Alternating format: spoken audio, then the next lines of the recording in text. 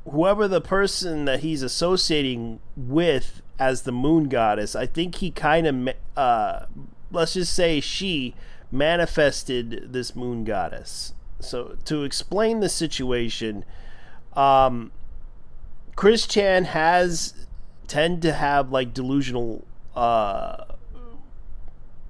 ideas in their head sometimes, and to believe it, yes, Chris Chan can absolutely believe in anything, and it's possible, to the point that Chris Chan managed to manifest a moon goddess. And that moon goddess, I do feel that is appeared in one of the pictures that I seen, happened to protect Chris Chan. So to be honest with you guys, this is what's going on. You can see right here the moon phase thing is involved with the Chris Chan thing. So why does it involve the whole moon phases thing? Because whenever the moon hits the medallion, that's my theory on this, because it does involve the moon. It could cause severe problems for the user who has the Sonic Shoe medallion. So it involves something with the moon. That's my theory on this one. And now I will delete it. 3, 2, 1. Delete. A weight has been lifted from my soul, chat. A terrible evil that was plaguing me, nagging at the corners of my mind. An evil spirit that was seeping into my skull, affecting my perception of reality, affecting the energies around me, or whatever the fuck spiritualists say.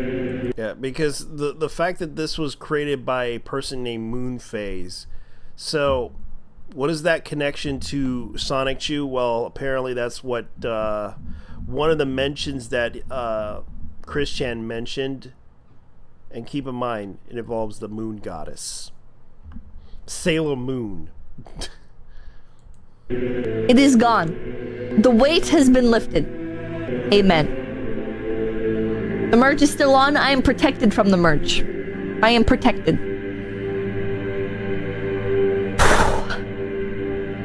Thank you. Mwah! Mwah! Okay, get out of here. So yeah, that's what happened.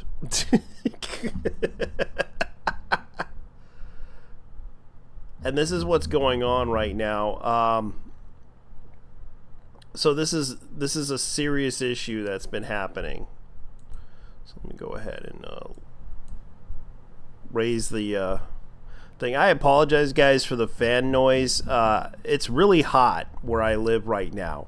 It's like 90. I think it's like 98 or 97 right now where I live. And the heat wave is pretty bad up in the United States right now. So you might be hearing the fans up and running in the background, because I really had to deal with that situation. Anyways, here's what's going on. Now, a lot of people are talking about the situation with what was going on with Crunchyroll. Now, a lot of people are upset about this situation. Really unfortunate for international my dear friend Nokatan, which is Shigenoko the song Shigenoko Nashkantan. That little chant, that's from the anime itself. And it's translated to my dear friend Mokatan, which is their version of what they would call in English. Fans out there, it appears that the official English, French, except ADN, which made their own subs, German subtitles showed they might have been translated by AI. The translation comes from the licensor Remor, or whatever they're called, Remo, and are not they're not Crunchyroll's work. While blaming the service is justified, they could have had an option to create their own translations. We believe Remore should be held accountable as well. They are the ones that handle the international localization, subbing and dubbing, marketing of the show. Don't let them slide too. If we can't direct the feedback more directly to the source, Remove can face a backlash to improve their stuff for the future. The subtitles could be fixed on other services like Prime Video, YouTube, and more, not just Crunchyroll. So apparently, a lot of people are talking about this because this is kind of what's going on. Crunchyroll is using AI translation. Now, this is kind of what's happening right now. A lot of people are talking about this. Now, here could we send the feedback to Remove.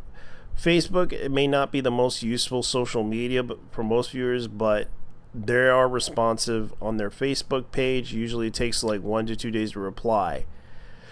For it's anime English, or EN as they call it.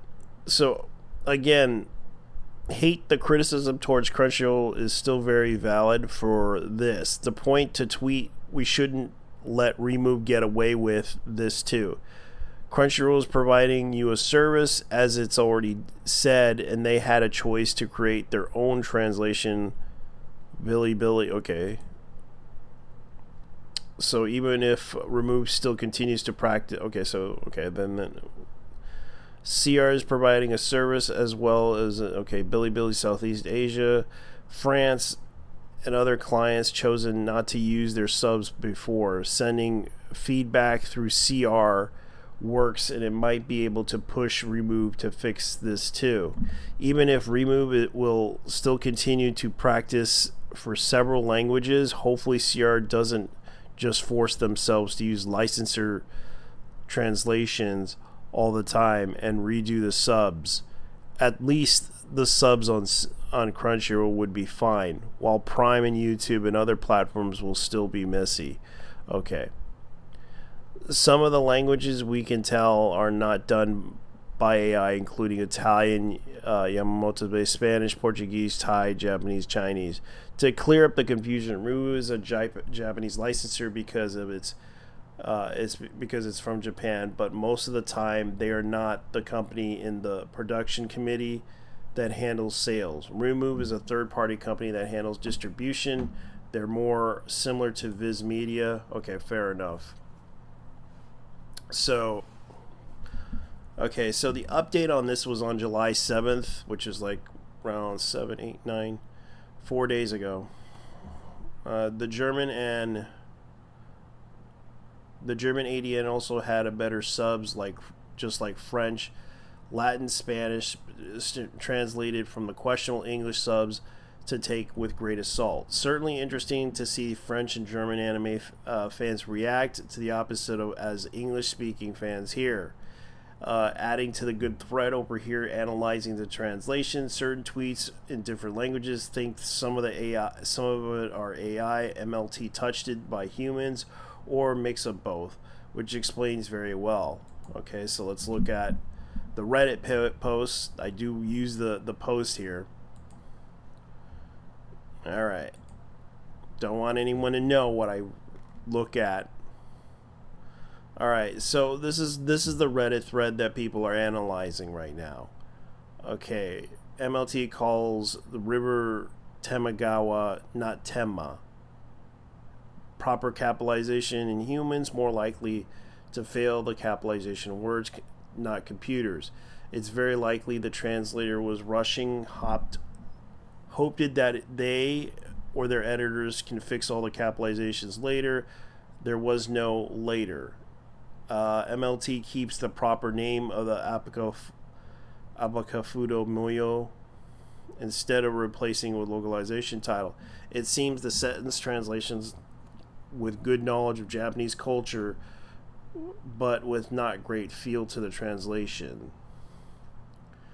Okay, so it's still so cold. This is the bad translation but the MLT would never prolong the vowels like this. Thank you very much. Okay, so what does it say in translation? Like this is the translate this section to English. It's still cold already. This is the it's close enough to what you would expect. Let's see how Google translates this, because Google's not really good, but let's see if it translates this. Police, doctor, Kodo-kun, not Hajime-chan. Should I call the police? Police, doctor, Kono, not Hajime-chan. So, I don't know. Okay, this must be those things that sell in Tokyo. Okay, so they did do a typo on this one. But let's see what the Google translation says. I wonder if they sell rats in Chiba, not Tokyo.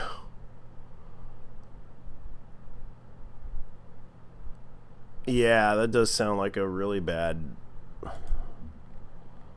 translation there. Because this is Google's translation. Deep learning, not in Tokyo, but in Chiba, where they sell rat poison. Not in Tokyo. Well, yeah, I kind of agree with this point, because that does make sense. The deep learning one, AI is actually better than the Japanese one, with proper capitalization and pronunciation and proper spaces, not typos, but completely nonsensical. Okay, nonsensical. Okay, so this is kind of the thing that's going on.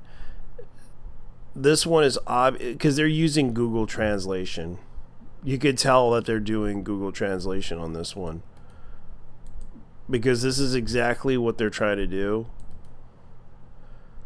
And you can see right here, this is BBBB, I'm not giving up on you.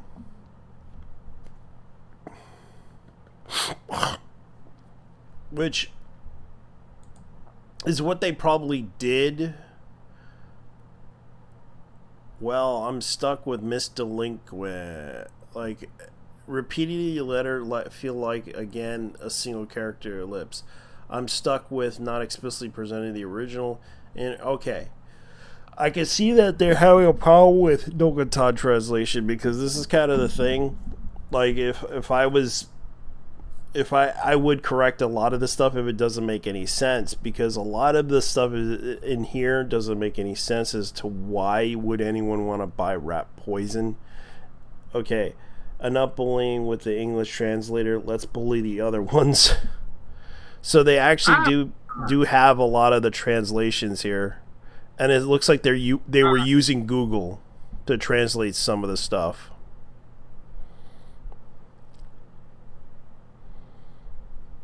Let me guess. We're getting pissed off at AI for doing a better translation than the localizers when it came to nothing.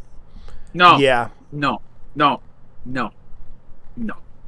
But they're using Google AI. I would rather this show get translated by AI than by these motherfuckers any day of the week. I agree. No. We are not getting pissed off at AI. We should be pissed off at people like Katrina. Yeah, because she did bring the hurricane when it comes to translations, and it was that bad. Are going against the wrong targets. Yeah. You know what? Go with fan subs as well. Fan subs. Go with fan subs. Fan subs and AI are actually better than actual localizers. There, I said it. I do not regret saying this shit. Come the fuck at me, anti-AI faggots. Yeah, and this is funny. This is the guy bragging about this. I think they're trying to get their jobs back. These are yeah.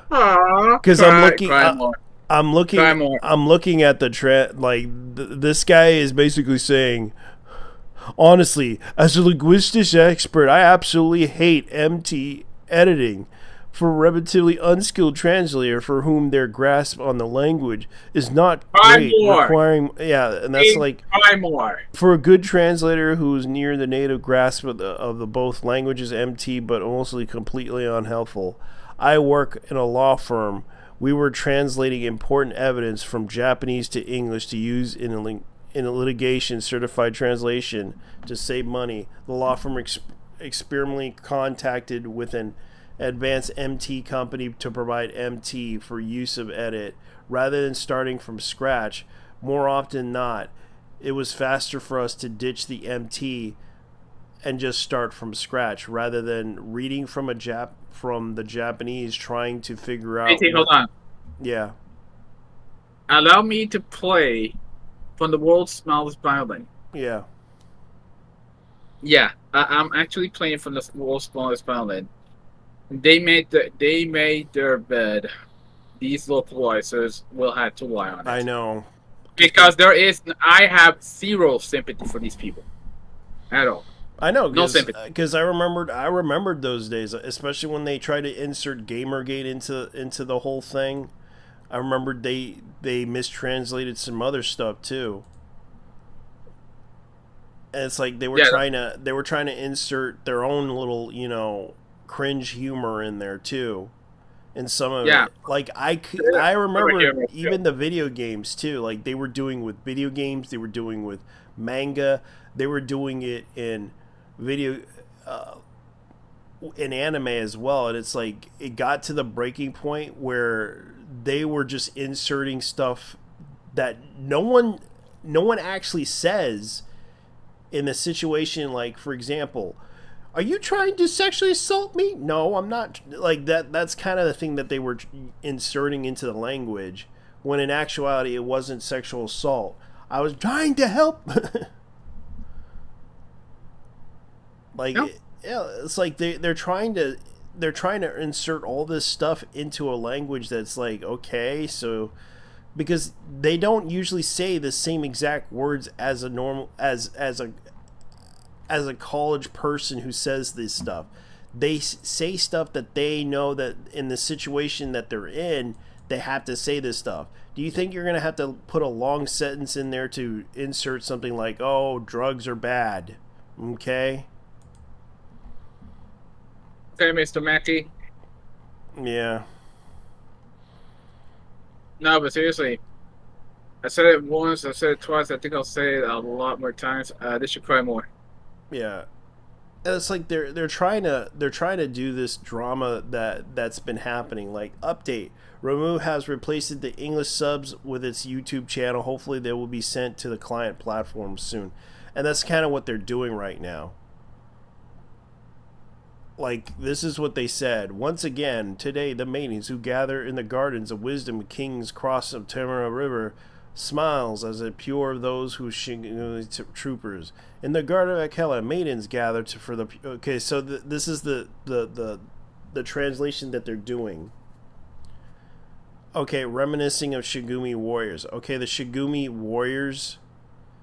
Shinsengumi. Yeah, Shinsengumi, which was like their police force. The Shinsengumi, which was like their police force, crossing the flow of the Tema River.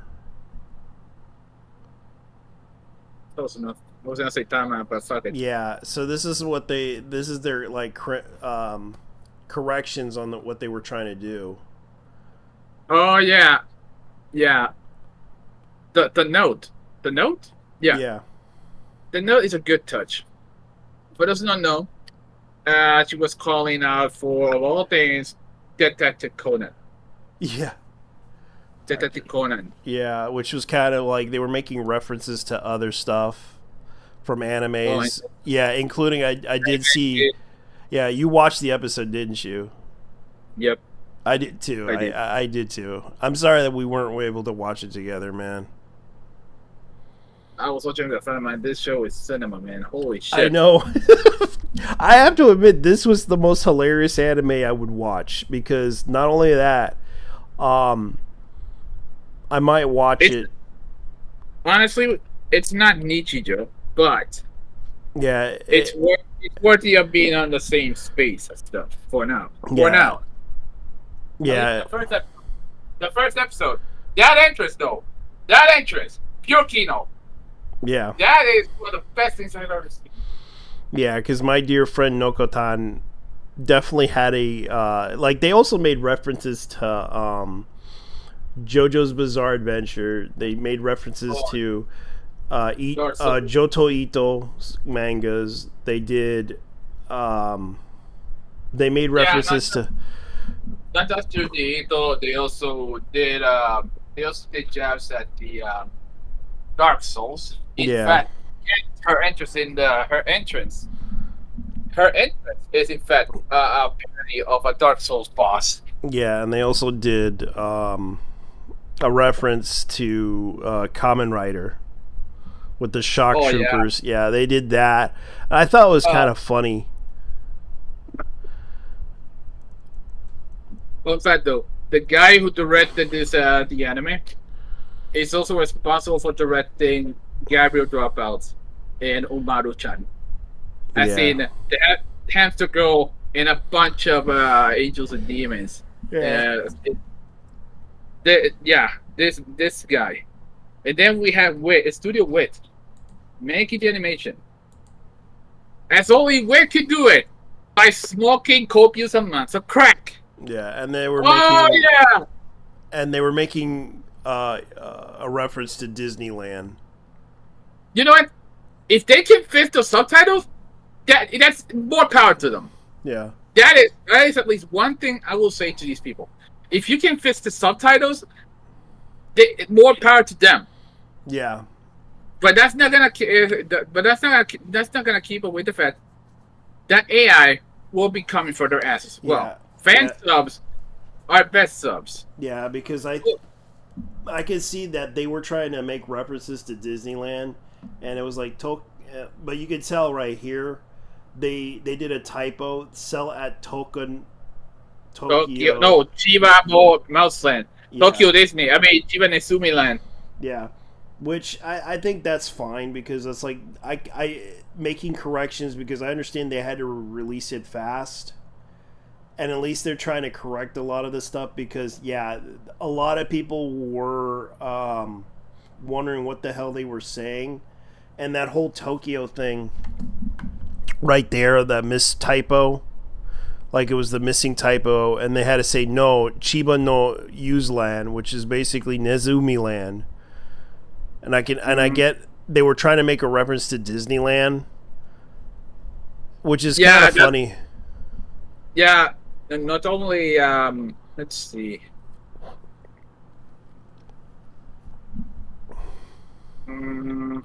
But I do agree they do need to make some corrections here because they did a good job, even though for the translations, I get that they were trying to do like before and after, like okay, so To be fair, Tokyo Disneyland is in Chiba Prefecture. Yeah. And they were trying to make a joke about it too. So they weren't like trying to, refer to them as that. But they did try to refer to it as that. Because they attempted to refer to it, but they weren't trying to refer to it. Hey, we can watch the show together later on. Yeah, we can, just to review it. Because I know that they probably did do re-edits of it. Because I know there's like several... there's like the fan translation and the AI version. Yeah, because what's the hilarious thing? I have never seen Tokyo Revengers, but I know that the what is it called?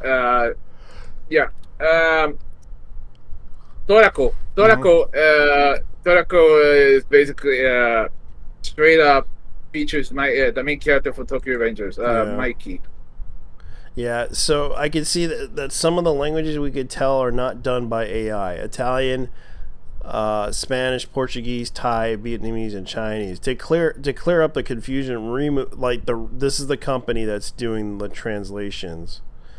Remove is a third-party company that handles distributions. They're more similar to Viz Media. The people who are translating the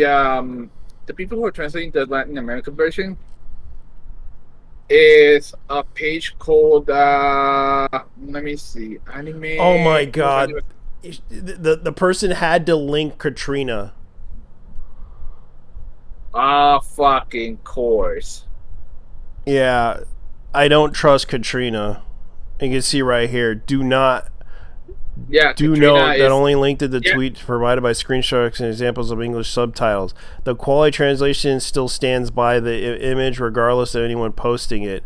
Blocked. Katrina is the reason I prefer AI subs than localizers. Nonsense. Katrina, no. We go. Yeah, and there we go. And this is kind of the thing.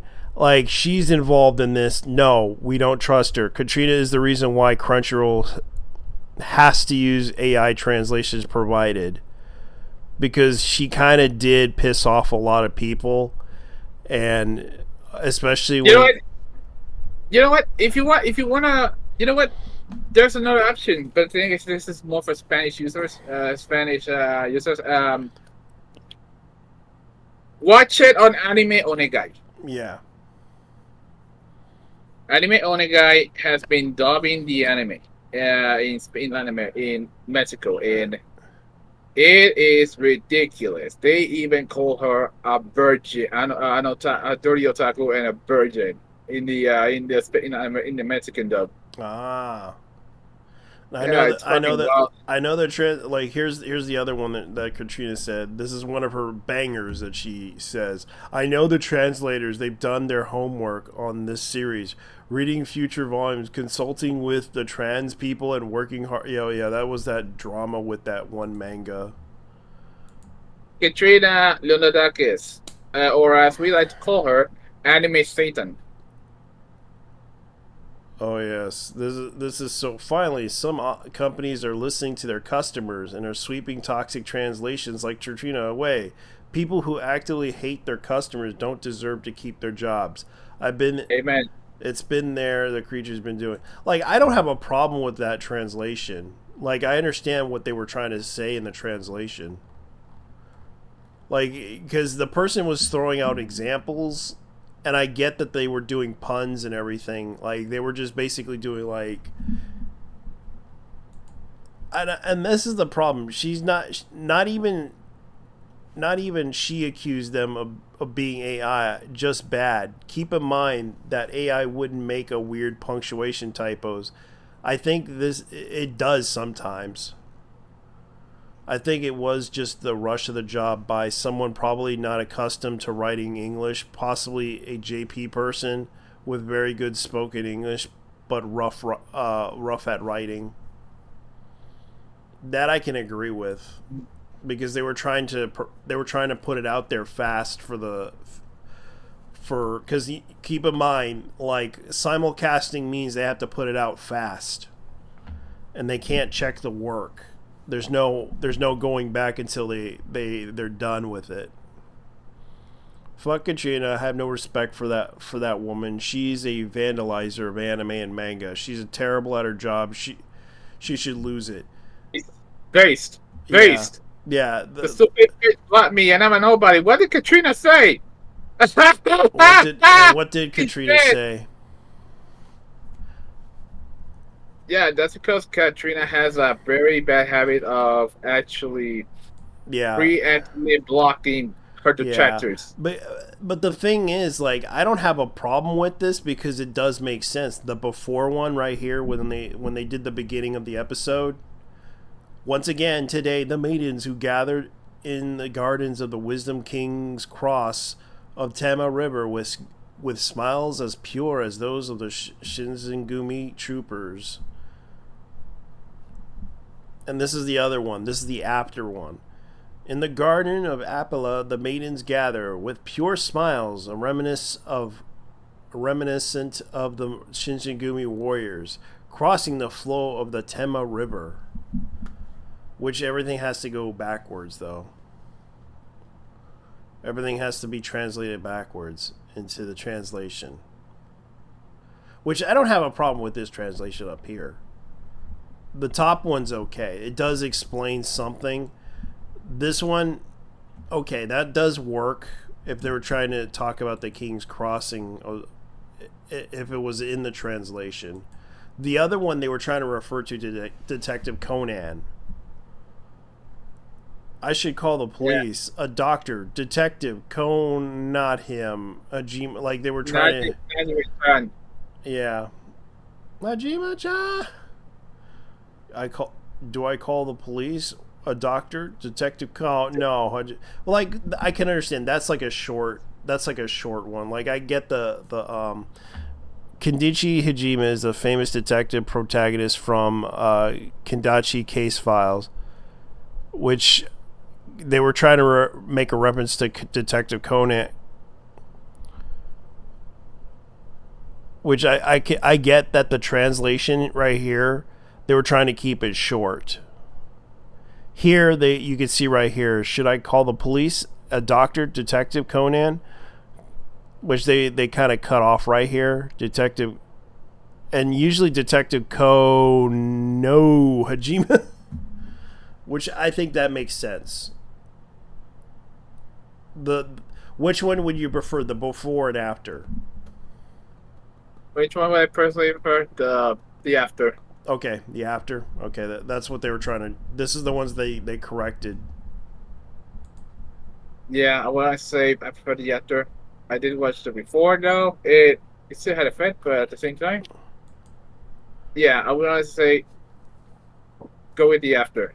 Yeah, because I know after was translated. They actually fixed it, which I don't have a problem with it. That's actually a really good perspective of it. But the thing is, it's like people are like literally upset about this, but I still don't trust Katrina for a lot of reasons. Because you shouldn't at all. Yeah, I get that people are like upset about that whole issue, but that's just me. I'm not gonna bother with that. Let's see what else. No, that was a long time ago. Let's see. I did see the anime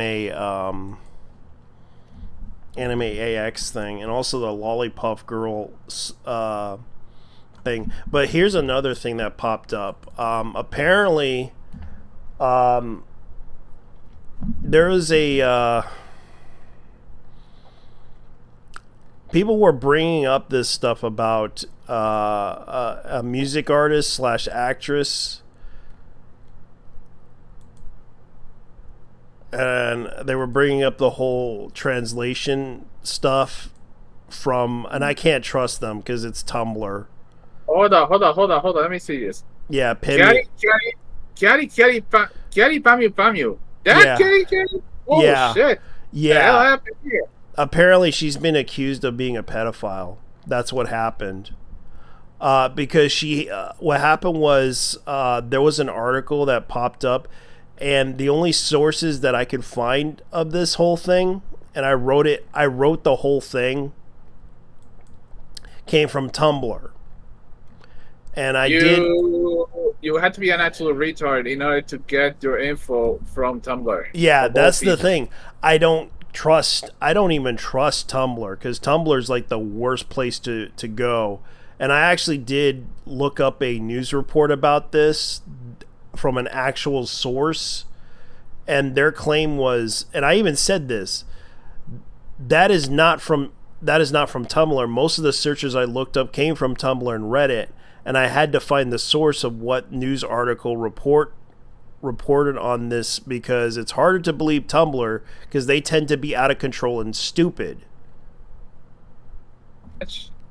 And I can't take even I replied saying I can't take Tumblr seriously, because this was like 2 hours ago. I can't take Tumblr seriously as a source because of its reputation of having sex cults and strange personalities. I can't take them seriously.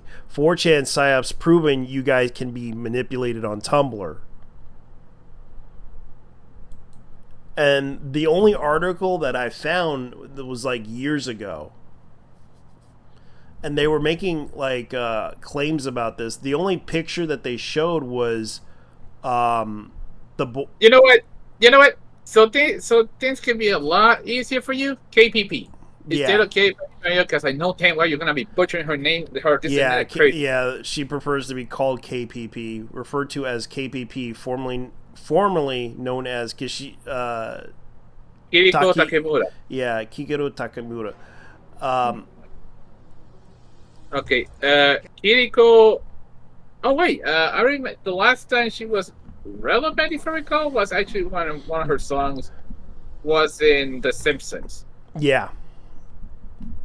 And she became well known back in 2011 with her song, which became yeah, and it was kind of loved by adults and kids, and it was like there was a parody as well, the one with Bananas before she decided to back it off and like the bitch that she is. Yeah, so years later, a kid came forward, like it was like one of their because of course I looked at the picture in question, which was this picture. Let me scroll down. Like yeah, Oh, she was like 19 at the time, and he was 12 years old. He was like one of the background dancers, and she kind of yeah, I'm like looking at it going like, oh my god, yeah, that's kind of, the kid was just sitting down and he was like, oh my god, he was embarrassed. You could tell by the face. And this is her when she was 19, and he was using a wig, and she wanted to express her desire to sleep with him in her arms. According to a leak information, he was rejected. He can. Some fans defended Takekuro, saying that the news was just a joke, no excessive act. The problem is it's not that serious. She never had sex with the kid. That was the funny thing about that. But the parents, let's see here. According to reports, Takekuro's boyfriend is a member of a group. When their relationship was revealed, the two were often photographed visiting, which they're married now. Takekuro's popularity was getting lower and lower, and many netizens called her former actress. In addition, she grew older over the years. She's like 30-something years old, and was squeezed by artists when she was younger, and her career momentum was not strong. It was exposed at the time, and many netizens said it was hype. What do you think? Yeah. Okay, so Kiriko-san is actually 31. Yeah, she's like 31. At the time, she was like in her 20s. And to my understanding, she married her husband in 2003, which was like around 2023. Shono Hayama. Yeah. Okay, so it says here. Yeah.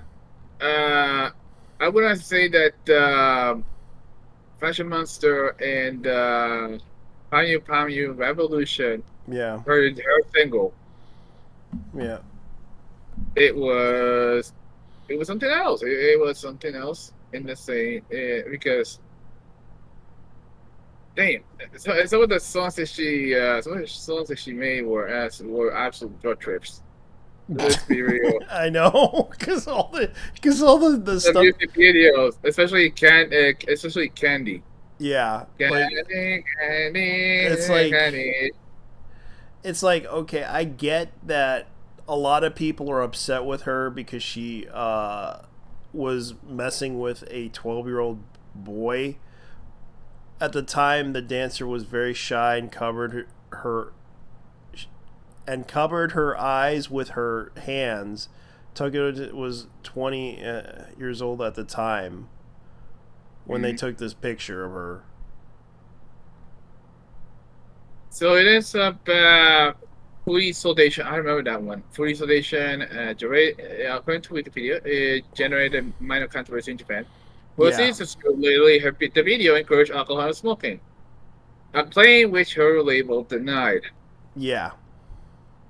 I have not heard that song in years. Holy hell. Yeah, I haven't heard that song in years. Like, I remembered, like, people made, like, parodies of that song, even made remixes of that song. Oh yeah. Like, yeah, Fred Durst's song. Like, that was, like, the most hilarious stuff. Like, the people were, like, making, like, crossover songs with her. I'm just, like...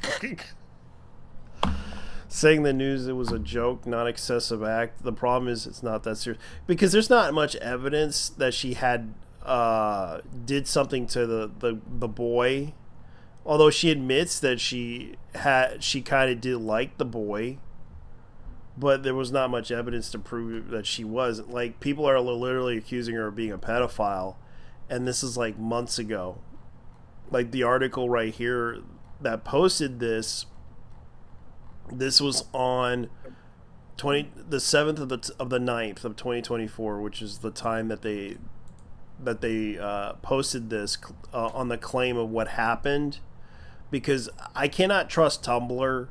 It's no offense to Tumblrites, but you guys are nuts. No, full offense. No, fuck it. Full offense. Full offense. Fuck these people. Yeah, fuck those people because they go off on the most dumbest shit on the internet that they tend to go off on.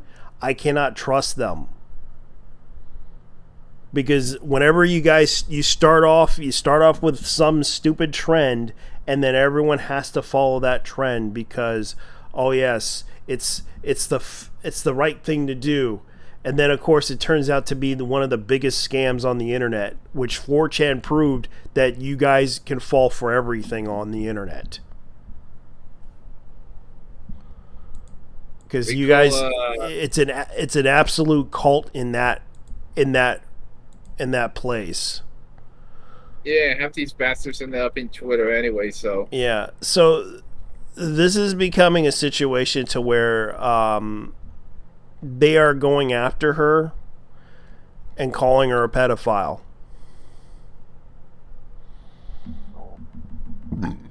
outside that, quote unquote. Do they have actually solid proof? That's what I'm asking for solid proof. Yeah.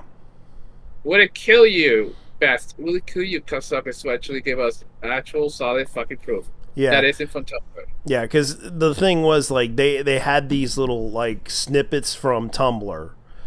And Puyo-chan said on a Twitter, like, a long time ago, P-chan, a 12-year-old boy who was one of my kid dancers, is hitting now. He didn't hate it when I gave him a hug from behind while he was entranced by the fishes. Yeah, and here's my channel. Here's my chance. I'm holding him between my legs. Cute. Like that's kind of the thing. This came from Tumblr, and this was like. Why do I feel like if it was the case, this it's the parents looking for money?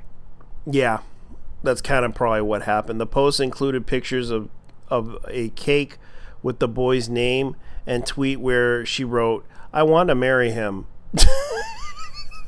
And the allegations caused a stir in social media, with many users expressing shock and concern. Some fans defended her, stated that she was young and naive at the time and that her actions were not intended to harm anyone. However, others called for the lady to be held accountable for her behavior towards a teenage boy a lot younger than her.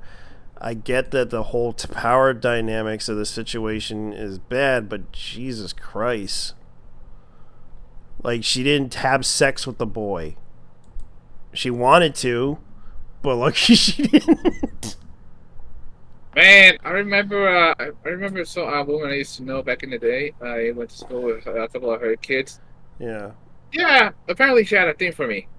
Yeah. But the thing is, I'll be real when I say, bitch, I'm 15. How the hell are you gonna be out of nowhere. Yeah, nah. I'm not gonna cancel if the bitch is dead. So why? There's no point really. Yeah. Uh, just either.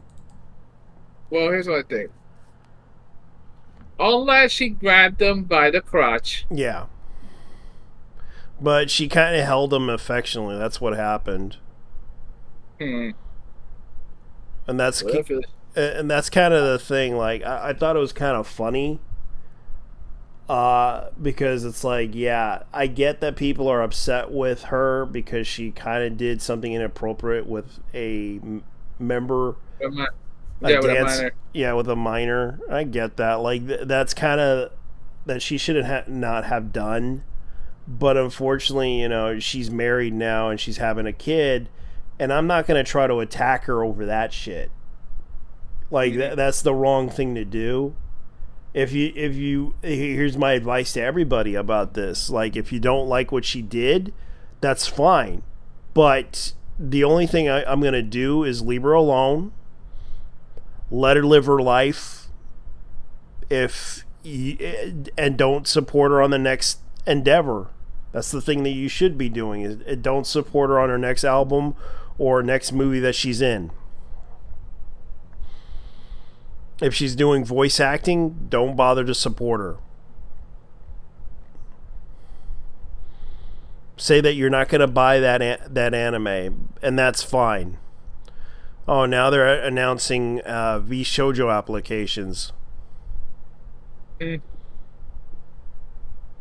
Oh, speaking of Shoujo. Oh, speaking of Shoujo.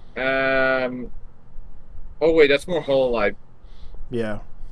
Did you get to talk about the Dodger shit? The Doctor? The Dodger yeah, I did see the Dodger stuff. That was straight up funny as hell because the whole situation, like, people were in line trying to get the merchandise. Yeah, I was gonna say. I was gonna talk about Suicide, Dora, and what's the third one? Is it the third one? Damn, I forgot her. Suicide.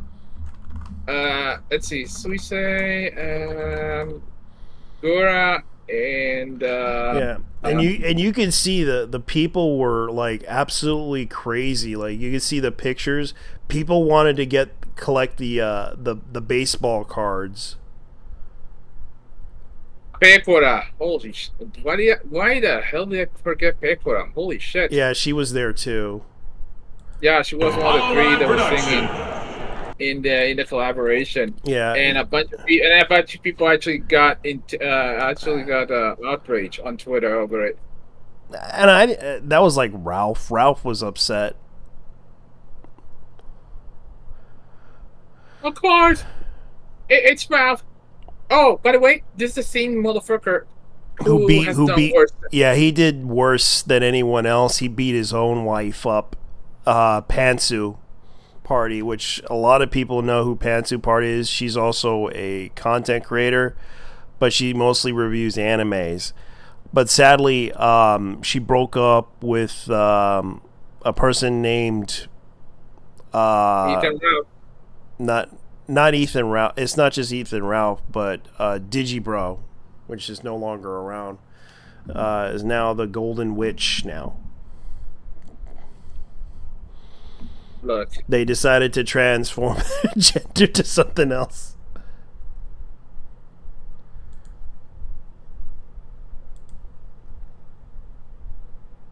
Yeah, and you can see right here there's another one.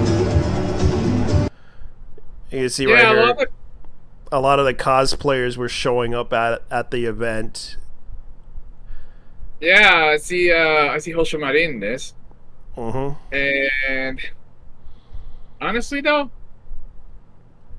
in the case of whole life doing this, I can only say that it takes some balls. Yeah. And at least people were having fun, but I get it. Like, here's another one. And if you punks let the Diamondbacks embarrass us at the top of the 9th inning again, I am climbing out of this Jumbotron. Currently the bottom of the 5th. 2 outs. The line for Hodads. That's another thing. LA Dodgers may have Hololive, but San Diego Padres need someone more budget-friendly guy. I ain't gonna deal with you, lady. Is that even a chick or a dude? I don't know. I don't care. I'm not gonna bother with that. Yeah, whatever, I guess. I know, because it's like, okay, you're gonna complain about that. Okay, fine. I'm gonna just go ahead and wish the Padres another victory. Good luck, guys. I'd rather be at Pittsburgh. I remember. I remember that they won after those girls were singing, so they got that buff. Yeah, they got the buff on the home game. And this is this was like the line. Whole live. Everyone here. Yeah, every single one of you see right now. And unfortunately, the scalpers just had to really fuck it up for the rest of them. Yeah, that's what happened. Like you see right here, they were trying to buy merchandise and everything. Like that's what happened. A lot of people were trying to buy the merchandise for the game. And you can see right here, like a lot of people were just wanting to watch the game.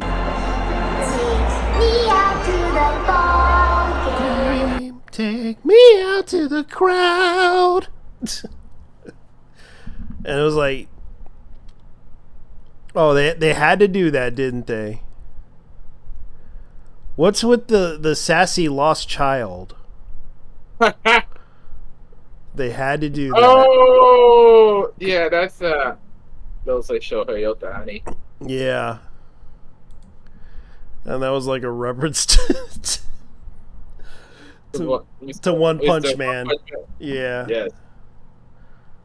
They had to do that, and then also they showed the light show, the Hololive night at the Dodger Stadium was so cool. You can see right here that like Pokoro. That's Pekora. Yeah, Pekora, and you can see right here they were trying to do the light show and everything. I think they were trying to also do the. Okay, so yeah, those drone shows are interesting. Like they got all these tiny drones. Yeah. And it was interesting. Like this was like one of their biggest things. Like here's the other one. The brother makes you think the single limited merch booths is enough for the whole stadium for Hololive / Dodger fans. I spent a freaking 30 whole minutes just to walk from the start to the end of the line, barely moving inches.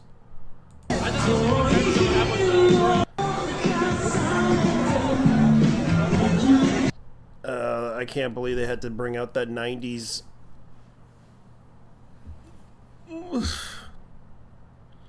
And you can see right here, like, they were trying to sell the merchandise, and you can see the food trucks. Like, this is the longest line that they had to try to get the merchandise. This was no joke. Yeah, I recall it was like people were waiting hours to get into the stadium. No, it wasn't hours. It was actually trying to buy merchandise, like literal, okay. like the cards and everything. They were literally waiting hours for that thing. And a lot of people were complaining about that. Like, they were trying to, like, you can see right here, this is like one of the lines. The lines reaching all the way back. It's just whole light people lining up. And I'll show you how long the line is. Still going. Still going. I'm running now. Still going. This is all whole live out there. This is all whole live. This is a whole live specific line. Yeah. Everyone has to line up here for whole live. Hey, how you doing? Hey! All whole live, whole live, whole live, whole live, whole live. Still going, still going, still going. Still going, still going. Guys, don't cut in line in front of a kid. And then it goes round now. There's still whole live. Round, round, round. Yeah, that is and the long. Goes, hey! And still goes all the way to the gate. Again, this is just specifically whole live. So, this is Dodger Stadium. So I think the turn up's great. God damn. Okay, so this is our. And that was like the longest line for the Hololive side of things. I'm a shark girl from a lost city of Atlantis.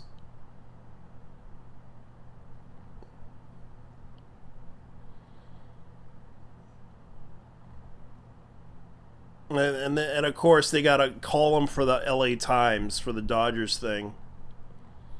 Hello? You there? Yeah. Yeah, this is like the stuff that's been going on. And that was like the longest line. The merchandise situation was pretty bad. Damn, you got the freaking what do you call it, you got the Fumo. Oh, that's not Fumo. Yeah. And they didn't have enough merch for them to get everything. That's how bad it was. For the attending Hololive night, Dodger Stadium right certified gate would be where you have to enter from, where you get a special ticket package. You don't want to go to the general admission gate. Welcome all to the and they were trying to explain that too. And you can see right here, this is what they did. The Hololive night bag policy. Please check your official Dodger website for dress code and guidelines. Jesus Christ. And that was the bag.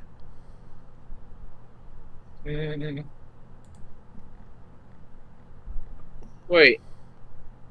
What about the people who got pissed off at the fact that they were seeing anime in baseball? They clearly had never seen what the Japanese do in their sports games. Yeah, I did see it. Like they have like mascots that are dressed like they have that over there too. This is not the first time Hololive attempted this. Not just Hololive, but in general. Yeah, in general, like they had baseball games doing this. Dude, Japan is like baseball. Baseball is actually more popular in Japan than in America. You know how crazy it is. Yeah, including Puerto Rico.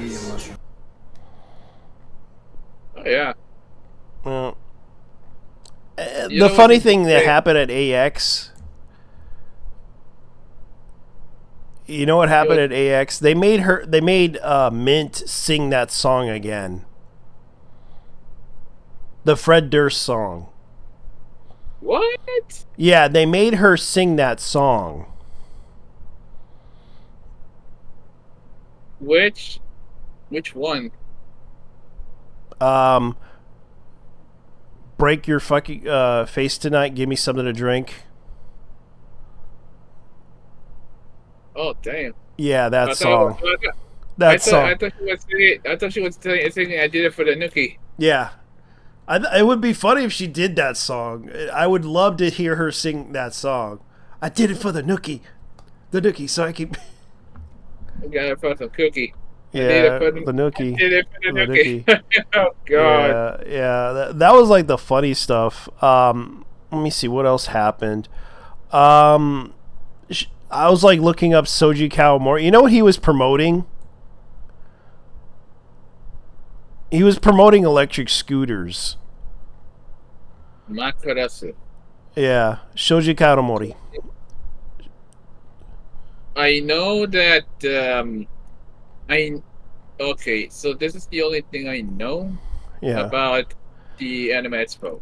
Yeah. I know that Akari Kito was one of the guests in there. Yeah. So they did have a Karikito there too. They also had Hidenka.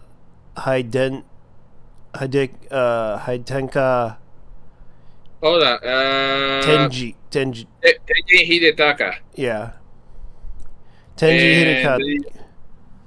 Tenji Hidetaka, and then you got Shoji Kawamori. Yeah, because they who were there at Anime Expo 2024. and they were promoting, like, let's see if I could look it up, because I saw the advertisements for it, because he did announce it. I was like, because I did follow Shoji Kawamori, and let's see if I could look it up. Oh, wow. Today we're holding a Cowboy Bebop tie-up commentator talk show with Shoji Kawamori and Kibitoshi Yamane. Yeah, Yamane. Sorry. And then I was kind of excited. I wish I could go there just to meet Shoji Kawamori and both of those guys too, because that was like the most scheduled thing that I love to do. So they were actually promoting the game, which I'm not excited about because of the licensing issue about the game. Wait, Shoko Nakagawa was in this? Damn. Yeah. For those who don't know who she is, she she's a singer. Raving JoJo Bizarre Adventure Fangirl, the world's biggest simple Jotaro Kujo for Part 3. And like I said, a singer. Yeah, known as Shokotan. Yeah, not to mention infamous for that one picture of her sticking her mouth inside a cat. I know. Oh god, they gotta bring in the furries too. Okay, so here it is. Of course. No, but look, Shohei. Yeah, he gave him. Yeah, he was given a visa, a work visa. I mean, what's this? Is it Showtime or Showtime? Thrilled to meet trailblazing two-time MLB MVP Otani-san again. It's my lucky day. Maybe next time I'll be fortunate enough to meet his MVP pup Decoy. This beast should help. Promise my bark is worth my bite. Yeah. He's about his dog. Yo. Yep. Okay. Yeah, he had to bring his dog with him. He got approval. Okay, here's another one. Seijima Shitenori Seijima. Okay, so this man this guy. Okay, so Seijima Shitenori. He's a Japanese designer working at Atlas, best known for his works as a character designer on the Persona series and Persona 3. He's currently a character designer for Atlas, the new RPG Metaphor Fantazio. Fantazio, yeah. Yeah, this is the man responsible for a lot of the character designs, like Chie and. I'm still waiting for that game that they were talking about this game that Shoji Kawamori is doing, because they're trying to promote that one video game, which I would buy only because of the fact that I would watch Macross Do You Remember Love. Let me guess. Aviot. Oh, okay. So this is what brand even is this shit from? E-scooter. E-scooters. Yeah. I'm pretty certain half of these are from China. Yeah. Yeah, half of the e-scooters that he was trying to promote. Okay. Okay.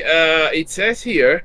Mm-hmm. Okay. I see. So this scooter was designed by Shoji himself. Yeah. Which it doesn't look bad, to be honest. And then they also had the Japanese cosplayers showing up there too. I thought it was kind of cute though, what they were doing. Oh, she's dressed up as Reimu from Toho. Yep. Oh, okay. Wait a minute. Is that by any chance a certain? Okay. Wakana Yama, Shion Yakayama. Yeah. Hold on. Is Shio Wakayama? Yumi Mina in SSS Daisian. She was she's Takine no in Licorice Recoil. Yeah. I know you saw that. Yep. And she's also and Lemon Yashihiro in Too Many Losing Heroes. Yeah. She's a good voice actress. Yeah, I'm not gonna lie, especially when she does her comedy bits in in. Oh yeah. Okay, which one is she also Let me in? see. I'm checking out the Everybody's. yeah, Takina, who is oh Yume. Oh yeah, that Yume. Then Yeah. I actually did watch that one. Yeah. Fairy tale movie Dragon Cry. Sakura. Okay. Okay, so Tokushi Kazu Tensuji. hold on. Yeah. Toshika Suji. Suji. Tushuji, yeah. Tetsuji. Suji. Tetsu. Uh, They say Tetsuji. no Tetsuji. way, it's Suji because the T is silent. Okay, fair enough. So yeah, it would be Toshikazu Suji and wait, what animes did he work on? Let's pull up. He did Persona 5 animation, Fairy Tale movie Dragon, Sakano Cry, and Sakano, which I did see before. How How to to Raise Raise a a boring girlfriend fine. Shadow's House. He's been. Let me look up what he did because he probably had a lot of good animes that we didn't know. Because I'm very curious about what he did. All right, here we go. Let's look up his profile on the anime list. Okay, he did Windbreaker. Okay, so he worked on Persona 5 the animation. Yeah, he even did the Persona 5 3 movies. He did the Fairy Tale. He mostly does like the movies. Ah. Oh yeah. But he did do Windbreaker, which I heard that's a really good anime. Also Shadow House, which I heard that was a okay anime too. Okay. So in the case of Suji, well, he's mostly working on the Persona 3. Persona 3. Yeah, he was like a production guy. That's pretty much what he was. Animation producer for Cloverworks. All right, let's see what else. Who else showed up at that anime convention? Because I'm a bit curious about this. Okay. Oh yeah, she's Let's see. oh, okay, so Aw, the Silly Devin Sins artist was there too. Autograph from Nakiba Suzuki. Or Suzuki Nakiba. Nakaba. If I pronounce it right. Yeah, Suzuki Nakaba. And you can see right here. Oh, yeah. That's actually really nice art right there. well, it looks a lot better than the stuff that A1 did. Yeah. That's it. Okay, so oh wow, that's about it. You got Toshihiro Kondo from Nihon Falcon. Yep. Dude, yeah, as that guy, the guy's company was responsible for pretty much a lot of the all the tropes that were made in JRPGs. That company is infamous for them. Mm-hmm. That's what. Yeah, a lot of people who were playing these RPGs were playing Nihon Falcon games. Judo. Oh yeah, here it is. Here it is. This is the scooter that he was Aviat or whatever it's called. The Aviat E140. Yeah, entertainment hall at the entertainment hall at which I would buy one, but the problem is they're expensive to get one of these things. I don't know how fast they go. I would say somewhere between 15 to 20. Yeah, 15 to 20, but I heard that there's ones that can go 80. That's insane. Yeah, there's ones that can go up to 80 miles.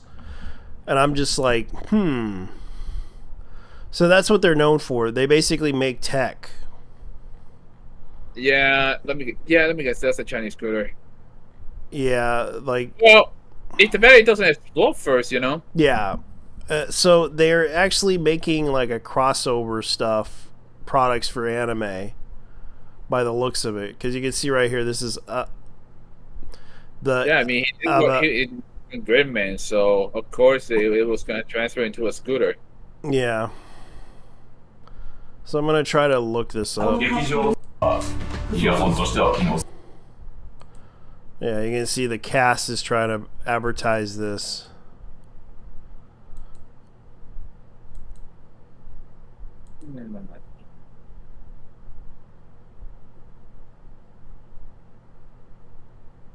Okay, so so they actually were doing a sponsorship for this anime. Yeah. For the movie. Yeah, for the Great Man universe. Yeah. By the looks of it, it does look kind of cool though. You can see right here that they're selling like these little headphones, but they're also selling a scooter. So I'm guessing this is like a technology company that's trying to that sell like earbuds. They make earbuds, but the fact they're making an e-scooter, that's going big. Yeah, you can see right here they're making anime themed. I would actually buy anime themed earbuds if they sell them at a decent price. But you can see right here, like they're mostly known for their headphones and everything, and earbuds. I would definitely buy the anime themed ones if it's affordable. Because by the looks of it, you can see right here. These are like their summer stuff. Like I would buy it only because of the fact that it would be cool to see their anime theme. Like you can see right here, they got one based on like a Idolmaster Shining Colors, which is another new game. I think this is like a phone game, and I would buy the earbuds only because of that. If I'm interested, because I understand like these are really expensive earbuds. I mean, the fun expense because a clip set I bought years ago was actually how should I say this? An Abbott? No, it was a no, it was actually a no, it was a some Clips, which was $80 on. I got it for a steal at Radio Shack I went to years ago. That was when they were closing. I bought it for $10. An $80 earbud set for $10. Let me see. This is how much they cost on eBay. Some of them cost like $99, $239. Like this is their earbuds that they have. Let me look at their earbuds for the Cowboy Bebop theme one that they have. Here it is. They had it on Kickstarter. Well, first five driver. The first five driver wireless earbuds from Japan, and this was the Cowboy Bebop one, and that's the red ones that they were selling.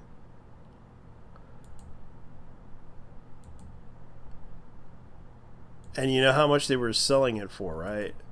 Let me look. $50,000. Yeah, that's 50,000 K from the backers that were buying it. Okay. All right, so they were sold out.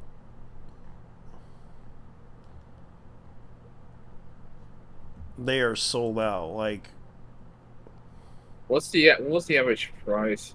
I'm guessing $100 or so. Yeah, it's $100 and something for the earbud themed. Okay, so here's another one. The MCD theme Macross buds for Macross Delta. They're like $100 and something.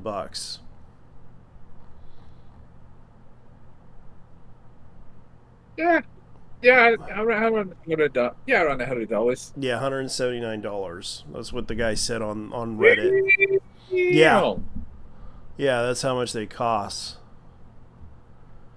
Anime themed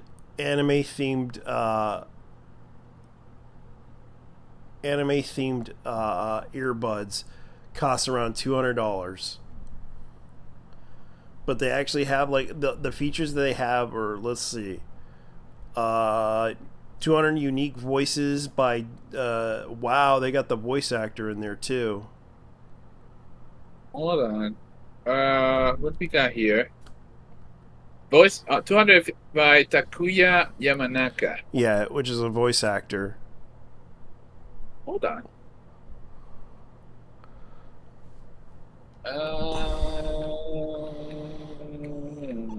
Hybrid noise cancellation earbuds with four mics reduce noise effectively, featuring stylish design, high quality, up to 11.5 hours of playback, expendable for 42 hours with case, includes deep XP4 waterproof rating. Okay, that's why they made it $200.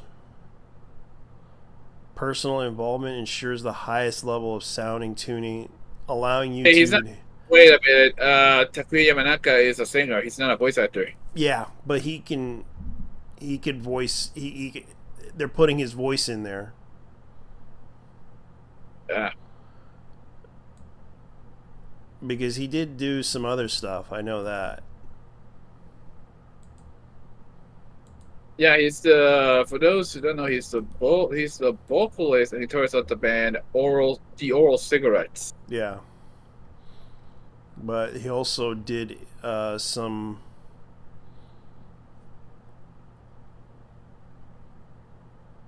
Let's see, what did he do? Yeah. It says here that his only anime-related thing that he made was Failure Frame. I became the strongest and now every. Yeah, he did the opening theme. Yeah, he did the opening themes for songs for anime. Let's see. Let's be down here. We'll watch it.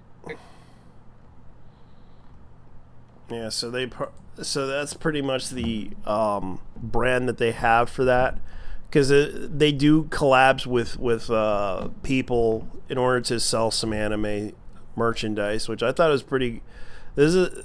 And they actually have this one too, which is a controversial anime, and it's like $200 for this thing. Like, no joke. They actually have like themes for this. Oh, that's fun. Monogatari. Yep. It's controversial because the main character is a lolicon. That's why. Yeah, and he basically, goes out with the girls.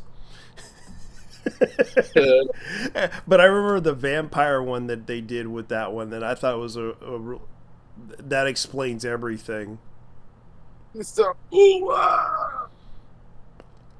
Okay, so this one has features. Okay, so what voices do they have for this one?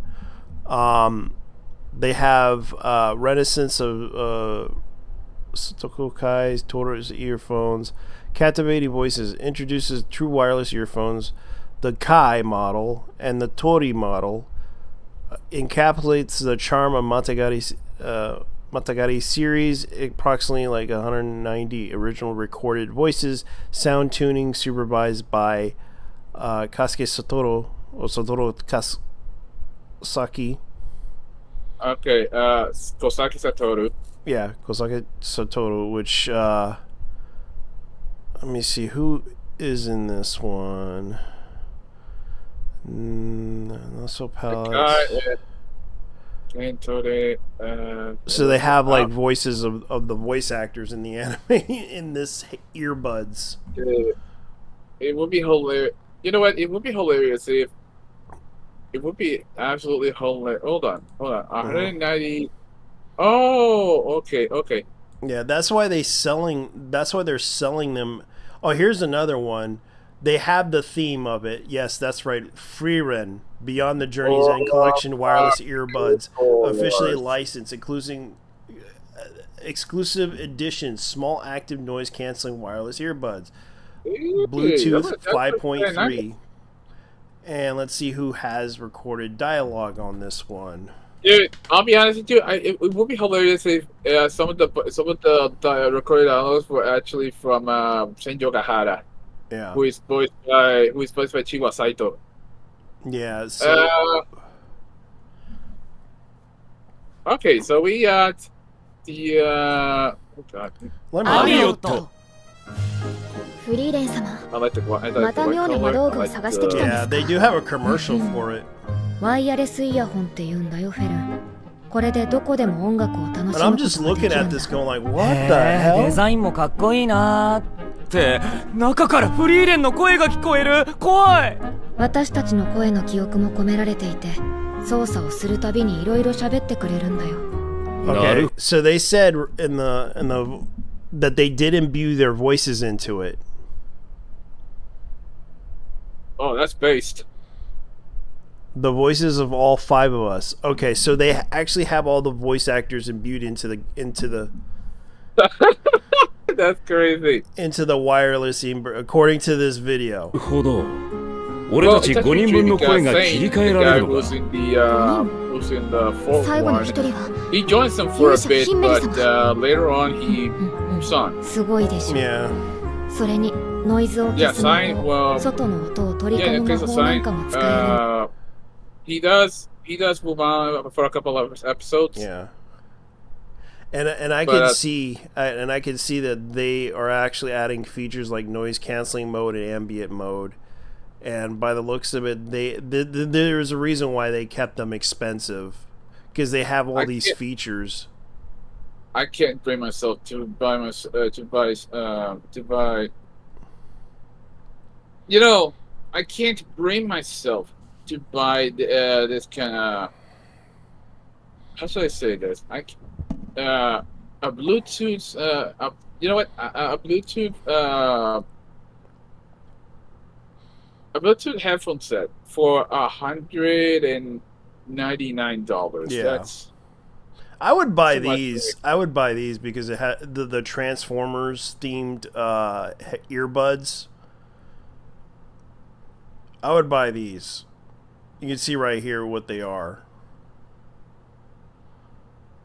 And it's only like 33 it's like $33.99 and it says right here that it can last up to 60 hours of playtime in the earbuds, stereo earphones, Bluetooth earbuds, canceling mic, IPX5 waterproof earbuds, Android OSR Bluetooth. And they actually do have it's compatible with smartphones, iPads, laptops, smartwatches. It does have like a game mode and a music dual mode for the Transformers theme Bluetooth. But compared to the one that they are selling for free run, $200 is kind of a bit steep. But I understand they're trying to sell it because it contains the voice actors, and I get why, because people like the voice actors in the anime, and I don't hold it against them because I understand they're trying to make a profit off of this stuff, because you could tell it does have... Fury is actually a candidate for Anime of the Year. Yeah, and it's actually a really good anime. By the looks of it, it does have like the random voices, the dialogue mode, where 2 characters engage in conversation, guiding you through functionalities. That's cool. So it actually has like 240 recorded random voices that recreate some real quotes from the series with individual character modes. Wow, that's interesting. So, if anything, this is the company that Shoji Kawamori is selling to.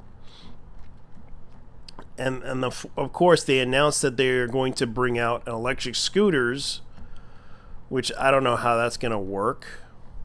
I mean, it is designed by him, so yeah. So they're giving him a chance to do this, which I'm all for it. I'm not gonna try to like. Let me look at this E something. Let me look it up. That's a drug. Toyota Corolla. It's a scooter. What the heck are they trying to do here? Okay, so he's making... okay, so that's why he made that reference. It's like a cockpit. Now I get where he was trying to do the E140 thing. Scooter. E-scooter. So they actually have one for 140 kilomiles. Let's see. You know, the thing with those motorcycle e-scooters that at least the one I see at Sam's, those are worth at least $500 or so, more than $400 with the sales stats. Yeah, so this is what they announced. Aviat releases an e-scooter kick scooter designed by Soji Kawamori of Macross, but he also announced it. You can see right here, this is what they were trying to do. Yeah, but that's my face on Facebook.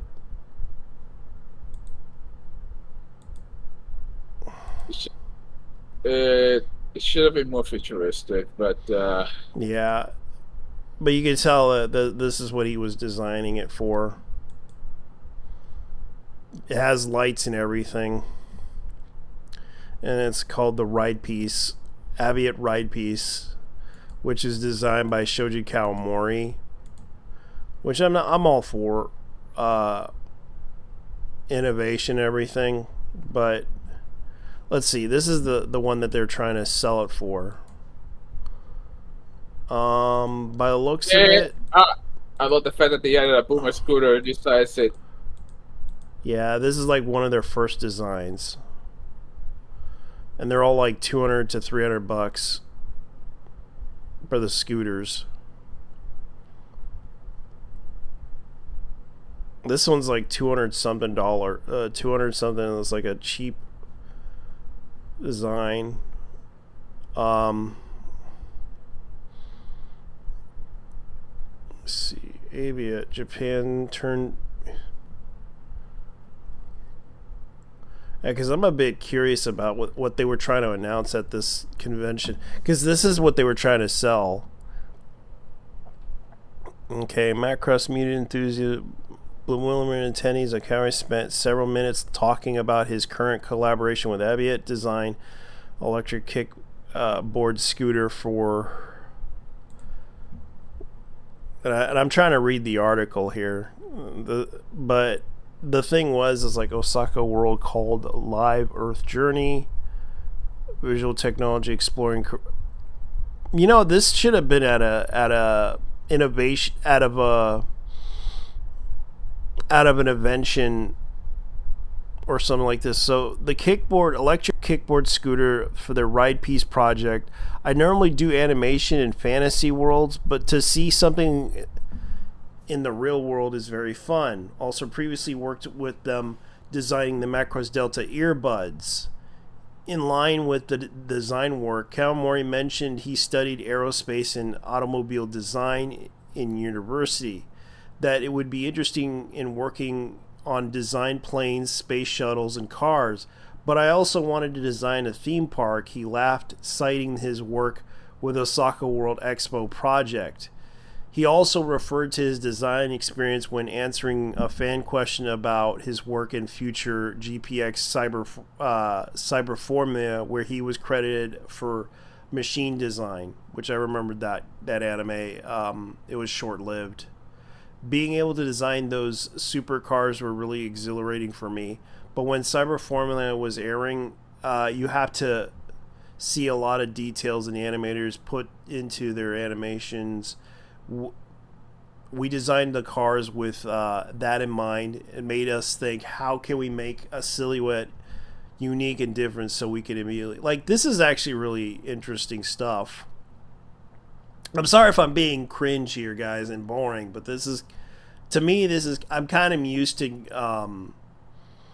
Macross, because I was a big Macross, somewhat of a Robotech fan.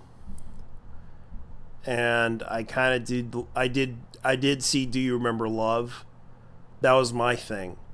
Other than Gundam, it was this anime. But by the looks of what he was asked about,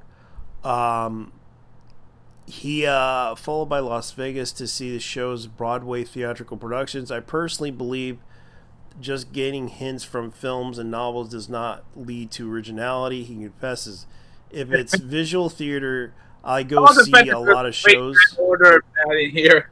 Yeah. If it's a project I'm working on, it takes place in a certain town, I go interact with the people from that town. If it's about animals, I go see animals in natural habitat. I think it's challenging to finding the best way to be unique while going out in the world. What perspectives do I come with when I'm doing that research? That's fair. When he creates something, he goes out there to figure out by talking to people and seeing what's what out there. That's based. One last point he made about the 2D versus 3D CGI art, he acknowledged that he's a lover of 2D art, but he also understands that 3D art lends itself to more details. When he was working on some of the titles over the years, we would always joke about how this is the last time I'll be able to do things in the old ways that we used to, he added wistfully. But I am concerned that with AI looming, it's going to be harder to convince people to learn how to draw 2D. Which I kind of am. He's kind of right. Okay, so he also announced that he's doing rough sketches. I left them on the train when I got to my destination today, redrawing everything from memory. Oh, that's sad. Hey. He lost his sketches. Damn, whoever found them though. Yeah, they're worth a lot of money. Considering he has designed a lot of cool shit over the days, and some of that stuff can be used in hell. I wish they would actually design some of his planes based on because some of the he also worked on IGPX. Damn. Yeah, he did. But he also was known for designing mecha. Yeah, but he was also known for designing mecha in Armored Core series.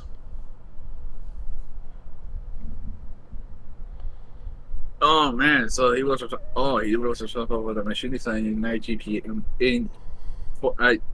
it's basically And Escaflowne and Eureka 7. He was the mechanical design. He provided his talents. Oh, like the guy is a mecha designer. Mm-hmm.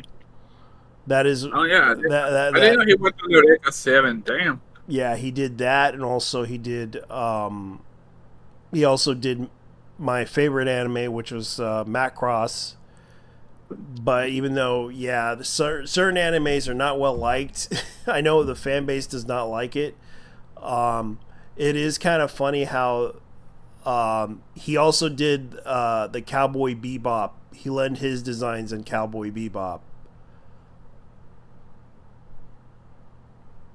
So he did announce that he did announce that there are 2 new projects from what I heard, which I'm kind of glad about. That's kind of the thing I was excited about seeing.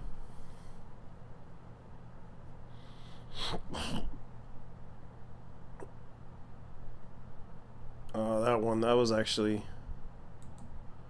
Let me see if I could find that. Man, it's been a while. But but that's kind of what's going on. I'm sorry if I was sticking so much into that thing, but I did like Shoji Kawamori mostly, because I grew up watching his work in anime.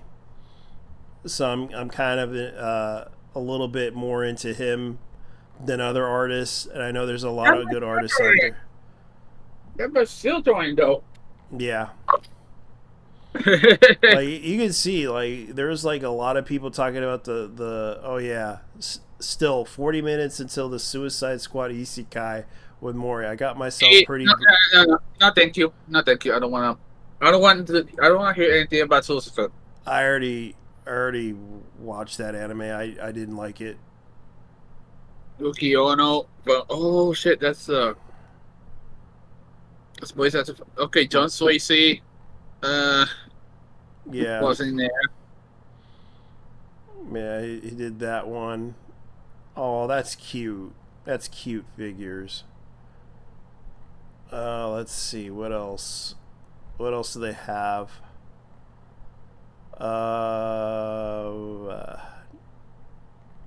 Kotaku Australia coverage of yeah, Kotaku kind of did cover, which they're no longer around anymore. The Anime Awards. That was their last time to cover the Anime Awards, which they're now gone. Kotaku Australia. Yeah, like get rid of. We need to take out the American version as well. Yes, the American version has been an enemy to everyone, including the games industry, for a long time. So therefore, we have to take it out before it's too late. Yeah. Hey, yo, Keith Simpson's coming to Seattle. Damn. Yeah. You should totally get into that shit. I might go to Anime Impulse Seattle, but it's already passed. It's yeah, it already passed. It was in May of last year. March. Yeah, I might consider buying tickets next time if they ever decide to do another event.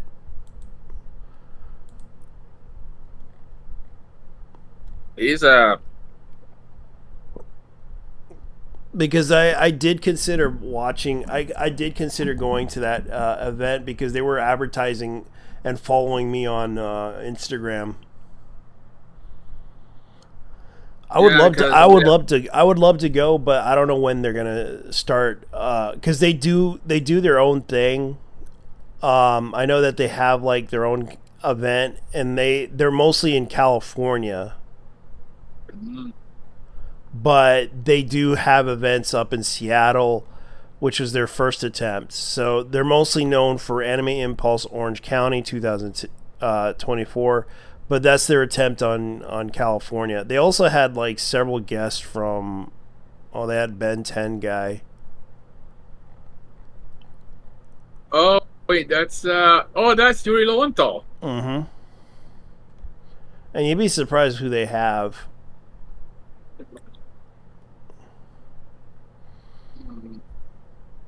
Yeah, and Mother's Basement guy. No, thank you. No, thank you. Yeah, he was at the Anime Impulse at Arizona. Other than that, that's pretty much. They actually had like all the whatchamacallit, indie VTubers. That's the thing that I thought was funny, and I just was really surprised by that too. Other than that's pretty much what Anime Impulse is. So, what's this thing with the Anime Wars? Anime Wars. Let's just say there's been a lot of attacks on the anime fan base, especially VTubers. That's a given. Yeah, there's been. I thought about the normie retards. Yeah. There's some normie retards that are attacking a VTuber group of lollies. They're known as the Lollipop Girls. So to these people, well, like a friend would say, cactus up their ass. Yeah, so this is what happened. I'm going to show you the drama that happened. Luckily, they're okay. This is what happened in our defense. This is what they said. This document only addresses the following false claims and derogatory remarks and members in cyberbullying, kink shaming, body shaming, child endangerment, and hateful harassment. Please do not send the following towards the name and individuals in this doc: harassment, witch hunts, or doxing or racism. Harassment is never okay, no matter what race you are. So they basically had to put out a disclaimer. So if you are feeling suicidal, note a child that could be in danger. Please contact Suicide Hotline or the Child Help National Services.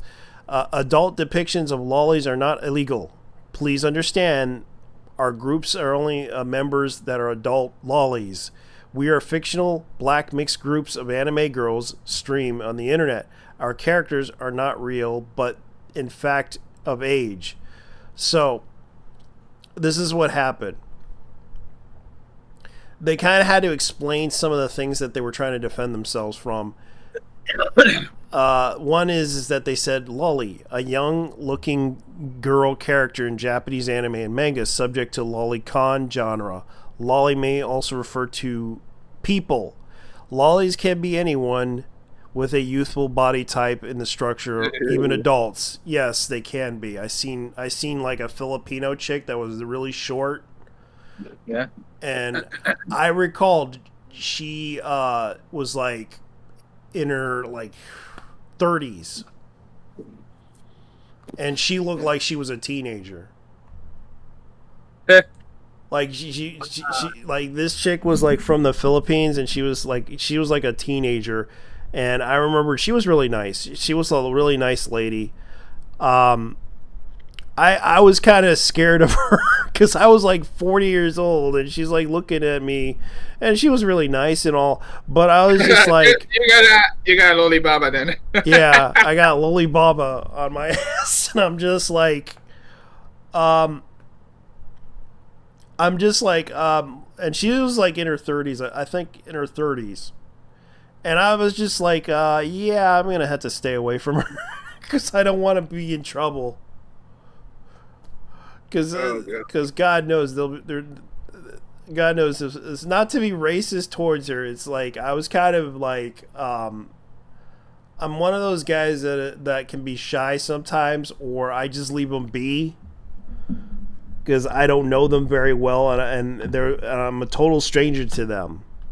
But I remember this chick was hitting on me, and she was like really short, like she was youthful. She looked really youthful, but I couldn't believe that she was in her 30s, because she was that she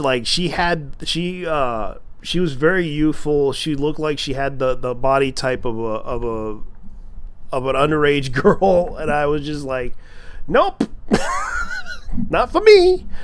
But she is 30 years old, but I was just like, yeah, I need to stay away from her because I might get into trouble or the police will call on me.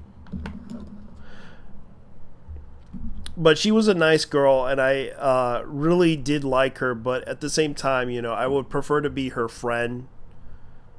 It's just, wasn't like that serious. Okay, so here's another one. This cyberbullying that it turns out to be harassment and defamation. The event takes place on July 2nd, 3rd. The Lollipop began getting harassed on Twitter by aunties, one of them being Poppy Otter. Yeah. Pippa Otter, a VTuber who claimed the girls were using slurs belligerently and went on to the podcast with Ethan Ralph. Oh, Ethan Ralph. Ethan Ralph. Do not take his credibility. That guy is a fucking wife abuser. You motherfuckers are dumb as fuck. Oh, God, it's the locale to free himself. Yes, and now you guys are involving yourselves with a fucking locale. Let me go ahead and play a fucking... you idiots. This guy abused his wife. There is a clip of him doing this stuff. Like, oh my God. Ethan Ralph. Ethan Ralph. You know what we call him, the gun? Yeah. This is the Gordo and a cunt. This motherfucker. Yeah, there is a recording of his wife. This is the recording. Like, this is the recording. Damn, bro. This is on late 54 shit. Or does not know late 54 is the Yeah. Law Hold on. 54. I got the clip. Law 54 is the Puerto Rican law against domestic abuse. Yeah, but he's in Mexico.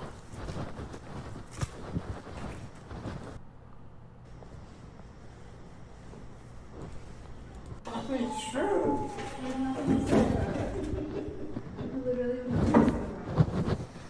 It's true though. Why not say anything about it? What, you made him get away?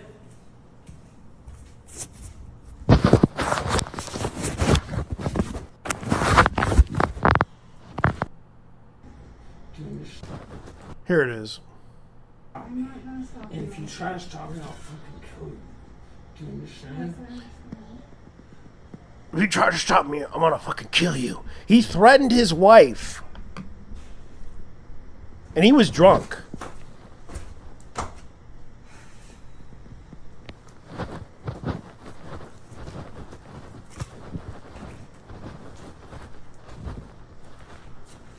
Ralph posted a naked picture of her anonymously in an image board, and this was like one of his wives that were recorded. Shit to you. And he hit her. Yeah, of course. Yeah, you're worthless.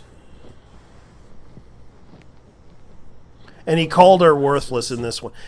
Ralph, of all people. Ralph. You're going to take the side of Ralph. You motherfucking idiots. You have condemned yourselves to hell.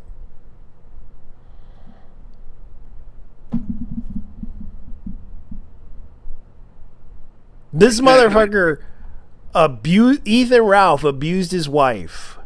I don't know why you would want to go after this guy.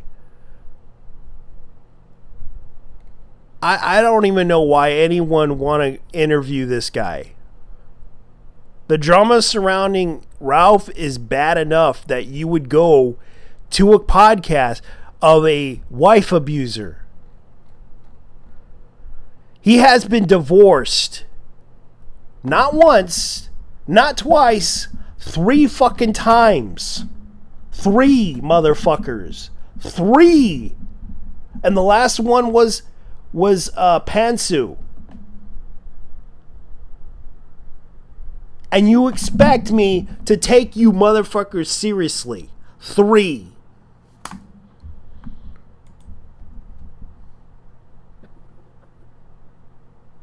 A registered sex... Yes, Ethan Ralph, a registered sex offender, to talk about uncomfortableness with lollies. Evidence below.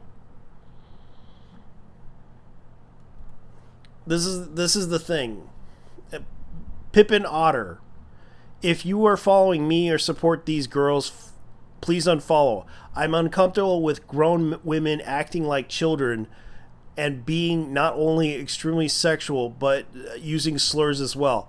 According to them, they're black. I actually can confirm they're black. How the fuck are they black? Okay. Because they actually mentioned this in a live stream. They actually, like, the little, like, her voice was midget, but she went like, motherfuckers, why the fuck do you have to harass us like that? That's what she said. Shit. Yeah, like, she literally was saying it like my little sister would say it. Wait, slurs? How did I not hear about this? Yup. And she did the meme, this nigga's so retarded.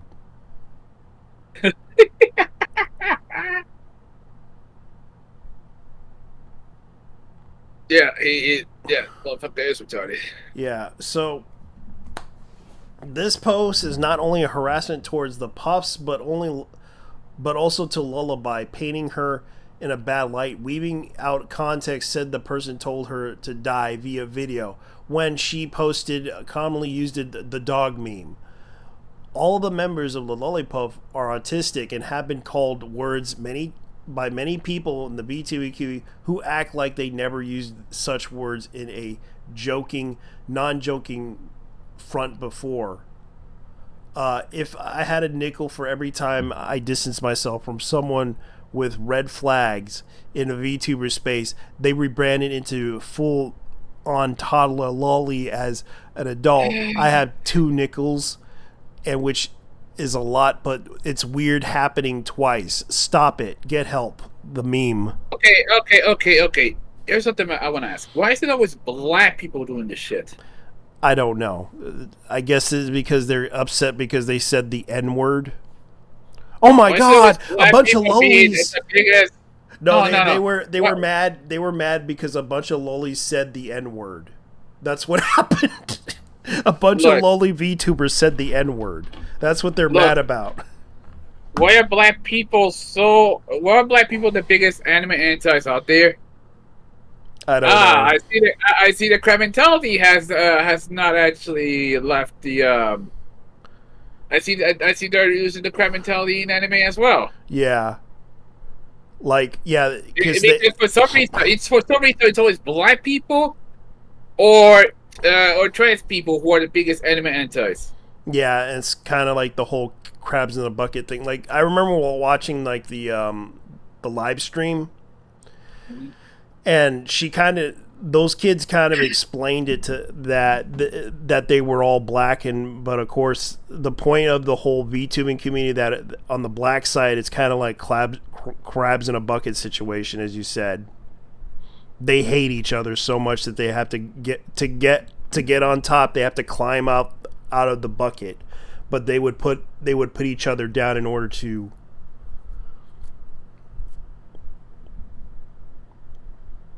get out. Like, this is actually really interesting stuff.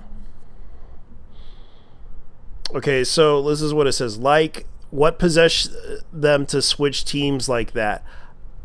It's even more alarming when moods support and change despite the hating lolly Shota content. Like what? I'm just a petite adult, guys. I'm literally petite adult. We do not look like that.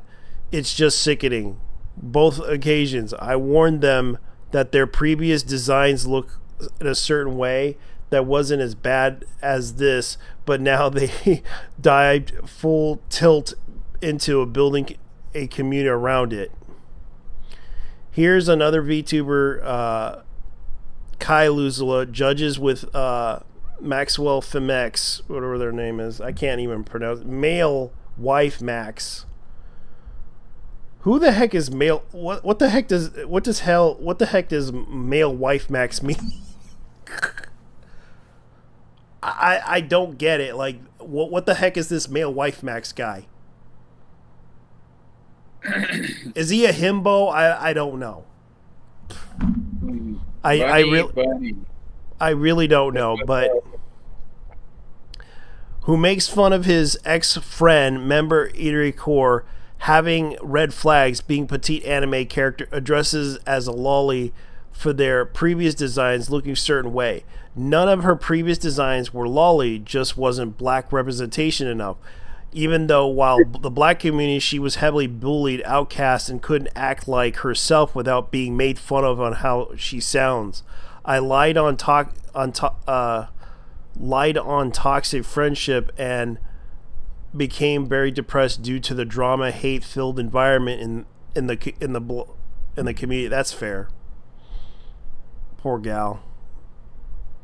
Here's a user Bunny X Bunny calling for the harassment of the Lollipop model artists and riggers, as well as calling anyone who defended the artists in question pedophiles, along with Bunny X Bunny tweeting the post. User Dexum Sun Royal calling out the others' antis as non-lolly enjoyers. Get rid of these. They said the N-word. Get rid of these niggas now. Then to a voice member, I think as a member, so the fellow is making a P mean. That's a lolly VTuber. Oh man, they really went that far. So, holy shit! Do you want to pee with me? Go pee with me. Oh my god. Hey, yo! That is so creepy. They went too far on that. Okay, oops. I'm letting you promote pedophiles on my page. Enjoy the high debut reply. So here's the thing. You know that joke, do you pee with me? That was actually a joke from what was her name? Henya. Henya made that joke. And I remembered she posted it on Twitter because I did a reply to her on Twitter. I thought it was kind of funny. And I don't hold it against her. Like, I do feel bad for them because they're not bad people. It's just bad people tend to be a little bit crazy sometimes when they have to get rid of some people when they don't know how to get rid of them. Okay, here's what's going on. Let's see if I can look up the replies, because I remember I replied to Henya, and I said to her, let me see if I can look it up. If I can look it up here, where is it? Where is it? Where is it? Let's see if I could find it.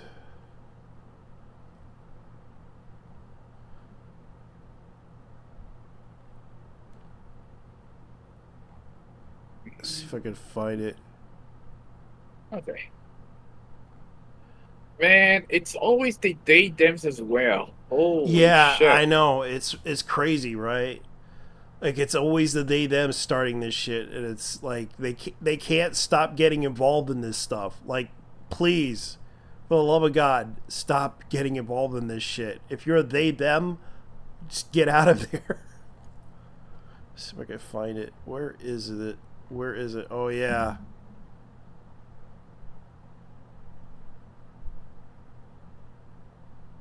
Oh yeah, the anarchist flag. They showed up at anime, like this guy. I see the anarcho-communists decided to show up. Yeah, the anarchists decided to show up at the convention waving their flag, and of course security had to kick them out. Oh yeah, nothing says. Oh, of course they had to use the double middle finger. Yeah.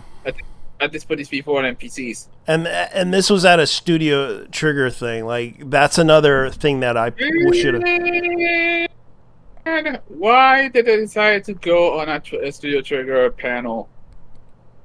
Yeah, and I made the joke. Oh no, the anime jihad has happened. Let me see what else. Let's see, where can I find it? Because I did reply to somebody about this, because Henya was actually saying stuff. If I remember, Henya was like saying... Henya Mamo. Henya Bosnia. Yeah, she said... She mentioned P. Now we're looking for VTuber P. Yeah, because I replied to her about this. Oh yeah, this is the other one. Sayu was in there. Yeah, Sayu was there, and I remembered I replied to her about something she said, too, which was inappropriate. I was like, what? Let me see if I can find it, because I did post a picture of it. Media, let me see. It's Becky, wife material. Dude, she's literally set. What the fuck? Okay, here it is. I noticed Airbnb pictures of dicks in several rooms. Wow, brushing my teeth never felt so clean. and that was Sayu that said that, and I'm just like, that doesn't sound right. Oh no. Here's what happened, JT. She said she had pictures of dicks in several rooms. Okay. I can assume that whoever was in that Airbnb or whoever runs the Airbnb really likes to troll. He does a little bit of trolling. I do the same thing. Yeah. Yeah, I did troll. I did troll. So like, oh, they removed some of my content. Oh, that sucks. The song looks like a glitch to me. Yeah, it looks like a glitch.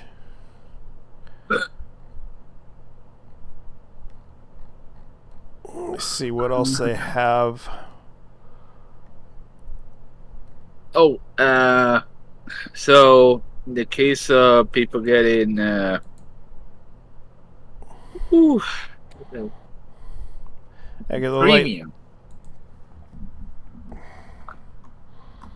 Yeah, I'm gonna continue. I just gotta look for that Henya post that I did. Found it. You found it? No, I was saying that you found Henya. Yeah, Henya P. Okay, this is what she said. This is what she said. And this was a typo. This was a typo. AX was really... Okay, this is what she said. AX was really fun. Thank you. Thank you for coming to pee me. It was fun. I hate to wake up at... I had to... I think she was... I hate it to wake up at till 4 a.m. for a panel, but it was worth it. It was really fun, Dayo. And she kind of said, pee me. And I'm just like, okay. And I said, don't worry. I understand it's a typo. I made a lot of mistakes on Twitter, and R. Kelly is still in jail. I'm glad you're safe. That's what I said to her. Come in to pee me. Oh, no. Did it does write that. Yeah. I had to write back in response to that. I was like, don't worry, I understand. It's a typo. I made a lot of mistakes on Twitter, and R. Kelly is still in jail. I'm glad you're safe. Oh, shit. I had to. Beautiful. Yeah, because Tommy TV, close enough, Henya. Damn, Centrea. Yeah, like, close enough, Henya. English strikes Henya once again, Dayo. No, it's English. English. English. This is Henya once again, Dayo. English. Yeah, I don't blame her, but but we love her, Dayo. Oh yeah, we love her. Henya Dayo. Yeah, she's a kid, but we love her to death. She's not. Yeah, because Dayo.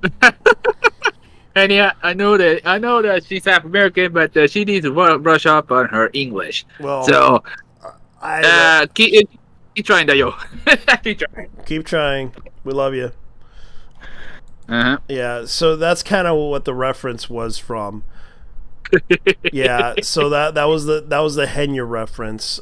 Do you want to go pee with me? The meme. Okay, says the person wanting to watch grown women play toddlers on the internet. Nah, I don't care who's behind the model. You can be like, okay, I want to see cute animal stuff. Thanks. Based. Thank you, sir. Yeah, because I want to see cute girls doing cute shit. That's what I wanted to see. That's all I wanted to see in this whole thing. You can go and watch moe anime, not grown-ups asking if you want to fuck a toddler. Y'all toddler cons, you're just cute with stuff. Ooh woo, fucking disgusting. Weird scenario you have in your head. Maybe retweeting isn't for you. You're going... Jason's memo. This is a voice memo that they did. They have. Let me check if I can get the open link. KK is a very base person for that. And I can't say this enough. We gotta get these niggas. Our community, reset the clock. Why in the fuck does this bitch say? I know that. What the fuck is we doing as a society of people within a sphere that can all collectively come together for one specific thing, and then we forget about the other main thing that was really a problem.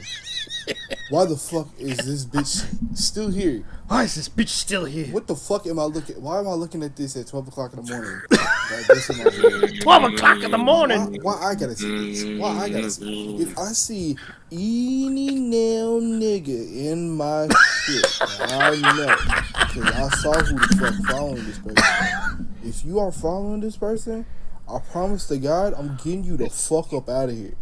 I promise to God, I'm getting you the fuck up out of here instantly. All hate. He's gonna get them the fuck out of here. Too, so I can remember all the people that's fucking up in this shit.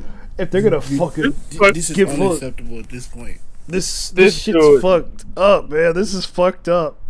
He's gonna get it fucked up. That's right. He's gonna get it fucked up. He's gonna fuck him up. Is coming after the member of Lollipop. He's gonna fuck you up, guys. He's gonna fuck all of you motherfuckers out there. That's right. He's gonna fuck all of you, including your moms too. So be aware, this guy will fuck your mom, fuck your dad, and fuck everybody. So you better watch out, guys. He's gonna fuck everybody. He's gonna fuck everybody. Yeah, that's a nigga moment and a half. Yeah, in Twitter form. Talk about Terminator Online though. Yeah. So this is also continued on to the video. Here is a post that really set everything ablaze on July 3rd. Decided to make a post detailing Lollipops on how disgusted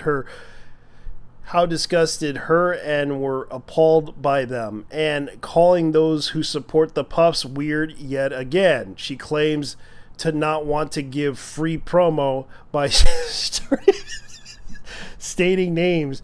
In the following screenshots, you can see she was DMing people who wanted them gone, and the accounts have them reported in the comments. She continues telling the person defending the puffs to keep yourself safe while spouting false claims. I'm sorry, that guy really. Loli, what is going on? A little photo. What? Hey, yo, let's go, Gura. Let's go. Keep yourself safe. I have no problem with all the lollies. It's just I have a problem with people intentionally becoming a lolly and then over-sexualizing themselves while purposely designing themselves, saying, doing things to come off as childlike as possible. I'm sorry.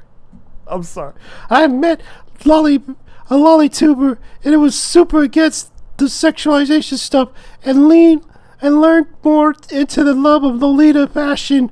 Probably only lolly VTuber I met. I want to block and report them though, so maybe DM them to me, because it's quite honestly disgusts me that they are people like this. I got you, boo.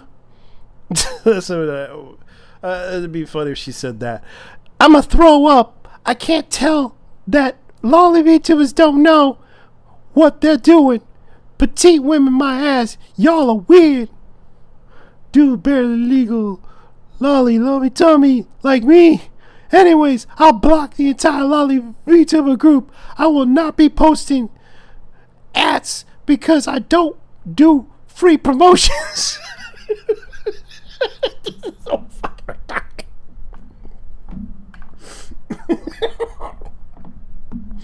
I can't help but laugh at this shit. This is so. What does barely legal mean? Barely legal? It just means she's legal, but she's not legal. Like Lilycore. I'm reading that Joker meme. Yeah. What does barely legal mean? Turned 18 like 5 minutes ago, I guess. LMAO. Barely legal means narrowing within the limits. Barely legal means the subject of within the limits laid down for the actions, and their actions are permitted and tolerated.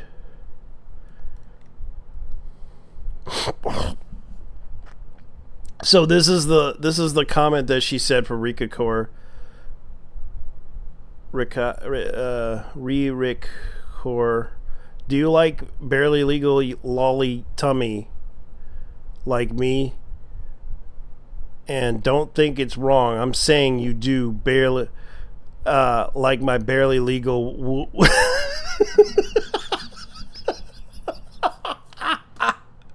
So Liqueur is 20, used the term barely legal in her post on Twitter to showcase her model tummy, literally SFW.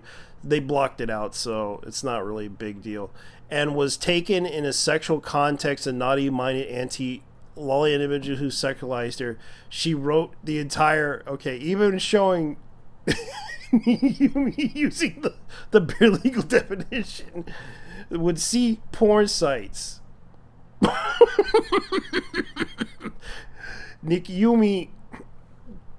Naomi also claims no harassment, but nowhere did she ask people to block or ignore the girls, and in fact now deleted tweets she gloats about the reactions and precautions we put on the stop harassment, stating, "I'm so jealous, we're up in reactions to be blocked. We stay winning, guys." Which they blocked everybody. They're up. Damn. Yeah. On another note, defamation towards the Lollipop Girls. The Lollipop Girls have never supported or engaged holding any sort of child pornography. Our characters aren't minors and are of legal age. Fictional anime perception of us as lollies. If you are so perceived of our characters as minors, that is you sexualizing them as children. Our characters are ours. You can't tell us what age they are. It ain't. You don't not own us. Here we also have Naya VTuber, who was one of the amongst the many Naya VTubers, also lied to her fellows. Naomi lost her partnership, which is false. But it also, they were criminals. You can't make this shit up, can't you? You can't make this shit up. Okay, and we were distributing child pornography, which is serious defamation claims. This is not only against the TOS, but against the law. So Naomi lost her partnership, calling out toxic group full of pedos because Advanced GG doesn't care about their partners and doesn't have their back. It hurts me to see criminals win because the abuse of their platform instead of sitting in jail for spreading CP. I hope Advanced GG knows one of their parent partners is being harassed for calling out a group of VTubers who sexualize children's bodies in emails. There's getting in front of the community freaks and criminals. And then here's the other one, Lullaby suspension. The events during 4th of July after the cyber bullying which built up harassment of members of Lullaby Lolita's account falsely reported enough that she was unjustifiably suspended. Lullaby Lita had been quiet about this publicity until it started affecting her accounts that she's been building up for months tirelessly. Decided to post an announcement asking her members to help her account back. In the announcement, she listed the main account and were leading a campaign against her to the rest of the pups at the time, and asked for help in reporting them for harassment, which is against the TOS policy, and for help reaching out on her behalf to help getting her account back. Edits both the announcements for. So Lullaby Lita posted this on her, I believe this was on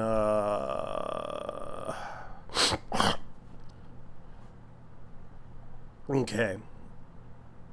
I didn't want to do this, but I have no choice. Lollipops and I have been going through this targeted harassment of the aunties since yesterday. My account is spam reported and been taken down, so I'm asking you guys, please help me get my account back by contacting Twitter and say that I was wrongfully suspended. Though their contact us to go appeal the suspension account, it would mean the actual world to me. I feel like I'm gonna cry streaming is the only thing I have, and I don't know what to do without it. Also, please report these main people who have been sending waves of harassment towards our pages. The account was spam and reported taken down. I'm asking you guys, please help me. My account back on contacting Twitter support saying that I was wrongfully suspended, though their contact us section goes to appeal suspension accounts. It would mean an actual word to me. I feel like I'm gonna cry. Okay, so also please report the main people who have been sending waves of harassment towards our pages. Okay, so that's what happened. And of course, here's the other one. Another member of Momo posting on her Discord on the situation asking for help with restoring Lullaby's account. My dear wife, who is due to the current situation, Lullaby Lita, our fellow lollipop, her Twitter account has been suspended, which we believe from the harassment we've been receiving from the past day. Please help by contacting the Twitter help. Spread the word on Twitter. It's been too much. We're minding our business of being cute and funny, but you can support means so much to us. Anything helps. The members of Little does not have a Discord. Made no statements besides that she is done with cyberbullying, as she is pregnant and tired. Please block her if her content is upsetting those that look at it. Like Rita Core is actually a pregnant woman. Yeah, all that stress would actually kill her kid. So yeah, so it's not something I want to do to attack her. This is no laughing matter this time, because not only were they were bullying her, they didn't care for her life. They didn't care to understand that she's pregnant. She has a child. Bro, I'm too pregnant for this cyberbullying stuff. If you like that I'm into age play, that I'm a lolly, I'm barely legal, literally what I am too young and barely legal adult, LMAO, or I'm little, block me. I don't care about your witch hunts, none of that harassment. Regarding Bambi's Discord posts inciting harassment, this is not the collective response. Members of Bambi's posted that, and I do believe that there was like a video I retweeted. So there was a video of this that was retweeted. Let me see if I could look for it.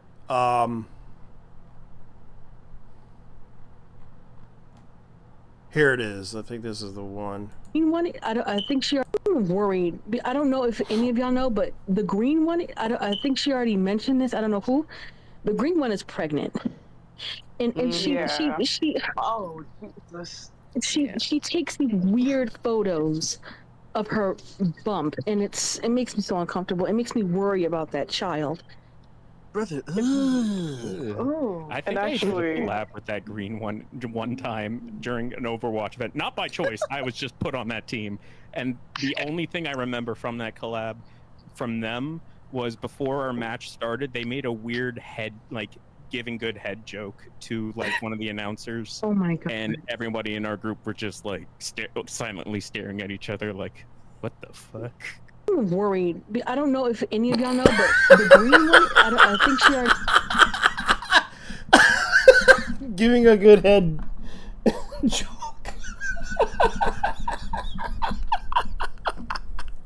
Oh, this is so funny. In response to people that targeted her unborn child, that's not okay. They were doing the African joke, brother, thing. All right. So it turns out Bambi Heiser has started a witch hunt against me and a few others, LMAO. After we finding out that Bambi immediately to take down, which she did, we still understand that her actions were not right at all. As a group of members, we truly are sorry for the behavior exhibited by any of the ill-vile words. Those involved in the situation seen in this situation even harassed us. Harassment towards our pregnant member made her try to commit suicide. Bruh. Yeah, and this is the situation that escalated pretty badly. During the Lilicore had been bullied, they very much overwhelmed so much by the onslaught of people. After we mentioned Twitter users sent, she decided to take her own life, but thankfully did not go through with the attempt of fooling her baby's sake. I want to kill myself so badly, but I want to have my baby. It's just taking a break from social media until I feel better to come back. This is a goodbye to everyone. I've had enough. All of you that are going by what's going on with you, and one of the lollipuffs, I kind of did see the live stream with the teacup guys, the teacup people, which I recommend their podcast. They actually do talk about VTuber stuff. I recommend you watch their stuff because their content is pretty good. After listening to the rest of the crew, I do feel bad that the fact that she kind of said that this is her only friend that she had around VTubing, a real friend. Keep in mind, this is a real friend of hers, and she didn't want to lose her. And I do feel bad that this whole situation escalated pretty badly, because I understand you guys want to protect kids, you're concerned about the sexualization of children, but when it comes down to it,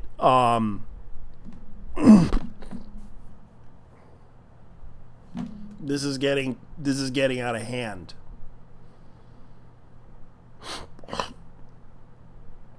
And this is what the reply to one of these guys said. Kasha.wolf, I hate Jews and Palestinians.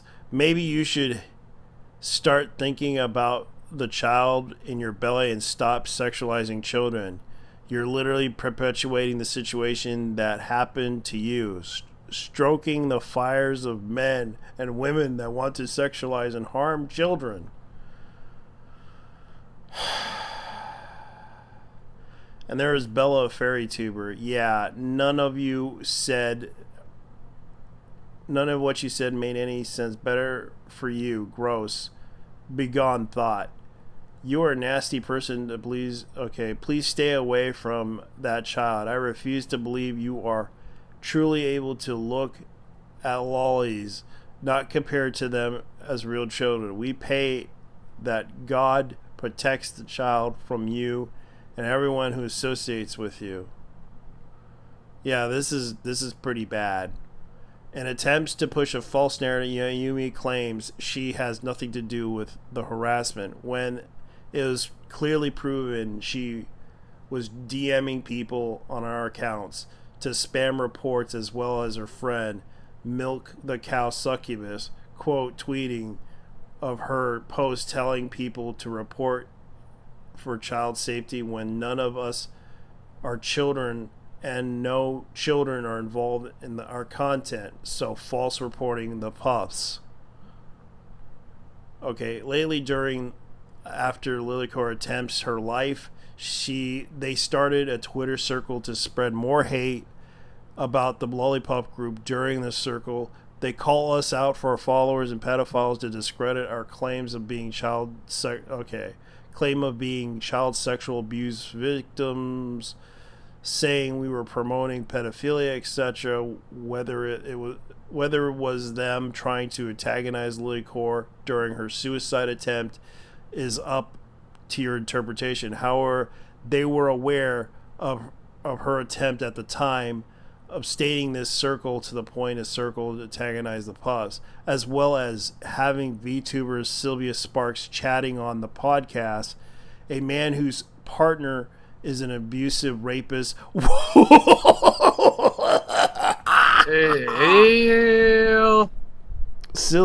Sylvie himself defended, if you guys have been a rape victim before, know that the lollipops are rape victims.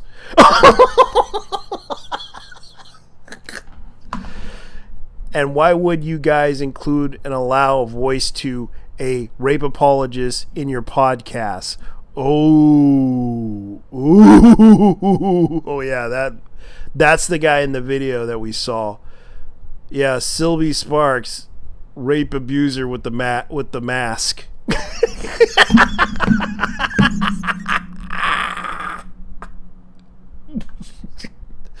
Oh boy. Okay. I can't believe that this happened. Okay, on the left, Dessa Sun wrote to one of our main heroes. This is proof that him sparking Lilycor's attempted suicide, proof that he knew Lilycor's attempt to kill himself. Right on the left is his new Twitter that shows that Bunny and Mocha have immediately followed him. Bunny showed in the earlier screenshots is close to Niyumi, very vocal that this situation. Yet we see that the screenshots. Lilycor's attempt to present the crusade of defamation, such as sensitive time. Okay, in conclusion, we do not wish any hate or ill will towards those who have wronged us, but we would like to move on from this situation as we feel like it. So I'm going to look up this this Sparks character to confirm everything that they're saying is true, because I would like to know what's going on. Okay, Sylvie Sparks, VTuber rapist. Because I cannot accuse. Okay, the masked himbo VTuber editor. Okay, so VT rape. Oh, he was a part of. He was a part of Rainbow. He was a part of VT Rainbow. You know who Morena is, right? That one Twitter user. Yeah. Who harassed Henya? Oh, that bitch. Yeah. Isn't that chick trans or some shit? Yeah. Oh yeah. It's been a while though. Yeah. So, did a stream and the notorious VTuber orbiter Silver Spark deemed the great coverage by one of his victims. Let me go ahead and I'm gonna have to censor this because this is by Virtual Asylum. They're like another version of because apparently this was like a long time ago.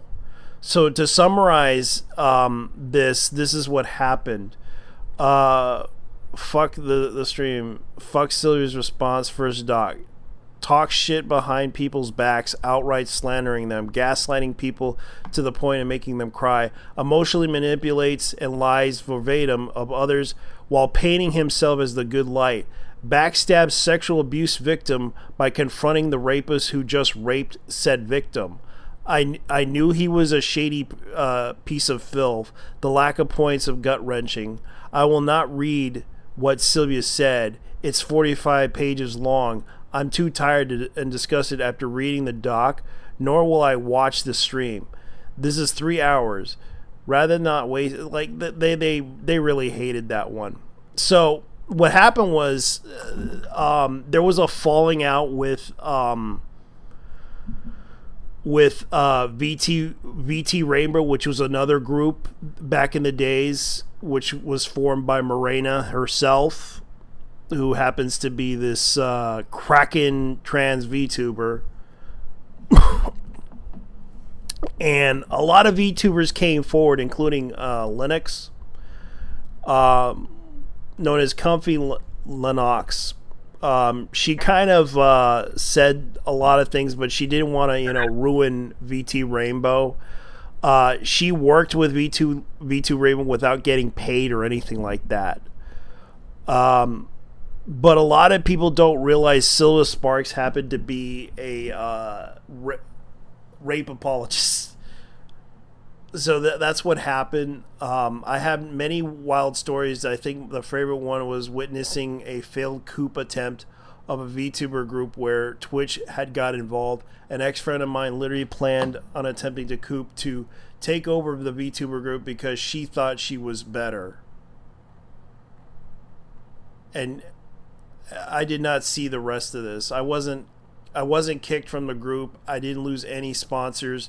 No one was poached into another group. In fact, many had no desire to join another one and sell myself.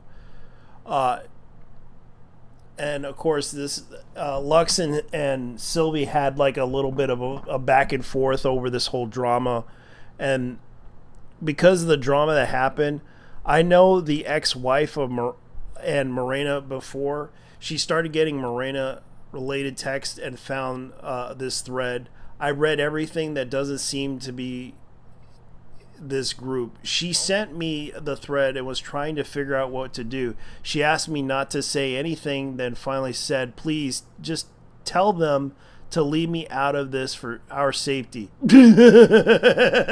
Yeah, you know when you fucked up, Morena, you want yourself out of it. Oh boy, this is so hilarious. Morena has a history before that too. Please do not involve the ex if the gates are open for Morena. The woman gave up on everything in her life, safe from her kid. She lost everything and paid money for. Ooh.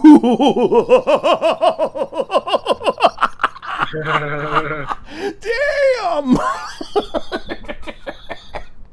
I hate to say this, but this is damn.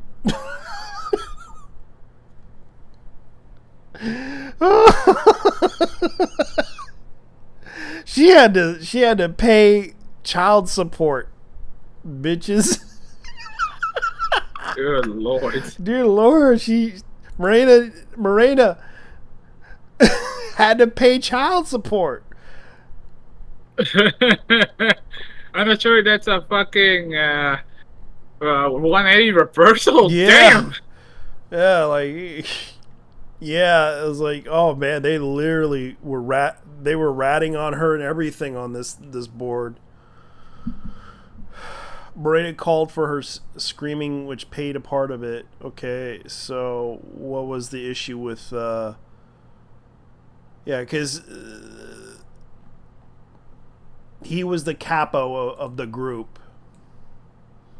And this was on Kuya Renji's live stream about Silver Spark, Morena's most loyal capo.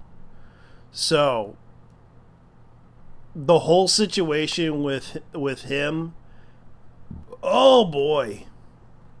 Yeah, I wouldn't want to be involved with Silver Sparks, especially when he was loyal to Morena from VT Rainbow. So no, I would not want to hang out with a person like him, because whatever the fuck he says, do not take his words seriously.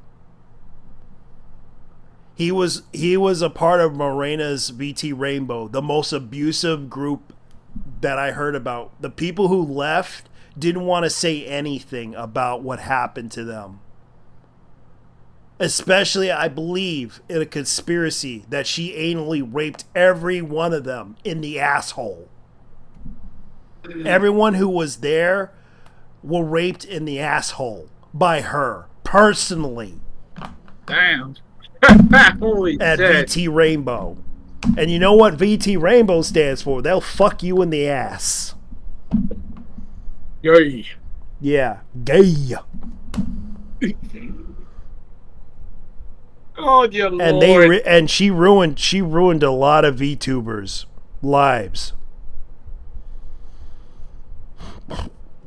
Man. And Silver Sparks happens to be one of the members of VT Rainbow. What a coincidence. And of course, this man had been very abusive, supporting a rape apologist. Ooh.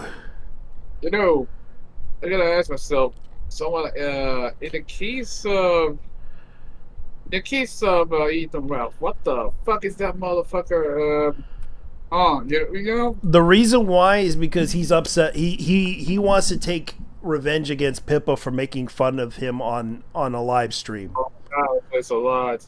Yeah, Pippa really went hard on him. That's what happened. And I'm sorry for the fan that's reacting to the microphone right now. That's what's happening right now. And this is something that happened. And I know most people are like surprised by this, because this whole situation escalated pretty badly. I wouldn't want to trust these people who happen to be associated with Morena, of all people, because Morena had been a very bad influence towards the community, even if they are harassers and bullies. And I can confirm from sources like Kurio Renji. Kurio Renji could tell you this, that these people that is mentioned in this article are a bunch of harassers and bullies. And he could dig up this stuff himself too. You can ask him and he'll help you put a case against them, because he has investigated this. Even though I understand that people don't like the lollipups, I get that, but when it comes down to it, they went too far on them. If you don't want them around, then I suggest you don't watch them. That's kind of the thing I feel should be addressed.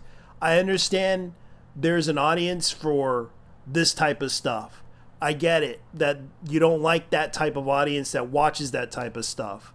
But when it comes down to it, you need to step up your game and attract that audience that you can attract. There are some people that I attract. The only people I attract are the scammers, which tend to come to me and talk to me. Hey, I got this idea that I want you to do. Like, nope, get the fuck away from me. I'm not down with that shit. That's the thing. Like, people need to understand, I don't play that shit.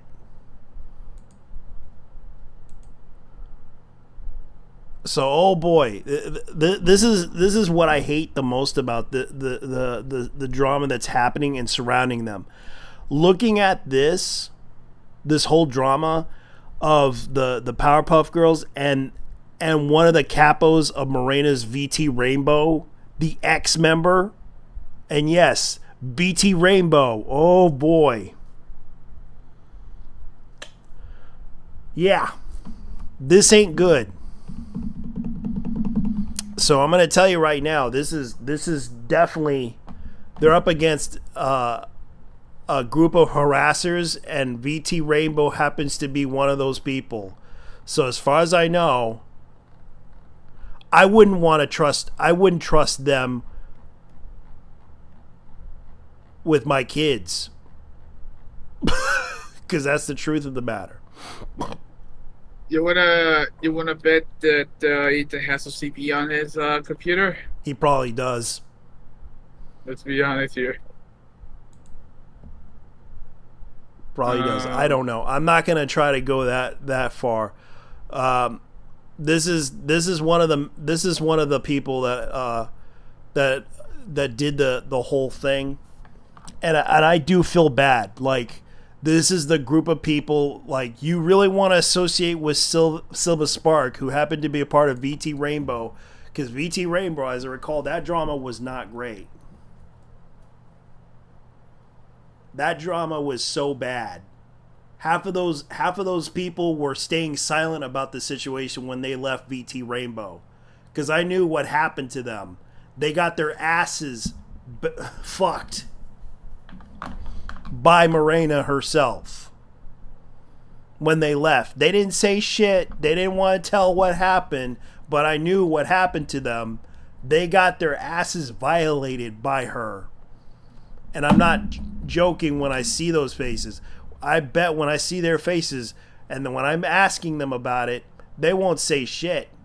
But they'll give me a straight face that they got fucked in the butthole. Because that's what happened to them.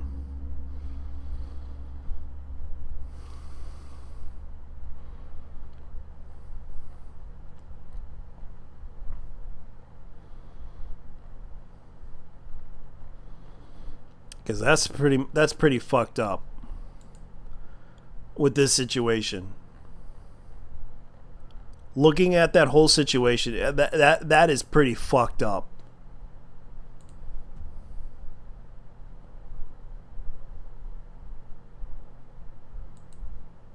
You know,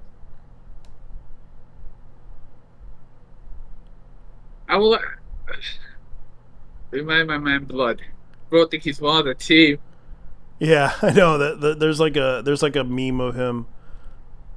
Okay, they don't care about children at all. They care about being perceived like they do. They do truly care. If they truly care, they wouldn't make such a stink about the lollies. They would report them to the proper authorities and block them and move on. And this is kind of the thing that happened. This is. Oh, hold on. Let me read the Haruka Beanbag one. The Haruka. Oh, yeah, the one at the bottom. Yeah, Haruka Beanbag. I'm doing this for the sake of children. Proceed to stress out a pregnant women. Truly Twitter moments. Yeah. Yeah, and this is Mami Octo. I did watch her podcast. She did interview these people. Your favorite anti-bully. Born Yeah. for creator, Tengyaruma, Babi Niku. Yeah, she's Okay. like the Tangaru mom. Yeah, she is a mom. Yeah. Part of the Under the Tea podcast.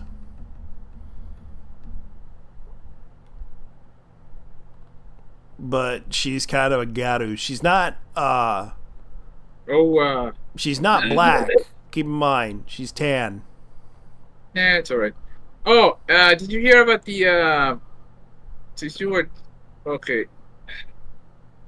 Since we were talking about the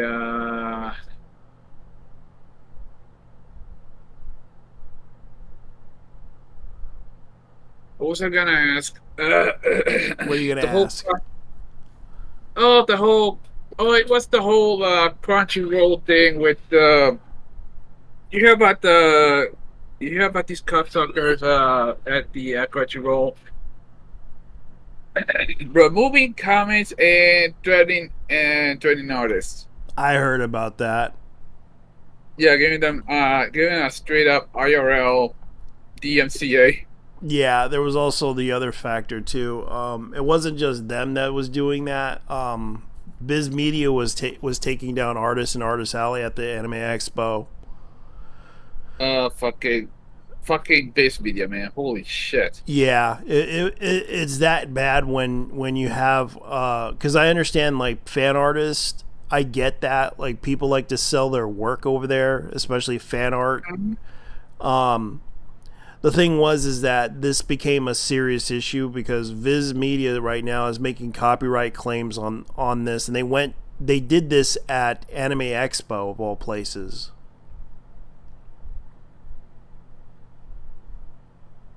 Yeah, it's ironic, isn't it? Yeah, and right now Crunchyroll might be doing the same thing, but they're also trying to from that whole taking down the comments and everything, because they want to put out positive feedback versus negative feedback. It's the same thing with what it's the same thing that Rotten Tomatoes did. They would rather put out the positive feedback than the negative feedback.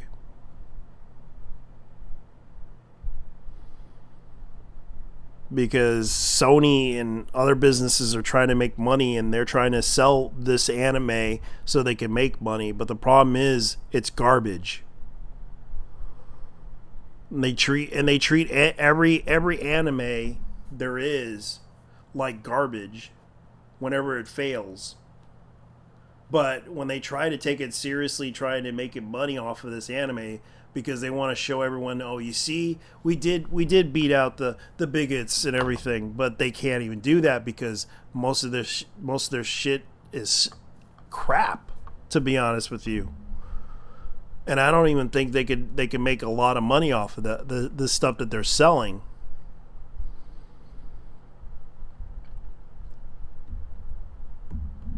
So what do you think? Man, this is clearly a case of wanting your fans to disown you. Oh, because here's the thing.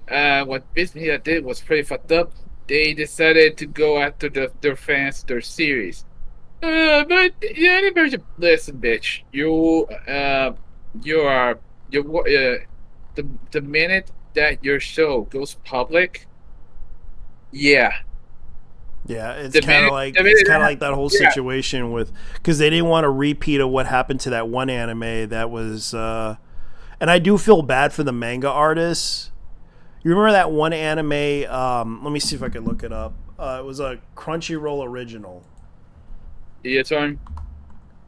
Yeah, EX Arm. Remember that one? And I looked at the manga.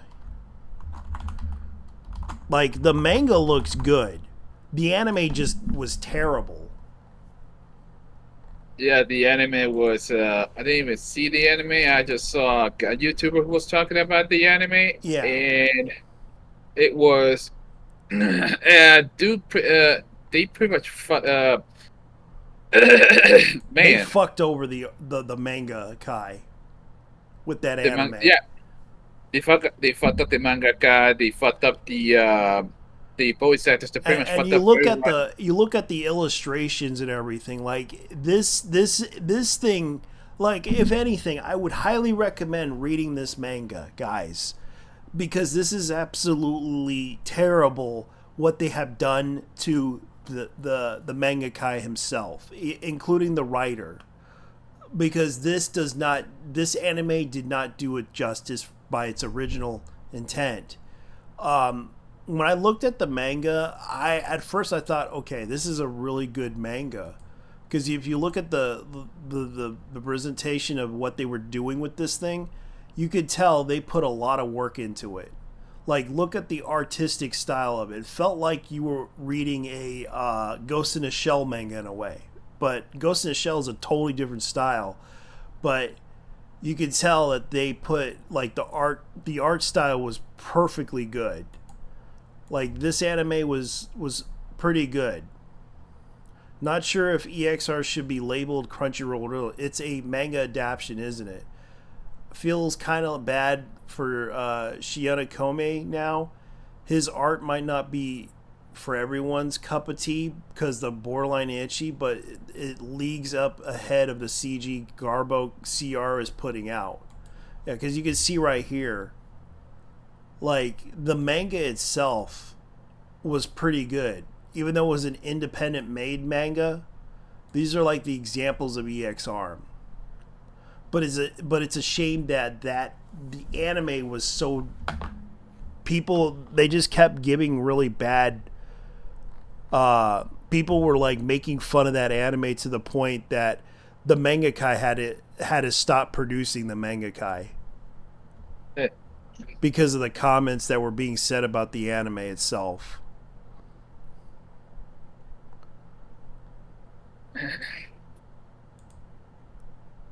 And I just don't get why anyone.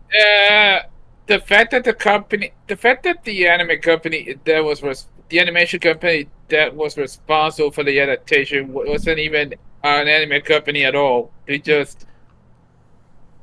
Yeah, it wasn't even trying to animate this anime.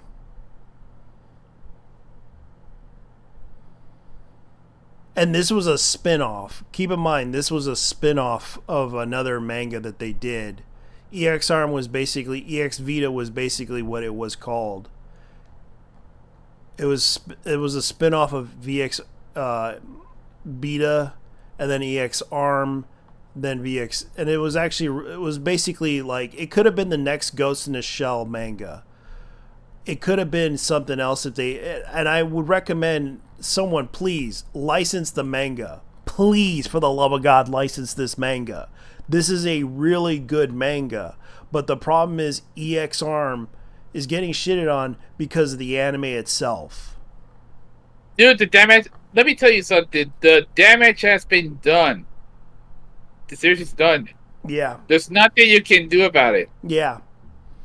But at least the guy can make more money off of the manga itself.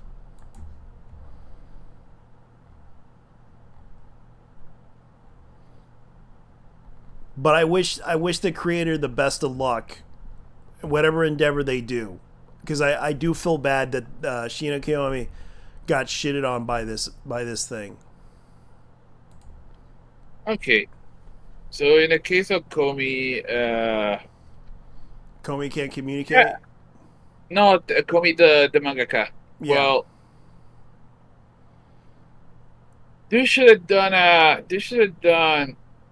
You know, if you're gonna be a mangaka, for the love of God, check the companies that you're gonna be working with. Yeah, especially if there's just talk to your because at the time of what happened was the studio that they were working with, they worked with a new studio because the rest of the other ones were had a load of work because of COVID. Keep in mind, that's what happened. COVID kind of caused that mess that happened with that, because it was released at the time of COVID. And keep that in mind. That's what happened. Well, indirectly, but yeah. Yeah, they could have asked any other studio to do it, but they were all working on something else. They couldn't find a good studio, so they decided to go with that studio instead, because that was the only way to get that anime out there. And I can totally understand the desperation of putting out a project like this in order to make money off of it, just to sell an anime.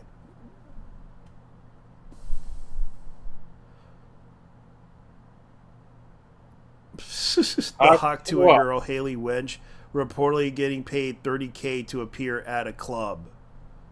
Can we stop promoting this bitch? I don't know why they did that. I don't know why. I can no longer believe this is manufactured. Yeah, this bitch is manufactured. Yeah. Okay, so Cat is gonna be the VTuber that likes to, the metal VTuber, the British metal VTuber. She's applying for V Shoujo. I wish her the best of luck. Yeah, I know Katie Cat. Yeah, I know they're British. All I know about her is that she's British, and British people are disgusting. Yeah, but she can shred disgustingly really well.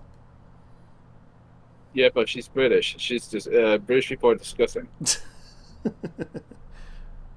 Okay, so Kyo's trying to do that thing. Ah! Holy! Where do I get one of those? What? That one. Yeah. Oh boy! She tried to dribble against Zlatan. Zlatan. Yeah, as in Zlatan. Yeah, he's a really good player. Zlatan Ibrahimovic. There we go. Sony Entertainment Music Entertainment Japan, Anime Plex, and Pocket Pair joint establishment Pal World Entertainment. Okay.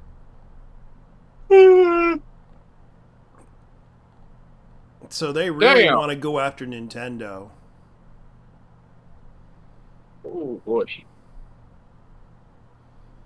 Yeah, I can't wait for the Nintendos to go fucking stick on the stores, destroying every merchandise with their release. Yeah, because I understand there's some Pokemon fans that are freaking out about this about Pal World, because they really are worried that this could end Pokemon. That's what they're worried about.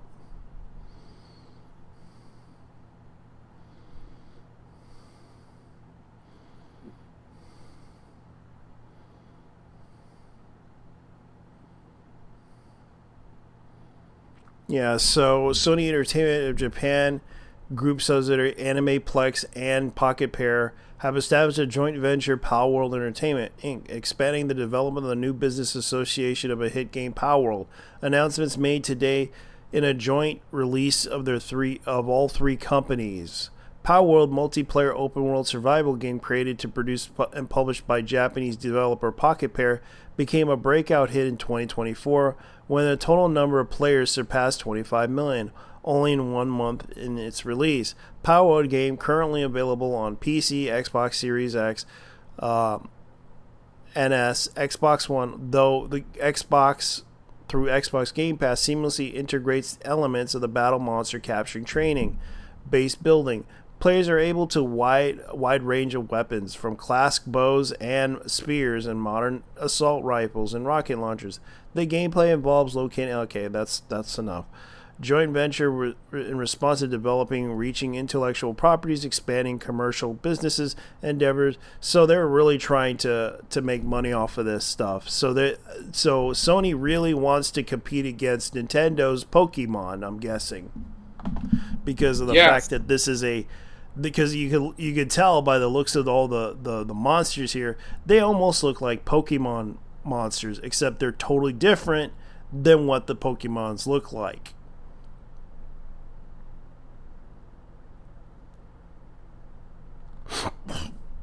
Dude. So Sony really wants to make money off of this stuff. And I'm guessing Animeplex, which is also owned by Sony. Sony is trying to go into a proxy war with Nintendo, because this is basically against Nintendo. They really want to get revenge against Nintendo to compete against them in the marketplace with their game Pokemon. Hey, how's it going, buddy? Nothing much, just checking around. So, what Pokemon clone you were talking about? Okay, Shiny. Here's what's going on. The guys behind Power World are actually going to... How should I say this? They're gonna go branch out outside the game. Yeah, they're going to align themselves with Sony. Oh God, no. No. Show them what it is. Yeah. Let me see if I can find the website. Anyways, I saw the news about the medallion on Pipa. What happened to Pipa? Yeah. Yeah. She went to... Oh, they went to AX. The anarchist flag. Oh. No, what happened to Pipa? Pipa? What happened to her? Well, she went to a church to get it cleansed. Oh, yeah! Oh, but it was a church of Roblox, though. Yeah. Yeah, she tried to cleanse herself from... Because she bought... Yeah, we showed the video. Yeah, I'm just looking through it. Yeah. Yeah, so what happened was... I'll give you the article. It's by Jimetsu. I'll put it under video games. This is the article. It's under Sony Entertainment, Japan, and Animeplex and Pocket Bear are in a joint venture to form Power World Entertainment. So they're basically doing what Pokemon was doing. They're basically... This is like Sony version of... I forgot what that company was called. Game... Crazy, I believe that... What was that? The Pokemon company? That's their version of it. Game Freak. But they're going to call theirs Power World Entertainment.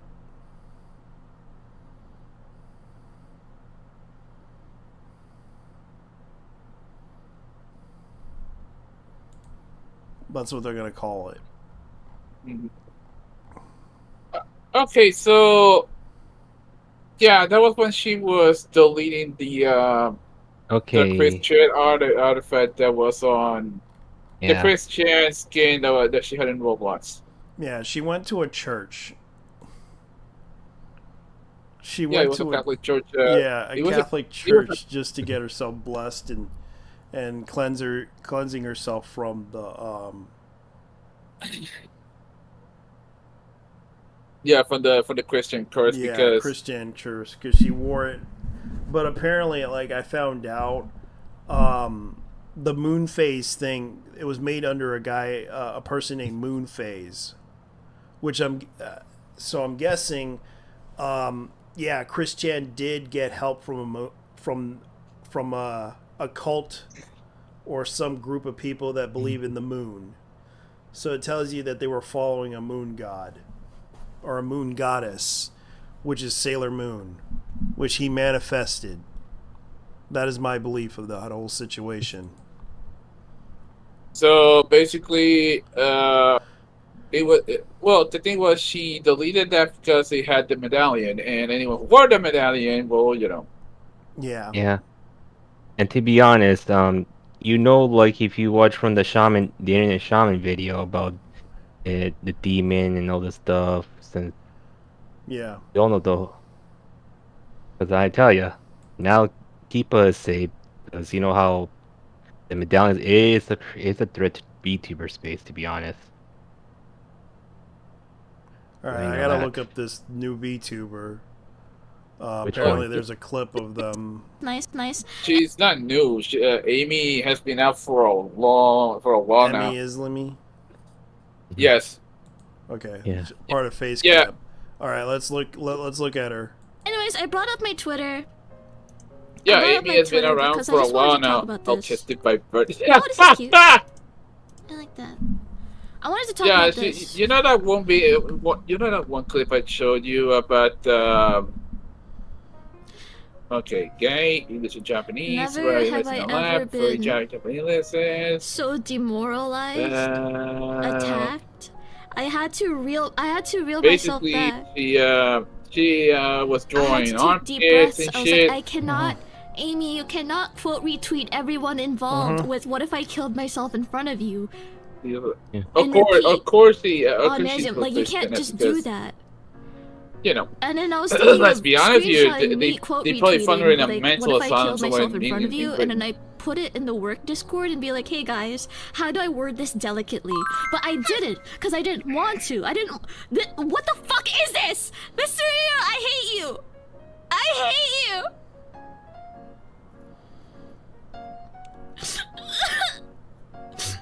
Like, okay, let's dissect this.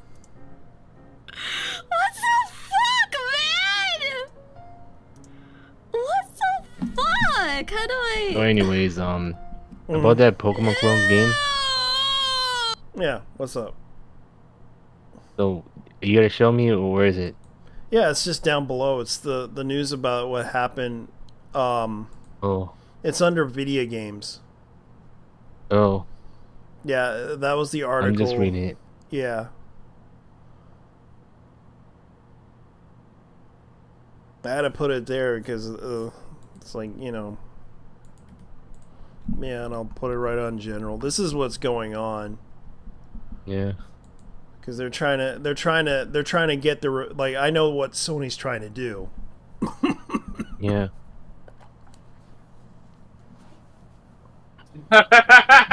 Amy at the next meet and greet. God damn.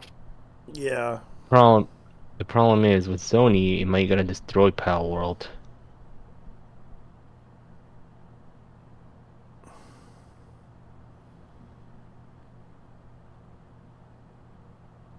That is definitely something to look out for. Yeah. Yeah, Yeah, it's their obsession to beat Yeah. Nintendo, to competing in against Nintendo. Because Yeah, but this what are we talking about? This is kind of the. I was just looking at that as a clip. Hmm.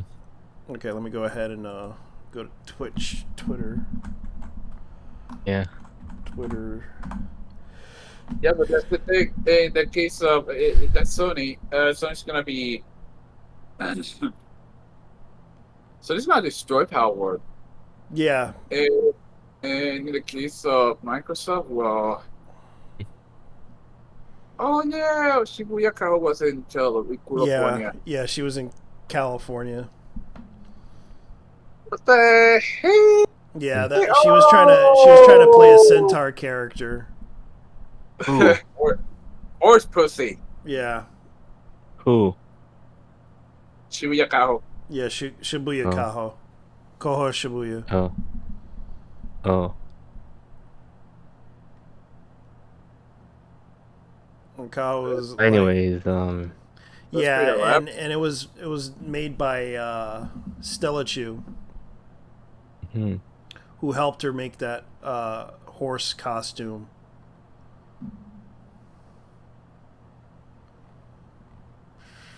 Let's see. Helldivers, First Descendant. Whoa! Apparently, Helldivers took a dive. Yeah, it's that bad. Like, it has like 32 people out of 4,000 people that played the game.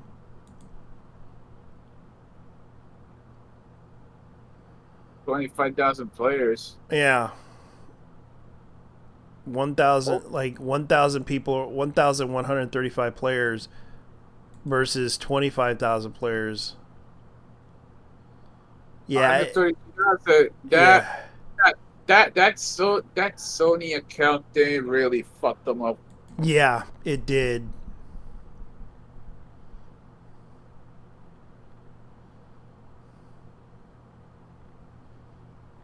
Let me see.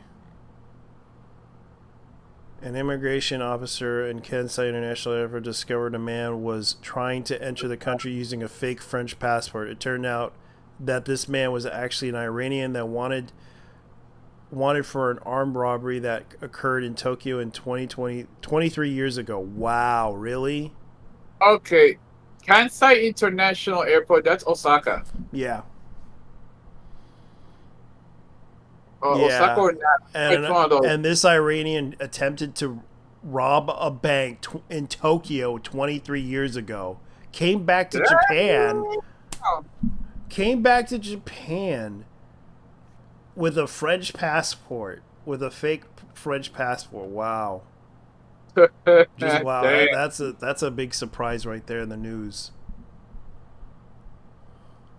22 years. 22 years of that. Just for stealing robbing a store. Yep. What was it? Wait, did he rob a store or did he rob a bank? He robbed a bank. Oh, shit. Yeah, that was in Tokyo. Oh, that's classical. That was in Tokyo. Oh, was it? Oh, Jet Engines and a solar kit. Oh, hell yeah. Yeah. What? Okay, so here's more to the story. Sony Entertainment of Japan, Animeplex, and Popular have established a joint venture to Power Entertainment, responsible for developing the reach of the IP with expanding commercial business endeavors, including global licensing, merchandising activities associated with it. Come on. Yeah. So this is kind of their letter press release. So they're gonna make it popular. Yeah. Yeah. And it's gonna in the efforts in developing exclusive merchandise based on the game, we will be debuting and selling Pocket Pair booths during Bilibili World 2024, beginning Friday, July 12th of 2024 in Shanghai, China, and be made available per pre-order at Animeplex, its subsidiaries of Animeplex America and Animeplex Shanghai e-commerce. More details and information later the day. So that's what they're planning to do. They're actually trying to not only compete against Pokemon, they're Pokemon with merchandise, video games, anime, training cards, and music.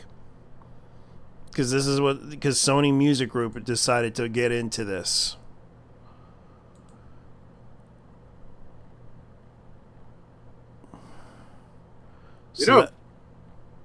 This might actually be a good thing for Nintendo because this game is pretty much a good competitor to them. Yeah.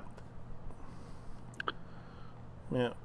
But the bad thing is, it's Sony and Aniplex, so that means that it's fun because both of them are gonna be, Yeah, that's kind of what's gonna happen. Sad news: Game Force Boulder will be closing in early 2025. Back it up when it was good. Yep, that's right. Back it up. Game's dead. Yeah. Oh yeah, another game store closed. It's a used. It's like one of those new and used game seller stores. The resellers. Oh yeah. It's in It's in Colorado. Damn. Damn, they actually have that game. I would buy that game. Time Crisis, the original PlayStation. Dude, that's a gun. That's a gun come. Damn. Yeah. And you could actually, and I know there's a way you could actually modify it to play on an HD screen. Oh, that's the gun con. Holy shit. Yeah. But now there is a way you could play them, but it's an expensive piece of hardware to get. There's a light gun that you could use and play with.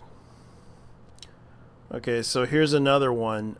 Indiana Jones and the Great Circle. Okay, so production companies: LucasArts Entertainment, Machine Games, and Sweet Baby.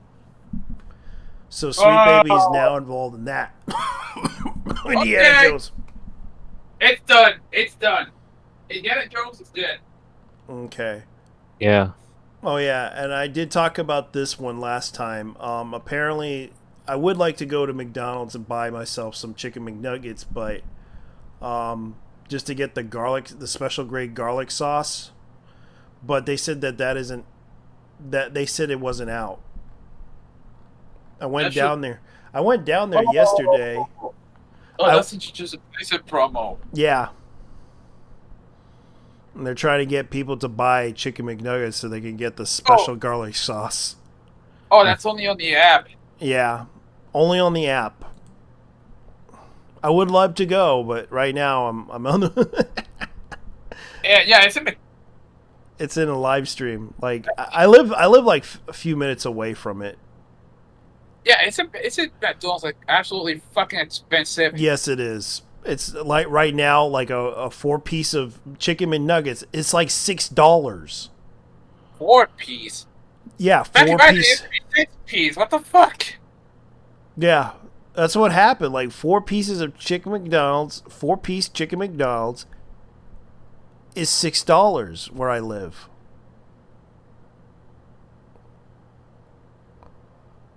$50 million for 700. Yeah. We made it, boys. Yeah. The Weebs took over Dodger Stadium.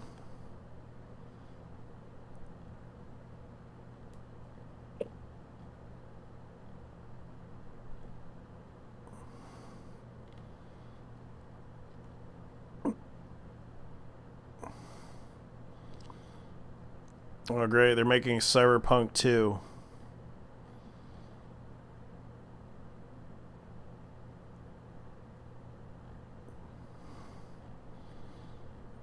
We did it, Boros. We did it.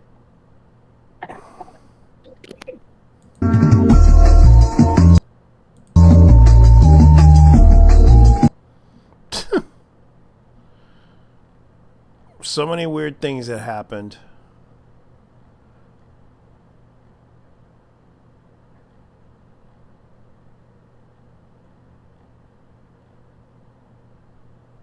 Cosplayer.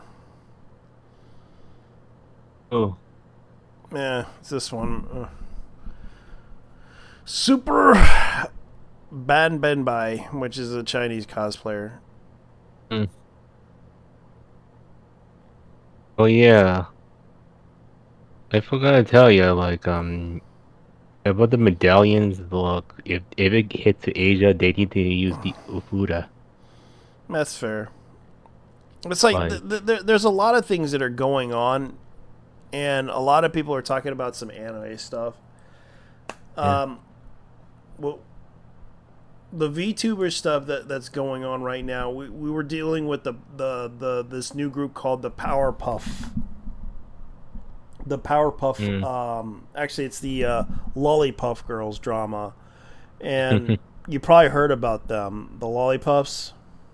Didn't hear it, but it's new to me. Yeah, it's a new group. They're like lolly VTubers. That's what's going on. And what happened was they're being harassed by, there's a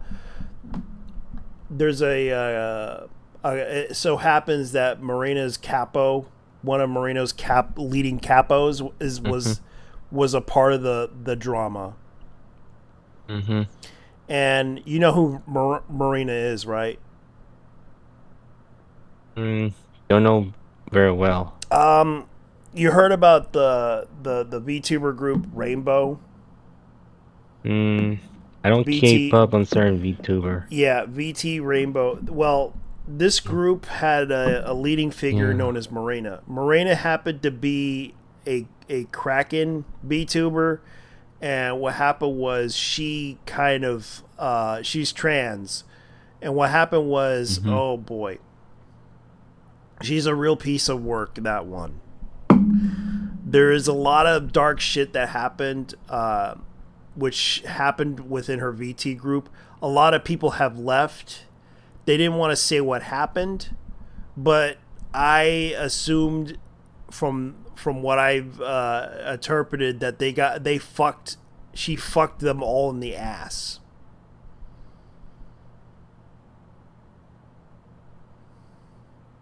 Oh.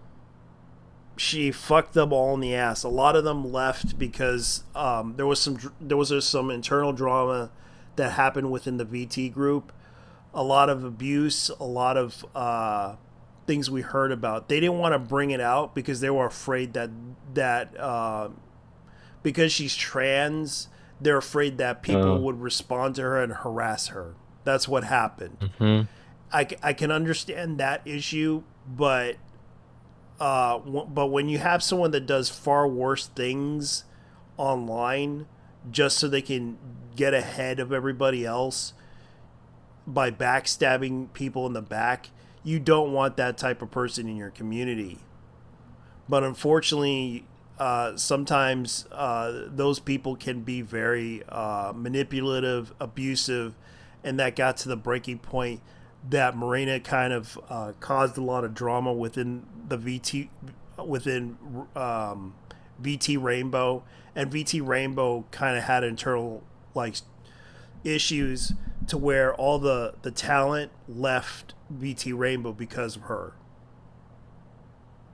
And it so happens that one of them that was involved in VT Rainbow happened to be there was a situation with a certain VTuber that got raped, and he was involved in that situation because he was friends with that other person that raped sexually assaulted this other VTuber. And yeah, it was fucked up what he has done. And he's also involved in this drama too, harassing the Lollipop group. And that's why anyone associated with Morena should not be trustworthy.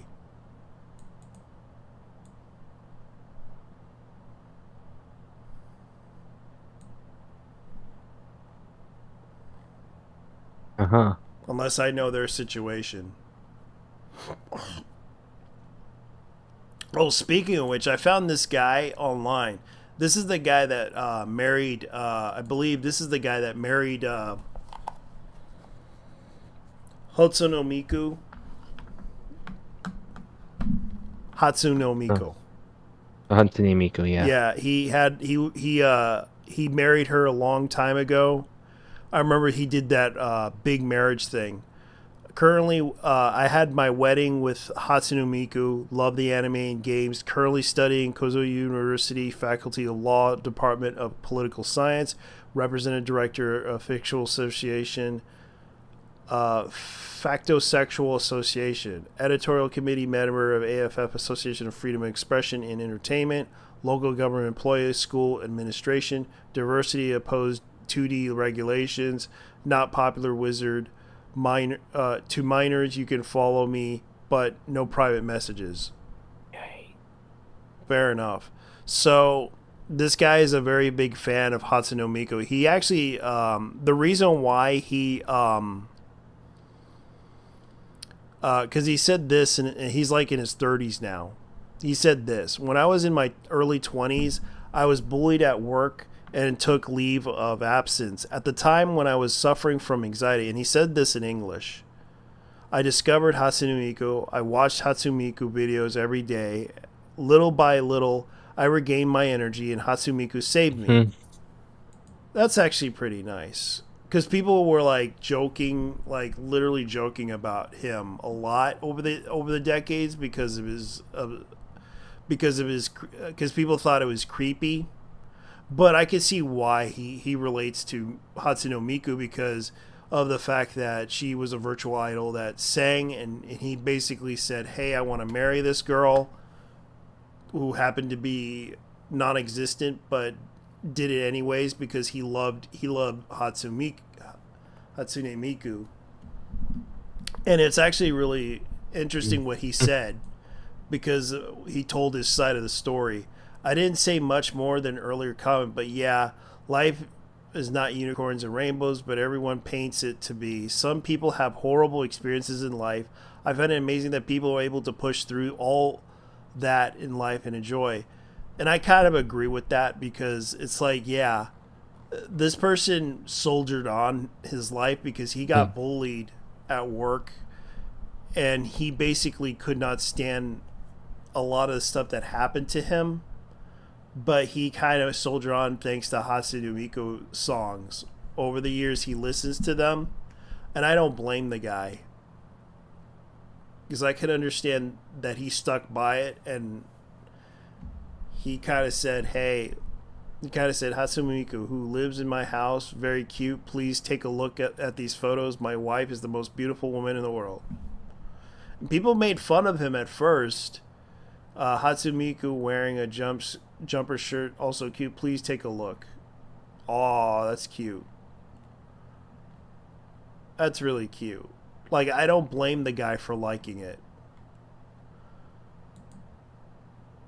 Like, even if people make fun of him, and of course the girls are doing this. I can imagine the whatchamacallit e-girls showing up and trying to advertise their stuff on there.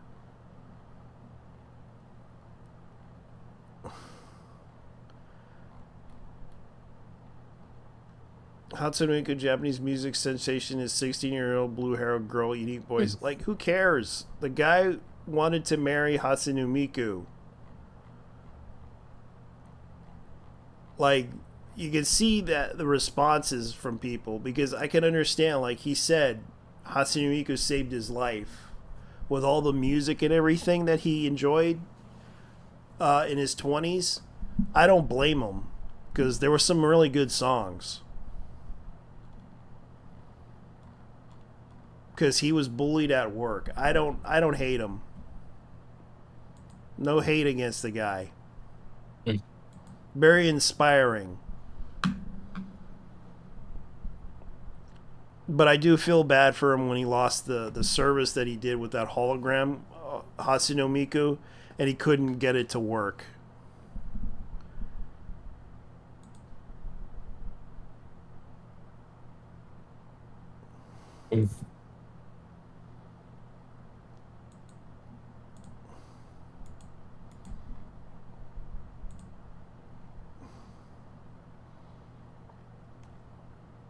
So yeah, I don't see the point in I don't see the point in that group of people that they're attacking.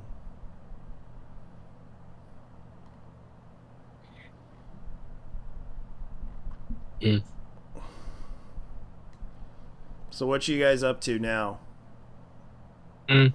Nothing much. Now, and right now I feel a little too tired from trying to work on a fan art. Oh yeah? Yeah. You commissioned? No, I did something myself anyways because a certain VTuber went to the X, now she came back to her country anyway. AX. Yeah. That's fair. Yeah. But if I did commission, the only thing is like it's gonna take me a while. So yeah, because I'm if anyone wants commissions from me, it's cheap, but it's gonna take a while. Okay. Which is fair.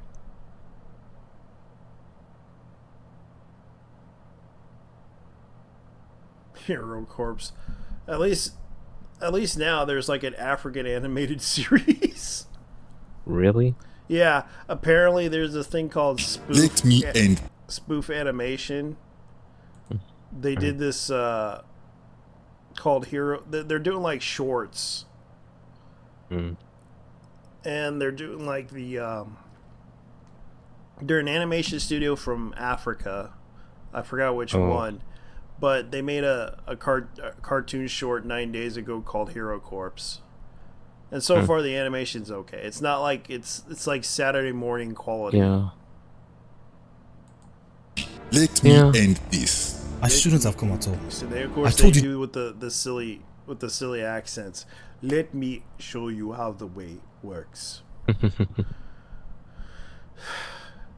Would you like? Oh yeah, here's a video that I thought was kind of cool.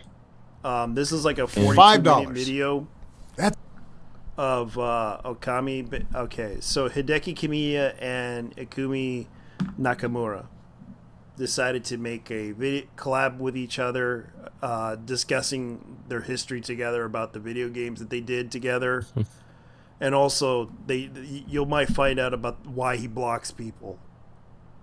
That's enough to make a difference in this election. Ask Ikumi Fog! あ、俺なんかすんの So I'm just gonna play the video. So here we go.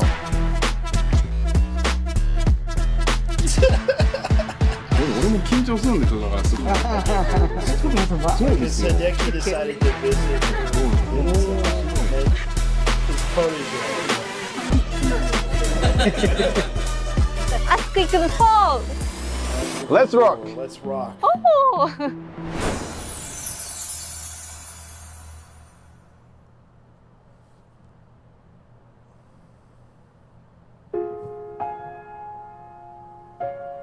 神谷さん、嫌なユーザーに対して、なんだっけ、虫けらって呼んだんだっけ？なんだっけ？ああ、インセクト。それはなんでだったんですか？ I found something funny. なんかひどいことを言われたんですか？ Some weird Twitter follower kind of like followed the 4V for Mirai girls. だからand kind of followed me. He's responding to the whole, like, he was being asked by Ikumi about the situation on Twitter, and I'm probably gonna check because this is probably the response to blocking insects thing, because I remember this comment before a long time ago, and I understand, like, he got pretty pissed off. So let's go ahead and continue. Go ahead. 同じことずっと聞いてくんのよ。これさ、これ本当は別に人種差別とかじゃなくてね、まあ当然俺日本語でツイートしてるから、主に日本語を母国語とする人たちが俺のツイート見てくれてると思う。Yeah, most people who see my tweets are native Japanese. I think most people who see my tweets are native Japanese. もうでそれでこう And that's how we communicate. コミュニケーション取ってるんだけど、そこにやっぱり興味のある海外の人っていうのもまあ俺のツイートをどうやら見てくれて、で質問してくるのはいいんだけど、まあ例えばカメラさんそのビオネッタのここはどうなんですかみたいなことを質問されて、いやこうだよって答えた、なんかもう30秒後くらいに同じ質問来たりするのよ。ああ、はいはいはい。なんか俺の答えたのを見るっていうのはおそらくなく、なんか多分聞きたいだけなんだよ。反応だけが欲しい。そう、なんかそう。Yeah, 自分の聞きたいこと。It's kind of true because Twitter tends to. People tend to respond to the question. Like he said that he already answered the question, and there are more people asking the same question. And I can understand because Twitter can be a little bit of a problem over there. と聞きたいんだろうね。俺の答えを知りたいとかじゃないんだろうな多分っていう。それでまたこの質問来たっていうのでもうイライラして、もう二度と質問してくんな虫けらっていう発言につながるわけですよね。そこでなんでインセクトって言葉をチョイスしたんですか？そこを聞くの？なんかそこに私意味があるんじゃないかなって思って。神谷さんはその虫けらっていうその日本語と、でも虫けらとインセクトって違うじゃないですか。英語だと本当に昆虫とかそういうの。日本語でも俺昆虫って言ってる。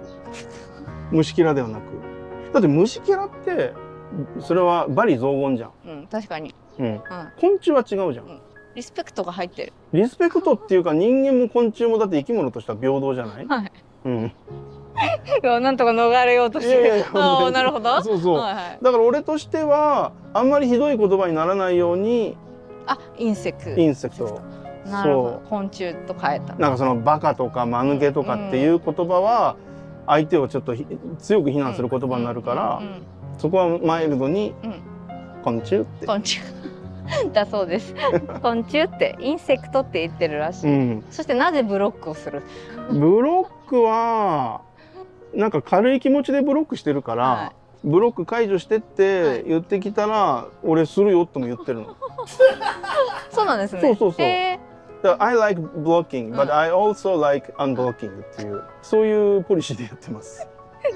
じゃあ今ブロックされててやっぱブロックされたくないって人は亀さんにお願いすれば。そうなんか友達図典にとかなんかそれ用のステアカ作って言ってくれれば、もう別にアンブロックするそんなの即座に。面白すぎる。いやなんかツイッターでこの神谷っていうのは僕のことをブロックしたのに郁美と絡んでて危ないみたいなそういうツイッターが確かちょっとあったんですよ。だけどそれは私神谷さんのブロックってご褒美じゃねって言って返してるんですけど、それもそれでちょっとおかしな発言なんですけど、でもそれにはちょっと多分理由があって、結構それはよくいただきます。俺ね俺の中にもツイッター、今 X っていうのかな、ルールがあって、まず始めるときに俺これは居酒屋だっていうことで始めたの。だから居酒屋のもうそういう無駄話なのよ。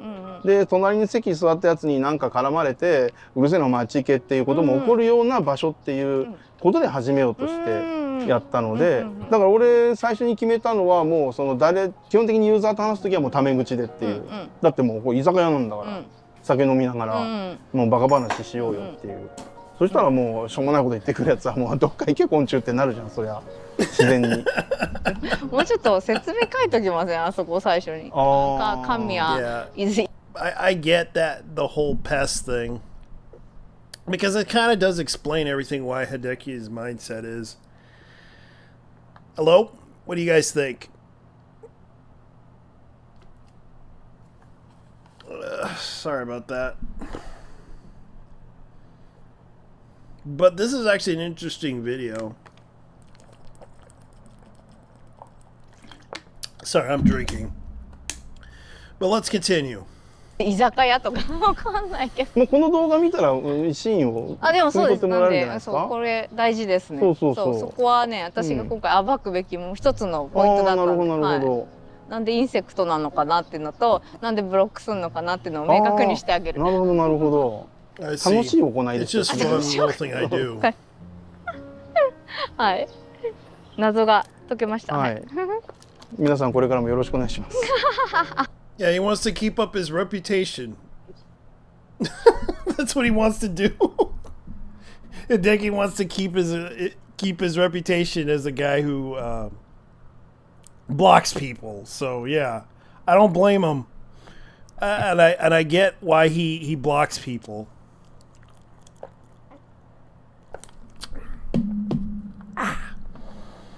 So I don't blame him for one bit. Like he does have a lot to say. Breaking Kamiya's figures. All right, let's look at the inspirations.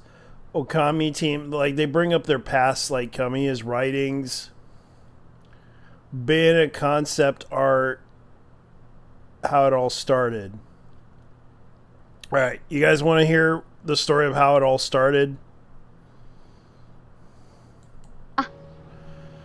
神谷さんにブロック解除されたい方はこちらまで。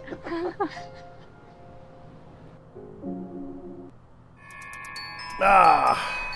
Negative energy just makes me stronger. We will not retreat. This bad. 初めて会ったのは、まあクローバースタジオに入社してきて、で僕がやってたオオカミっていうプロジェクトに彼女が入ってきた。新人で入ってきた。はい。っていうところですよね。あれがだから何年になるんだろうな。入社年度は俺は知らないですよ。私もわかんないです。多分この辺に多分調べて出るんでしょう。そう。それで神谷さんが憧れのですよ。ね、デビルメイクライ使った神谷秀樹さんがいて、それで私はカプコンとクローバーどっち取るって言われて、で特別に見学させてくれるって言われて、それでクローバーさんの方に遊びに行って狼見て、あ、これがいいって決めた。なるほど。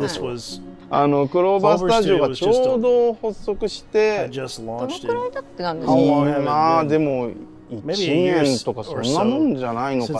狼が開発中だったし、でそうだから直前にまあそのカプコンの入社試験を受けて、でおそらく第4当時クローバーの前身ってカプコン内の第4開発だったから、第4開発から中村に対して内定を出してたと思うんだけど、もう入社してくる時には我々第4からFor those that don't know, they do in Japan, they do employment tests to make sure you legitimately know what you're doing. They do ask you to do these tests if you're trying to apply for a job at a certain thing in Japan. Because it's required to, when you do the exams for a certain position at the job, they would honestly have to talk to you personally about it before you have, and they tell you, hey, you need to take this exam first, then we will do the job interview last, because if you don't pass, they won't do the job interview with you. That's how it works in Japan. From what I heard from certain, like it's for certain jobs. Because you have to study for this, because that's how it works with employment with high, especially in the game industry. It also works in news industry and also police industry and also the other places in Japan. クローバースタジオっていう独立した子会社になってたので、でどっちにしますかっていうのを通ったんだよね、確かね。内定の後にですね。内定の後にね。これ会社的にまずいと思う。まずいと思う。でもよくだから、クローバー来たよね、それでね。だって神谷さんいますから。いや、ありがとうございます。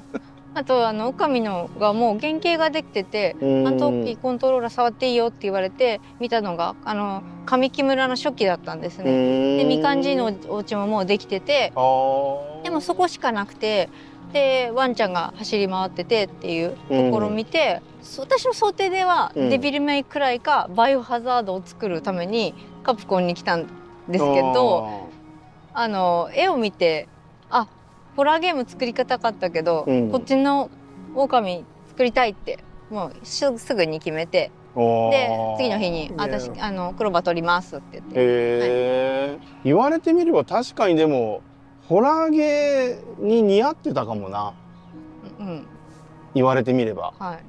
あそこですね。そう、あそこの幽霊船ですよ。癒しをテーマにしたゲームって言ってるのに、みんな口々にここはめちゃ怖い、マジで怖いっていう場所が幽霊船なんですけど、そこを作ったのね中村ですからね。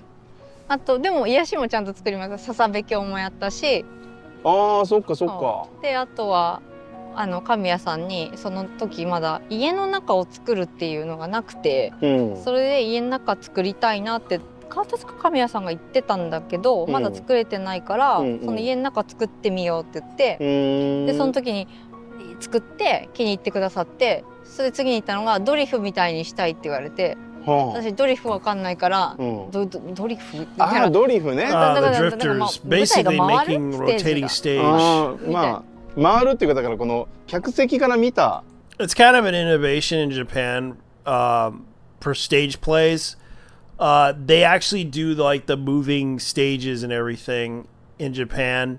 They set it up to where you can actually it can be like modularly removed from the stage and then pushed into wheels, which I thought was really interesting because it's actually very inventive of Japan. But it's actually really interesting. When you see stage plays like this, they are innovatively good at what they do when it comes to stage plays. 舞台のあり方だよね。で言われて、あ、なるほどと思って、それであそこだけ横スクロールというかにしたんですよね。サイドビューでね。ああ、俺そんなこと言ったんだ。言った。なるほどなるほど。でもお家の中作るのを任せてもらえたから、エンバイロメントに戻れたのであって、それまで本当に落ちぶれのスタッフの一人だったんで。狼で？そうですよ。嘘。私エンバイロメント一回クビになってるんですよ。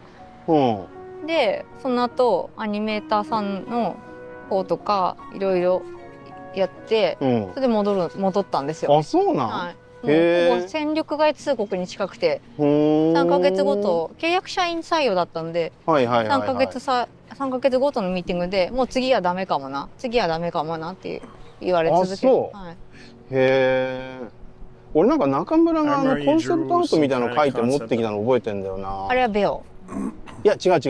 狼です。狼の入社してすぐの時になんかなんだっけ、浮遊してる島みたいな上に墓石がいっぱい乱立してるなんか墓の島みたいなやつを書いてきて、あれ確か狼やってる時だったと思うんだよな。いやこれは使えねえだろうと思って。There is a smarter way to shop online. All right. I thought this is interesting though. Let me go ahead and continue. I hate when they do this, like when they advertise stuff, but this is YouTube. What do you expect?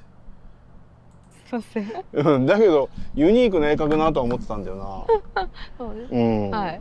でも背景を描きたくて、下田さん、背景のカプコンのデビルメイクラインの背景を描いた下田さんに憧れて私入ってるんで。そうなん？そうです。もう下田ファンで。今でも下田ファンで。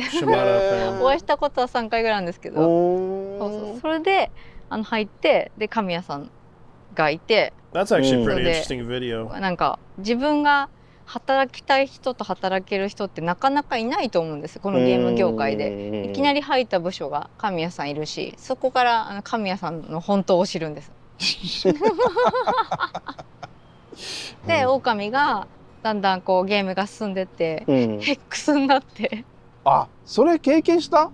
あれを経験っていうかもう入って半年後にその頃か。そうです。素晴らしいできてるわけじゃないですか。上久村狼走るできてるのに、いきなり次の日画面撮ったらヘックスになってて、で新人の私と見ては何が起こったか分かんなくてあれはねもう本当に迷走してたな。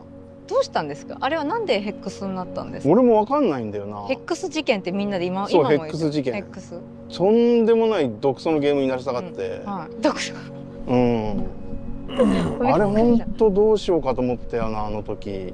それでだいぶ初期だよな本当に狼が入ったのが。でももう絵はできてたんですよ。そう。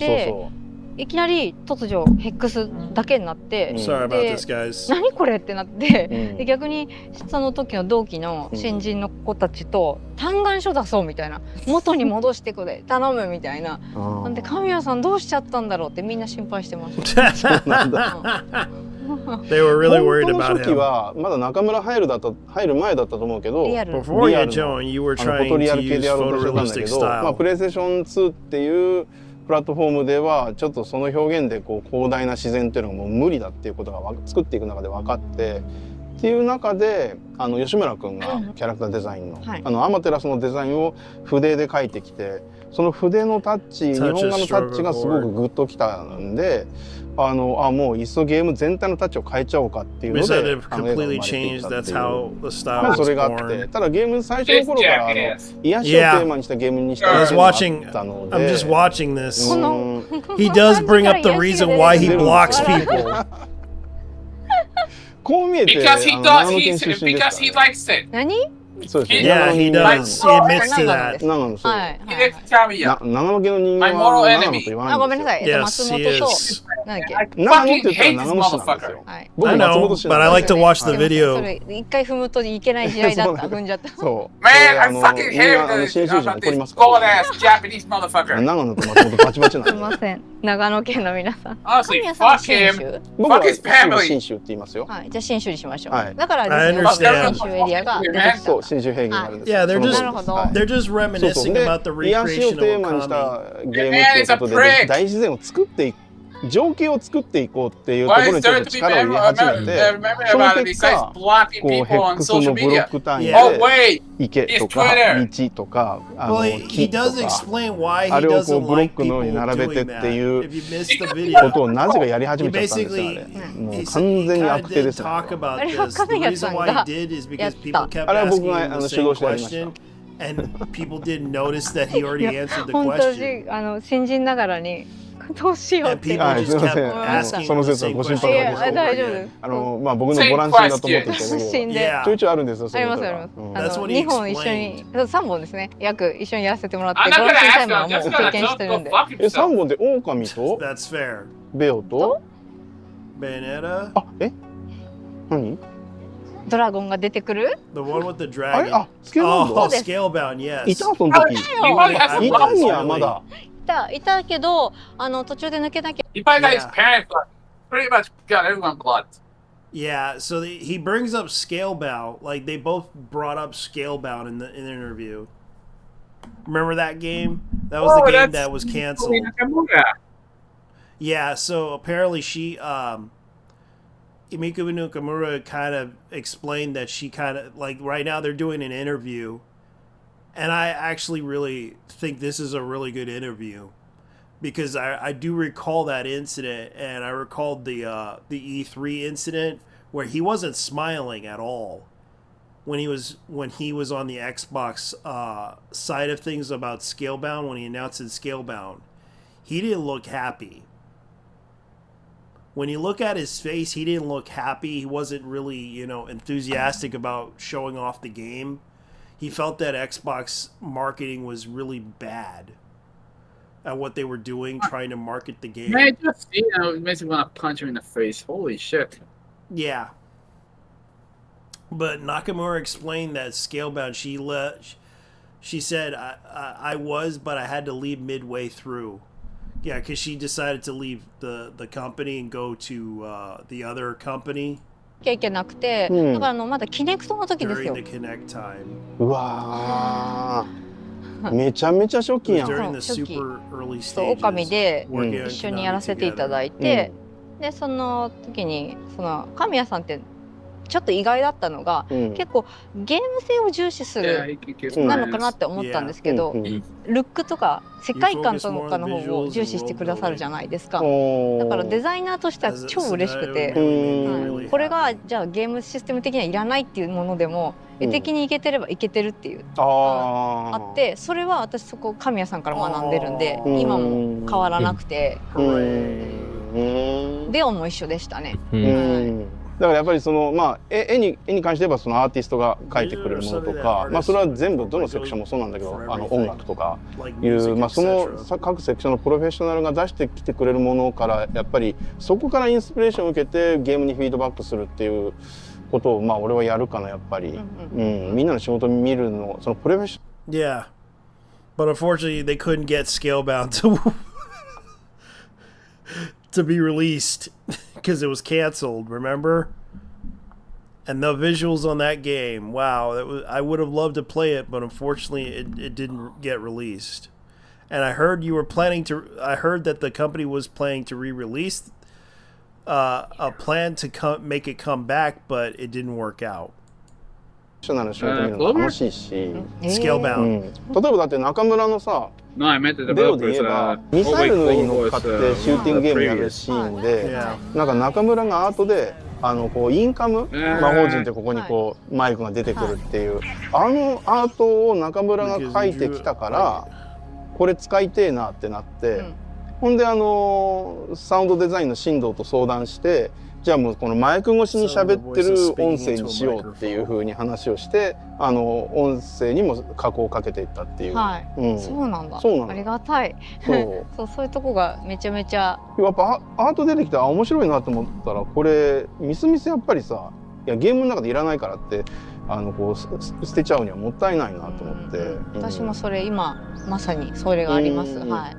あれでこうゲームがどんどん変わっていくのって面白いよね。やっぱりね、ゲーム作りが。iPhone 15 in a mouse case. Oh no, not again! Not these advertisements. 3, 2,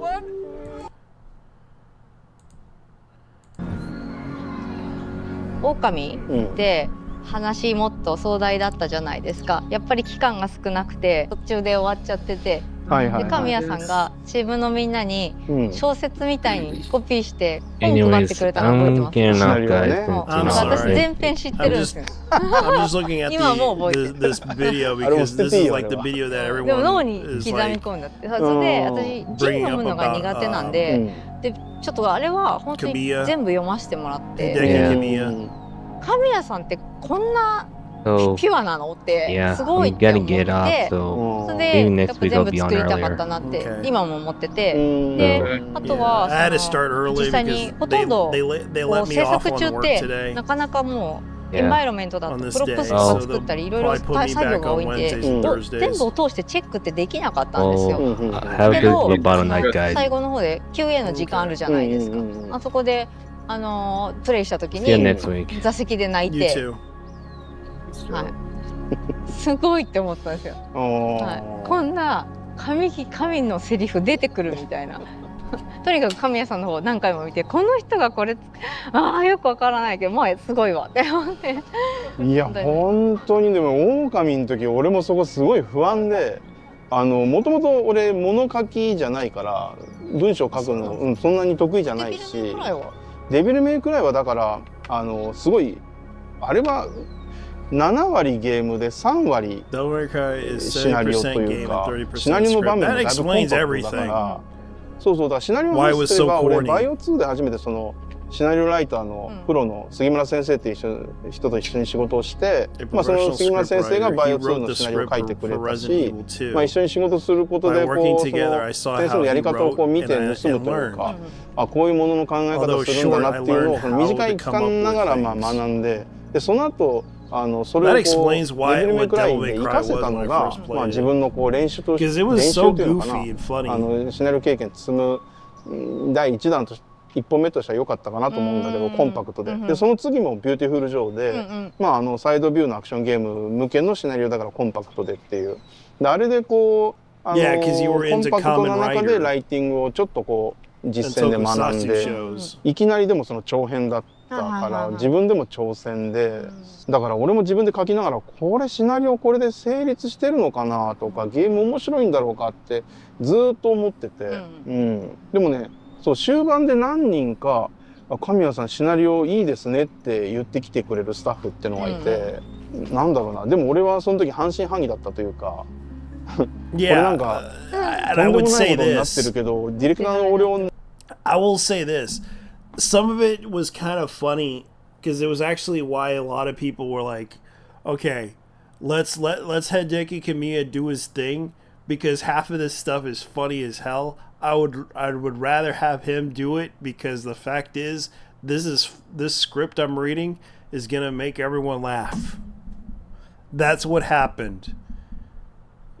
And you became a comedic genius after that. 慰めるために言ってくれてるんだろうな。いや本当に良かったです。いやいろんな奇跡がね、なんか合わさった結果かなと思うよね。祈りを捧げてみんなのオラにパワーオ状態あるじゃないですか。あそこもの流れも素晴らしいし、牛若がまさかあんな状態でああいう風に出てくるとか、もう素晴らしいなって思って。だから神谷さんと作った狼が私の今の制作に最も影響してる作品なの。変わらない。神谷さんが覚えてないかもしれないんですけど、多分狼終わりの飲み会だったと思うんですね。でそこで酔っ払ってたのかな少し。それでなんか俺の中でこのチーム最悪だったからって言っていきなり言い出して悲しいって思ったのと、おいそれ言うなよって思って。俺そんなん言った？この話はこれかな。じゃあね、俺ねその話ねどうしようかな。実はこれ方々で言ってる。I do tell people その話、それリアルですよね。でそれはチームが最悪だったってなんていうか大きい主語で言っちゃったんだけど、でも本当にそれは半分正しい。狼はこれ言ってもいいのかな。クローバースタジオ立ち上げの看板タイトルにするっていうことだったし、だからドリームチームを集めるって言ってでドリームチームをその時の最高峰のセクションのスタッフを全員集めたチームだったはずなのよ。はずなんだけど結果的には本当にだからみんながみんなじゃないんだけど、チームの総力としてはぶっちゃけ俺は弱かったと思う。なるほど。ドリームではなかった。ドリームではなかったんですよ。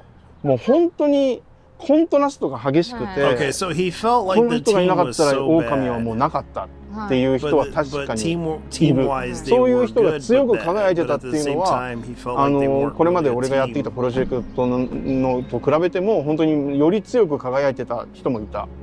それは別におべんちゃらで言うわけじゃないけど、中村もそうだし、片貝君、吉村君、竹安、島崎、広志もそうだし、本当に感謝してるんだけど、チーム総力で見た時にはドリームじゃなかったのよ。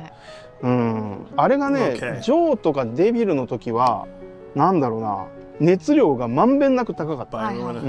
でも狼ってコントラストがすごくて、はい、ありました。新人の目から見てもありました。はい。そのだから差が大きすぎたんですよね、多分。だから俺がねこれをねさっきこれって言っていいものかなと思って悩んだのは、幸い遊んでくれたユーザーたちって狼を愛してくれて、でさぞかし素晴らしいチームで作ったんだろうなって思ってくれてるんだけど、実際そうでもなかったんだよなっていうのが本音としてはそうじゃん。もうこの際俺と中村だからぶっちゃけたらヘックスになってる時点でやばいんだよ。それは俺のせいだよ。それ俺だけのせいだから。いじめないでさ。だって俺が書いた企画書、俺片貝君にも説教されたもん。もうなんか企画を練ってチームにこうプレゼンするたびに企画書のページ数が厚くなっていくのよ。どんどん要するにもうゲームの面白さに自信がなくてディテールに入っちゃってる。ディテールに入っちゃってるから、もういたずらに枚数だけ多くなってる。ほんで片貝君にこれの何が面白いんですかとかって俺詰められてぐぬぬってなってぐぬぬってなってられないから、俺なんかもう口だけでなんかこう言い返してたんだけど、俺もはいその通りだと思いますって内心思ってて。でそこから起死回生の筆調べが生まれてからは、もうその週明け、伝説のね3日間のミーティングっていうのがあって、もうまさにだからヘックスやったりとかしてる時にもう大迷走してて、って時に3連休があって、この3連休使って何としてもこのゲームを立て直さなきゃいけないってなって、で会社のミーティングルームにコアのメンツが集まってやって、そこで筆調べが生まれてっていう伝説の3日間があったんだけど、その連休明けにこれは筆調べ絶対面白いよねってなって、連休明けにじゃあチームにこれをプレゼンしようって時にはもう紙1枚だった。これがなくなってクソつまんない時どんどんこんなになっていくのに、筆調べ生まれた途端に紙1枚。これだけです。いい企画ってそうです。そうなんですよ。学んだよね。身をもってそういうもんなんだよなっていう。その先輩たちがその3連休こもってるのを、実は私わざと出社して何か起こってると思ったので出社して、実は暗いオフィスでミーティングルームだけライトがつけて、でも決して私はそこに入れるレベルではないので、でも仕事でなんか見てなんか頑張りたいなと思って、そのプロップスずっと作りながら実は見守ってたんです。あ、そうなんだ。3日間来てました。へえ。だからすごい、でも途中からすごい和やかな雰囲気になってったんで、あ、なんかいいの出たんだと思って。そうそうそう。なんか先輩たち、いやよかったと思って、そういうところでもこうやっぱちょっとチームの中の温度差があって、だからそれを飲み会でうわえんって言って、俺言ったんだ。言った。言って、私はその時に思ったのが、次のベヨネッタを選ぶ実は理由の一つでもあったんですけど、こんなこと言われてこいつにじゃあ結構頑張ったのにと思って、じゃあ次では寄せないチームにしてあげたいなってちょっと思って。なるほどなるほど。だからさっきも言ったけど、狼のそのもうカンカンに熱くなってる人たちっていうのはやっぱりものすごいコントラストがついてって、そこまでの熱量を上げられる人ってやっぱなかなかいないかなとは思ったね。まあ全員に求めるのは酷かな、それをな。そうですね。はい。だって狼の時なんてその片貝くん、吉村くん、竹安はもともと企画の人間じゃなくて、みんなそのアーティストだったりアニメーターだったりエンバイロメント、イラスト、そう、だったにもかかわらず企画のその低たらくを見て、このヘックスにもなるし、これをなんとかしなきゃいけないって言って企画に入ってきてくれたから、だから一旦もう彼らの作業を止めて、もう完全に企画として入ってやってくれて、だからその片貝君にしろ吉村君にしろ竹安にしろ、もう企画としての能力もすごい高くて、この狼のその根本的な企画、ひな形をまあ固めて、大雑把なゲームのあらすじもそこで決まっていって、だから簡単にマップもこうイメージしながらこういうふうにゲームとストーリーが進んでいくっていうところまで作って、でじゃあいいねってなって、だから彼ら途中からじゃあ自分たちの仕事に戻りますってなった時に、俺もうブーブーブーブー文句言って、企画ずっとやってって言って。神谷さんって結構ある程度決まったら、そのアーティストに任せるじゃないですか。しかも仕様まで任せてくれるじゃないですか。で例えば部屋の中だったらこういうのがいいんだってある程度オーバービューがあって、でそれをあとは頼んだ系でみたいな感じで受け取れて、あとはエンジニアさんと組んで結構好きにやらせてもらえるから、それはすごいなんかゲームの企画も考えるプラス絵作りもするっていうすごく学びがあって、で実はその今会社を立ち上げて思うのが、意外にそういう経験を積んだ人がいない、絵だけ作ってましたとか、エンジニアしかやってませんでしたっていうのが多くて、ゲーム企画も考えてっていうプロジェクトがなかなかないんだなって思いました。なるほどなるほど、そうだよな。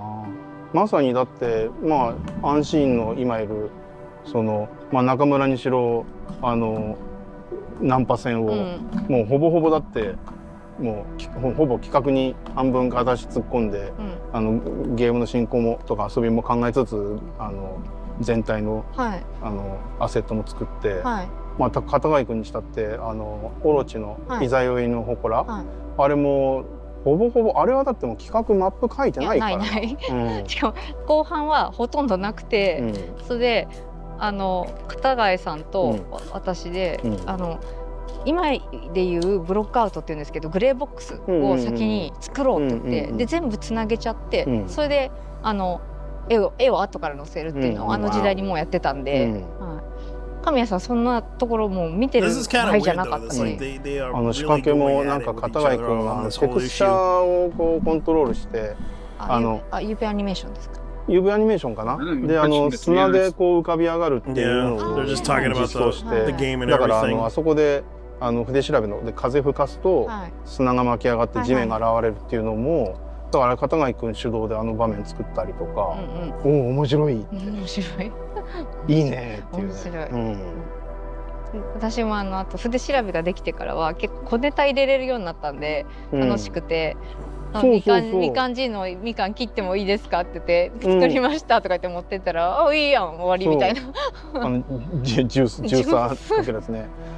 あれ俺もね、だからそのシナリオ、完全にノータッチに入って、みんなチェックアフターチェックし始めて、俺もあんまりもう見たくないんだけどそうなると、でも俺もその時期に触りながらあ、そうだよ。ポンコタンまで中村やんな。そうです。ちょっと黒めの。私の中であれめちゃくちゃ可愛らしいネイチャーなんですけど。いやいやいや。可愛くないですか、キノコとかって。俺も許容範囲だけど、あそこグロ気味だよねっていうユーザーは多いんじゃないですか。だってムカデ登っていくからね。ムカデの背中を。うん。だってムカデ階段になると思ったから。だってじゃねえよ。あそこもでもほぼ丸投げですよ。そうだね。何にもないで。だから俺あそこでさ電気を切ってみたらホタルでパーンって飛ぶのを見て、すげえって思ったもんね。なんだこの仕込みって。何でも仕込んでいいっていうターンになってたんで、もうエンジニアさんとやり放題で、それでその仕込み担当がエンジニアの唐妻さんがやってて、それで仕込みすぎて途中でキレられたんですよ。でお前もうこんにゃやとか言って言われて、それで唐津さんの時に箱を作って、その私が仕込んでほしいネタをそこにいっぱい付箋で入れて、それを唐津さんがさばくっていうのに切り替えたんですよ。話しかけると怒るんで。でも全部やってくれて。So they're getting into the design of things and what they were remembered. インタラクトできるものが背景に増えてすごい楽しかったです。いやだからまた蒸し返すようだけど、全スタッフの熱量がそこまでトップレベルとは言わないけど、もうちょっと上がってたら俺はもう狼あんなもんじゃなかったと思うよ。だからあれをすごい面白いって言ってくれてる声には正直俺はちょっと胸がぐっと痛むところがあって、もっとできたはずっていう。もっとできたんだよな本当はなっていうね。$5.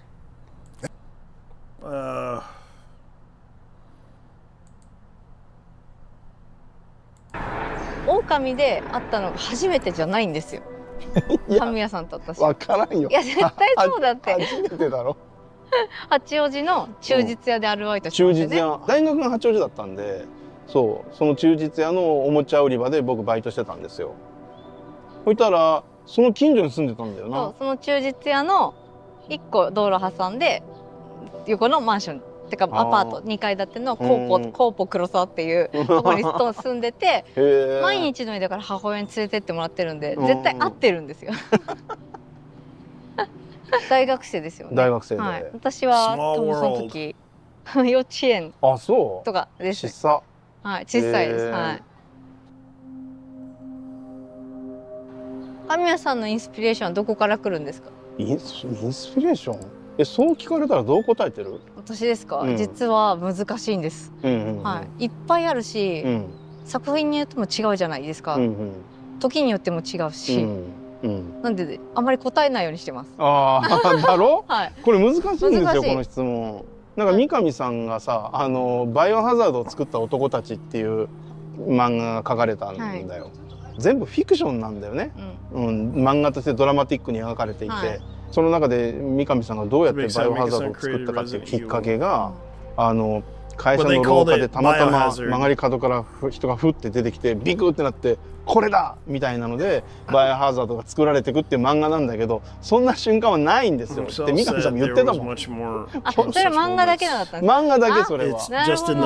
急に出てきたら怖いよねっていうのをゲームの中を作ってる中でね反映させてったっていうのはあると思うけど、別にそこから着想を得て何か作ったっていうものじゃなくて、だけど漫画としてやっぱりドラマが必要だから。すごい脚色してそういうふうにしたと思うけど、だからまあなんか作れることはないよ。ないですよね。そうそう。Go ahead. Man, as much as Resident Evil was a big hit, it's no God Hand. Yeah. What inspired God Hand? That's the question. They'll probably bring it up. They'll probably bring it up towards them about God Hand. I mean, Hideki Kamiya was not involved with God Hand as far as I know. I know, but Capcom did put that game out there. Yeah, that was Shinji Mikami. Yeah. And they decided to put it out there for a lot of good reasons. All right, let's go ahead and continue. まさに作品によっても違うし、狼に関して言えばちょうど俺がビューティフルジョーを作ってる時に隣でバイオリメイク作ってたのよ、キューブで。でそれ見た時にその臨場感がすごいなと思って、でそのグラフィックのまあフォトリアルさっていうのもものすごい水準まで来てるなっていう、それをああいうホラーじゃなくてもっと、明るいことに使ったらこうグッとくる絵が作れるんじゃないかと思って、じゃあこの望郷の念も強かったんで、田舎の信州を思い描いて、そういう大自然のゲームを作ろうと思ったっていう流れはありますよね。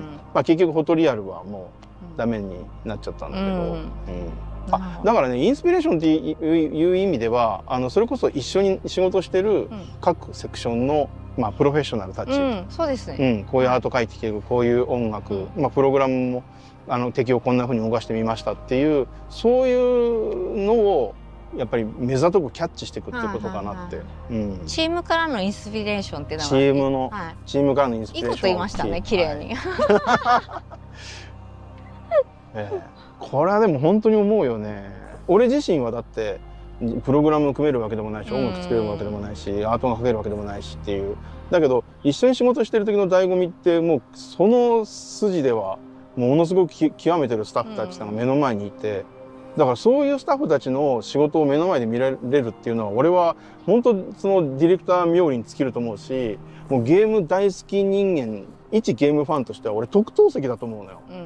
ディレクターってそうですよね。そう、俺はだって本当に子供の頃からゲームが好きでユーザーとしてゲームずっと遊んできたんだけど、これゲーム作ってる現場ってどうなのかなとか、よくこんなゲーム作れるなっていうような思いでいたのが、もう現場に入ったらもうすげえやつがゴロゴロいるわけですから、そら。また入って3日目ぐらいですよ。で、神谷さんの机かと思って眺めてたんですね、こうやってオタクだから。でいろんな資料が置いてあって楽しそうだなって、でも触ると怒られるしなと思って、でもフィギュアだけがなんかちょっとこうアンバランスなところに置いてあったんですよ。それでこれはちょっと置き直しとこうって思って、ぶつかって落としたら嫌だなって思ったら、取ったら私が落としちゃったんですよ。ほんでパキってなっちゃって。絶望ですよね。それでその日も日曜日だったんですよ。で私出社してて、ゲーム企画の方が一人いらっしゃって、それで「すいません」って言って「神谷さんの電話番号教えてください」って言って電話するんですよ、神谷さんに。もう戦々ゴワゴワで「もうどうしよう怒られる」って言って、そしたら「神谷さんお疲れ様です、中村です」って言ったら、全然神谷さんから聞こえないような声で「え中村?」って言って。めちゃめちゃ甘い声が出てきたんですよ。ほんでなんだと思って「はい中村です」って言ったら「どうしたん?」とか言って「お前がかけてくるなんて」みたいな。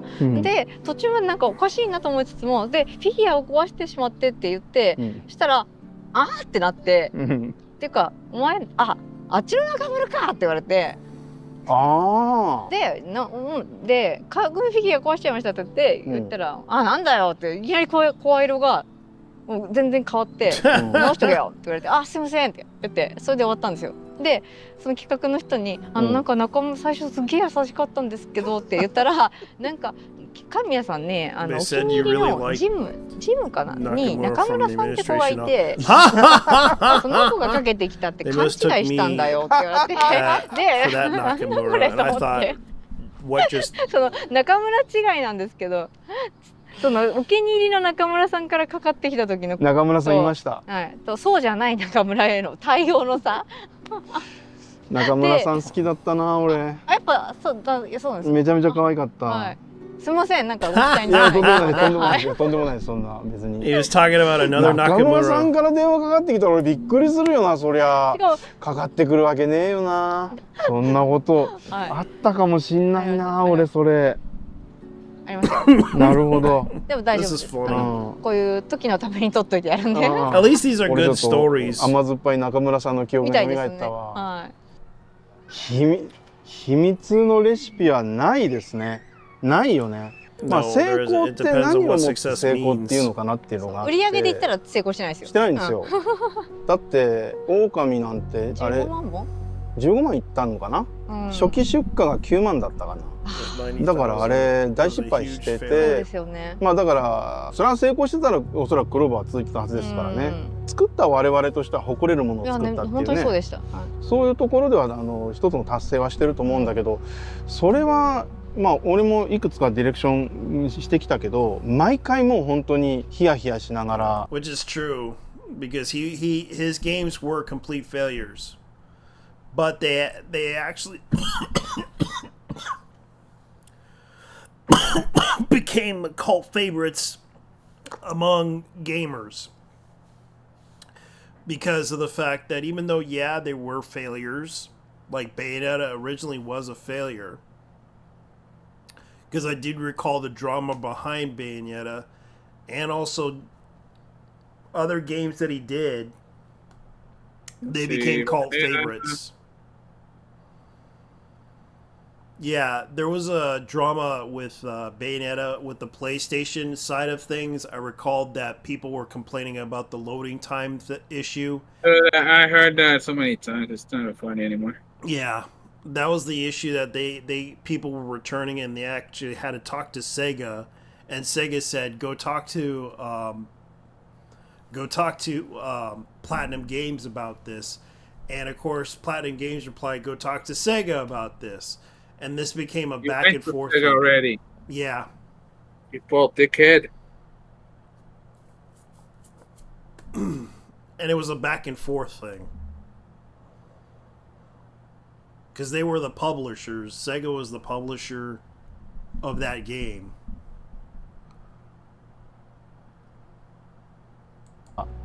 それこそやっぱり狼のそのヘックスの時もそうだし、どのゲームもやっぱり初期で迷走する時あるんだけども、本当にその時は俺一人でこう布団に入ってて奥歯カタカタするくらい本当にこれやべえなこのままでって。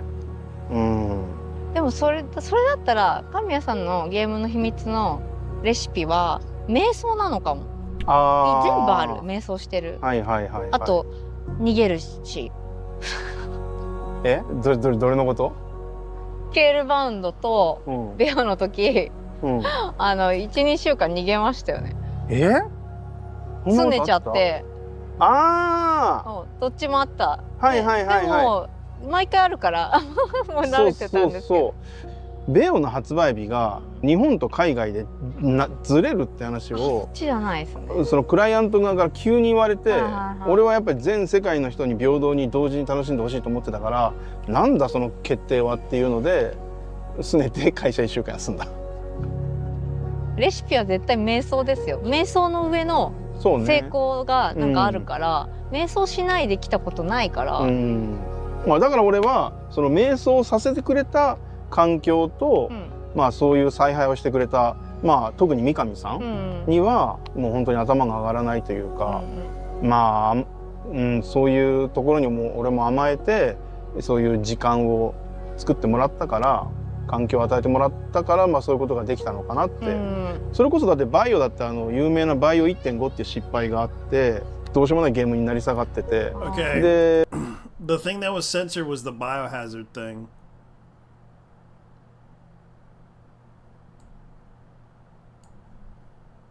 瞑想させてくれた環境と、まあそういう采配をしてくれた、まあ特に三上さんにはもう本当に頭が上がらないというか、まあ、そういうところにも俺も甘えてそういう時間を作ってもらったから環境を与えてもらったから、まあそういうことができたのかなって。それこそだってバイオだ。Okay, so there was a famous failure called Biohazard 1.5 Resident Evil. That's what he was trying to refer to. Of course, they had to censor that part. 有名なバイオ 1.5 っていう失敗があってどうしようもないゲームになり下がってて、で、まあ、三上さんが引導を渡してくれたというか、これを一回も全部ゴアさんにしてやり直してっていうふうに、俺も内心そうしたいなと。Resident Evil 1.5. They censored out the part. They censored out that part, but luckily YouTube kind of picked it up and said Biohazard, which is Resident Evil, because in Japan, you know, it's Resident Evil is referred to as Biohazard in Japan.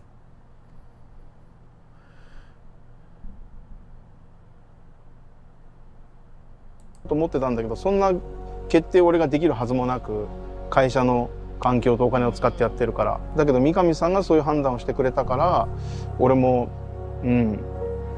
もう解釈してもらったというか、スパーンって死んでしまう。それでやっぱやり直せた。それがやらせてもらえなかったら 1.5 のまんま世に出てて、それこそもうね、今の俺はなかったと思う。 And then of course they censored out the part where they said Resident Evil 5 again. 1.5 から、瞑想です。瞑想まあさせていただけて、それにあとスタッフのみんなにも付き合っていただけて、それは感謝です。本当に生みの苦しみです。それは。はい。うん、それはだって全部新規 IP ですもん。うん。それは瞑想します。うん。そんな簡単に、あ、これいきなり面白いゲーム思いついた、じゃあこの設計図通り作ろうぜ、あ、できたなんてなるわけないんですよ。ないっす。そんな、ないもう僕も凡人ですから、もうあがいて面白くなんねえなこれって。チームもそうですよね。あがいて。でも誰かがそうやって何かこう、ね、光がピカッと光って、あ、それみたいな、こう手繰り寄せて、お、面白くなってきたっていう。うーって。危ねえ。毎回それですよ。はい、崖っぷち、毎回崖っぷちです。それは。俺がマジでもう一回アクションゲーム作るよっていう気持ちになったって感じかな。欲張りなんですよ。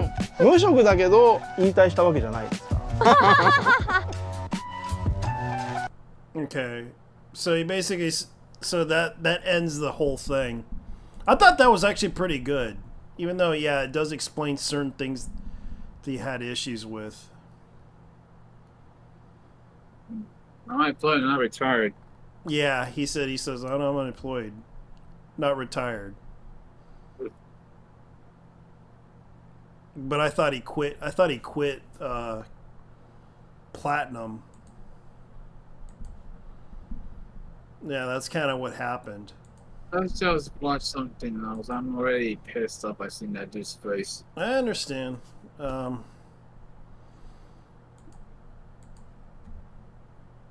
just kind of bored as hell too. It's like there's not much going on. A lot of the drama that's been happening, like Guyver Chronos terrorize Hyper AI.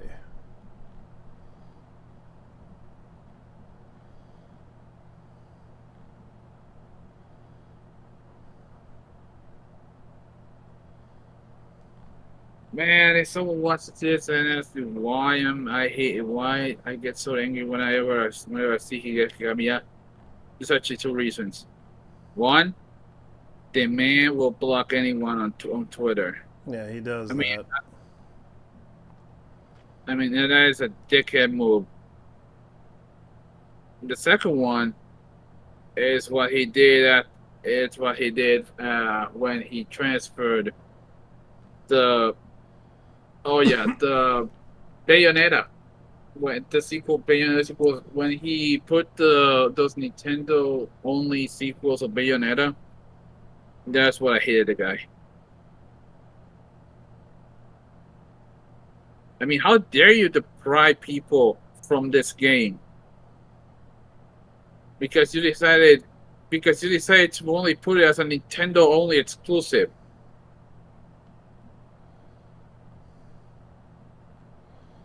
Yep. Because he kind of pissed off Sony and Microsoft. That was the reason. Yeah, well, I knew about the drama behind that too. Oh my god, they did put the full film of BMX Bandits. What is that? It's an old it stars Nicole Kidman. It's like an old bicycle movie, like BMX. You know what BMX is, right? Yeah. Yeah.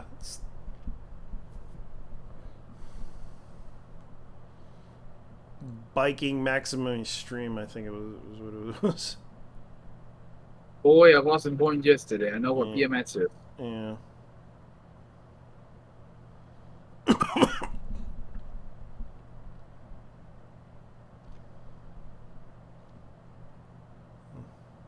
I did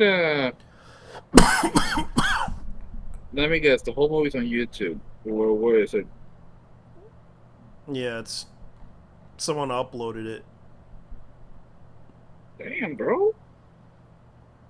Okay, I've never seen it, but apparently there was it was bad or something. It was a very shitty movie. Yeah, it was a really shitty movie back in the 80s. Because it was made in Australia. That's what happened.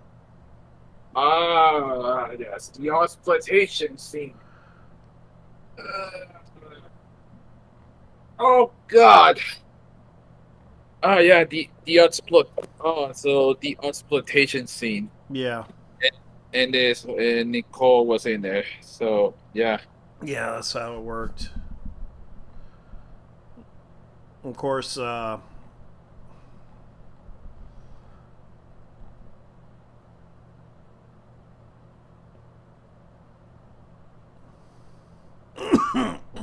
okay, so here's another thing. This is by Chibi Review News, so I'm going to go ahead and play the video. So it says right, he claims that Crunchyroll Anime Nokatan is scamming people, not paying them for advertisements. 最初が肝心だ。気を引き締めなくては。Aha. So let's listen to what he has to say. Oh great, the Nokotan There's some more drama that is fresh off the press, boiling within the inferno that Crunchyroll has caused themselves for the last 30 or so hours, to them shutting down their entire comment section thanks to a few bad apples on one episode of anime review bombing it, and that means you can no longer even comment on older anime episodes, to different series entirely, and even their news articles, to the reveal that My Dear Friend Nokotan, one of Crunchyroll's newest anime, is being subtitled by AI. They've gotten themselves in a lot of hot water, good and bad. Some people are agreeing with the subtitles being done by AI, some are disagreeing. You obviously know it's a very controversial topic. But the point of the matter is, and why you clicked on this video, there is now more drama that came out, which is not necessarily fully Crunchyroll's fault, but it is associated with one of the series that they do have on their platform, that actively is being released now on their platform. And that series in question is My Dear Friend Nokotan. A series that's, let's be honest, making... I'm gonna point out to people, I'm not being paid by Crunchyroll to recommend this anime. I thought it was a really good anime because we saw the this, and I wasn't even being paid to do this. I'm being honest with you guys. I'm telling you the truth. I am not being paid at all by Crunchyroll.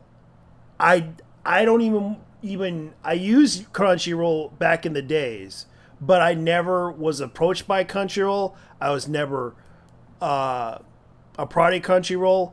I thought it would be a cool idea because I saw the trailer of it and I thought it was freaking funny, so I wanted to watch it. Get it. But this is kind of weird. Okay, so Crunchyroll Anime Nokatan is scamming people for not paying them for advertisements. That's a weird accusation to make. Because I'm not being paid by Crunchyroll to do this, but apparently this YouTuber is claiming this. YouTuber with a non-binary they/them stan account, art tag, Halea Arts.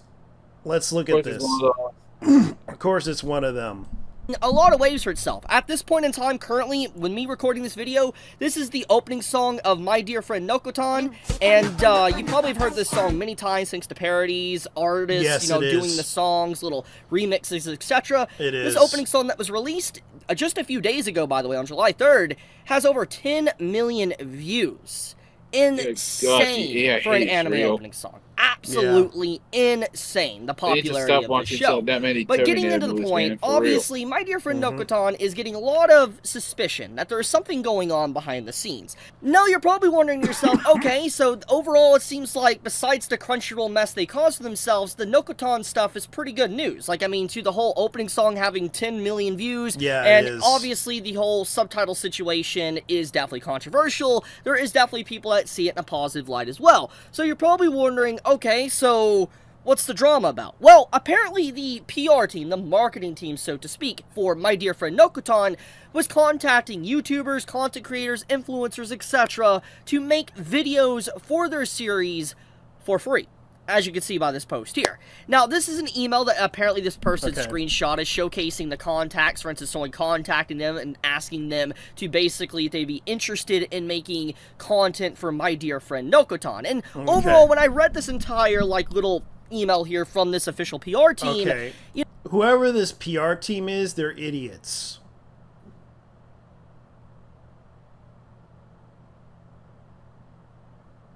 And I'm being honest, I have not been approached by them, and I'm going to be honest with you guys, I have not been approached by them or sent emails by them. But I will say this. I did like this anime, to be honest with you. I think this anime is pretty interesting. But it doesn't, but whoever on that PR team, what they did was pretty stupid, because they didn't need like if they would have actually looked at the internet, they would find out that people were doing the whole Shikanokanaka Nashtantan thing. Yeah. And they didn't need to pay. They did not need to pay people to do it, because they already had people advertising this stuff and making fun of it and making memes of it, and it wasn't even that bad. For whatever reason, Remove Mo, I guess they didn't like Remove Mo for some reason. I'm guessing they don't like them. But it seems like the people within the group that is supporting what's-her-name, Hurricane Katrina. Yeah, Hurricane Katrina, who happens to be the person I'm referring to, is somehow involved in trying to destroy this company. So whatever's going on within that company, I'm guessing they don't like what they're doing as a business, and they're trying to sabotage them by doing all this shit for stupid reasons. You know, it looks very professional. It looks like, you know, what you would expect from someone coming towards you for a sponsor, or to sponsor them, or to, like, advertise or whatever, like a brand deal. It sounds like a very stereotypical message. I don't get these messages, though, and the reason why is because I don't really have a business email, and the only way to really contact me is either through the comment section on YouTube, Here comes the or hurricane, direct bitch. message on Twitter, or messaging That's what me she's on Twitter. doing. So that's really the only way to contact me. And just judging by how this individual was contacted through email, and this is Gmail here, I'm assuming that they would only want to contact people probably through Gmail. So that's probably one of the reasons why I wasn't contacted. But getting into the main point, though, this email, for the most part, just looking at it, it's just a standard brand deal. So you scroll down, the individual in question here that made this post, by the way, saying that they were asking them to make videos for free, basically asked, what exactly are you looking for? And so the PR team followed up basically saying that, like, a few hours later, as you can see, like 3 hours later, see, this was posted at 7:25 p.m. Oh, wait, no, this is 2 days later, actually. I misread that. 2 days later, they responded. But basically, they responded saying, like, if you're interested in it, you know, we were thinking you could start making content on your channel. They said that we could deliver official info, assets directly to you. So from your point of view, Okay, here's an idea. For my dear friend Nokotan is neat. Here's an idea I'm going to point out to you. Don't make copyright strikes on videos that talk about Nokotan. And then we'll talk about it for free, okay? Then we'll talk about working for free for you. Do not copyright strike my video when I talk about my friend Nokotan. That's what I'm going to do. I'm going to do this for free for you guys, okay? I'm going to do it for free. I like the anime. It's definitely an entertaining anime. So, what I'm going to do, I'm going to go ahead and play this video so you can get free advertisement, okay? Dude, the whole internet already advertised the anime. Is that you know how crazy that is to actually I know. copyright? I know, and this PR team is stupid. Like, what's the name of these retards? Remove. Aren't these the fuckers using this? Oh yeah, those are the fuckers using the subs. Yeah, that we're doing the sub thing that they were trying to, like, and it's the same company that is doing this. Like, let's look at the controversy of this. Okay, what I'm gonna do to advertise this thing to help them out, because it seems like they're very slow on this.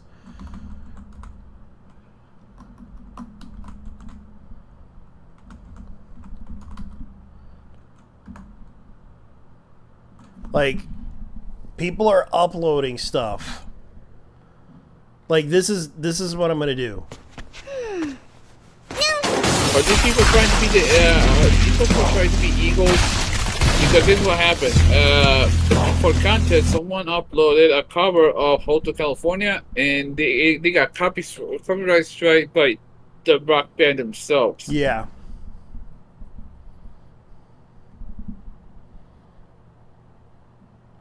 Like, they are infamous for that one. Yeah, and this is the thing. Like, this is the anime itself. So I'm gonna say this right now. Do me a favor. I will advertise this for free if you don't make a copyright strike on my video. If you do, then F you. I'm gonna just show you guys. I'm just showing him a clip. This is an example of one of the clips.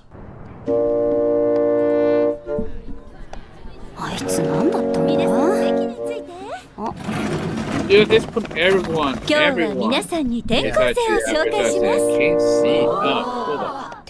see. Can't see it though.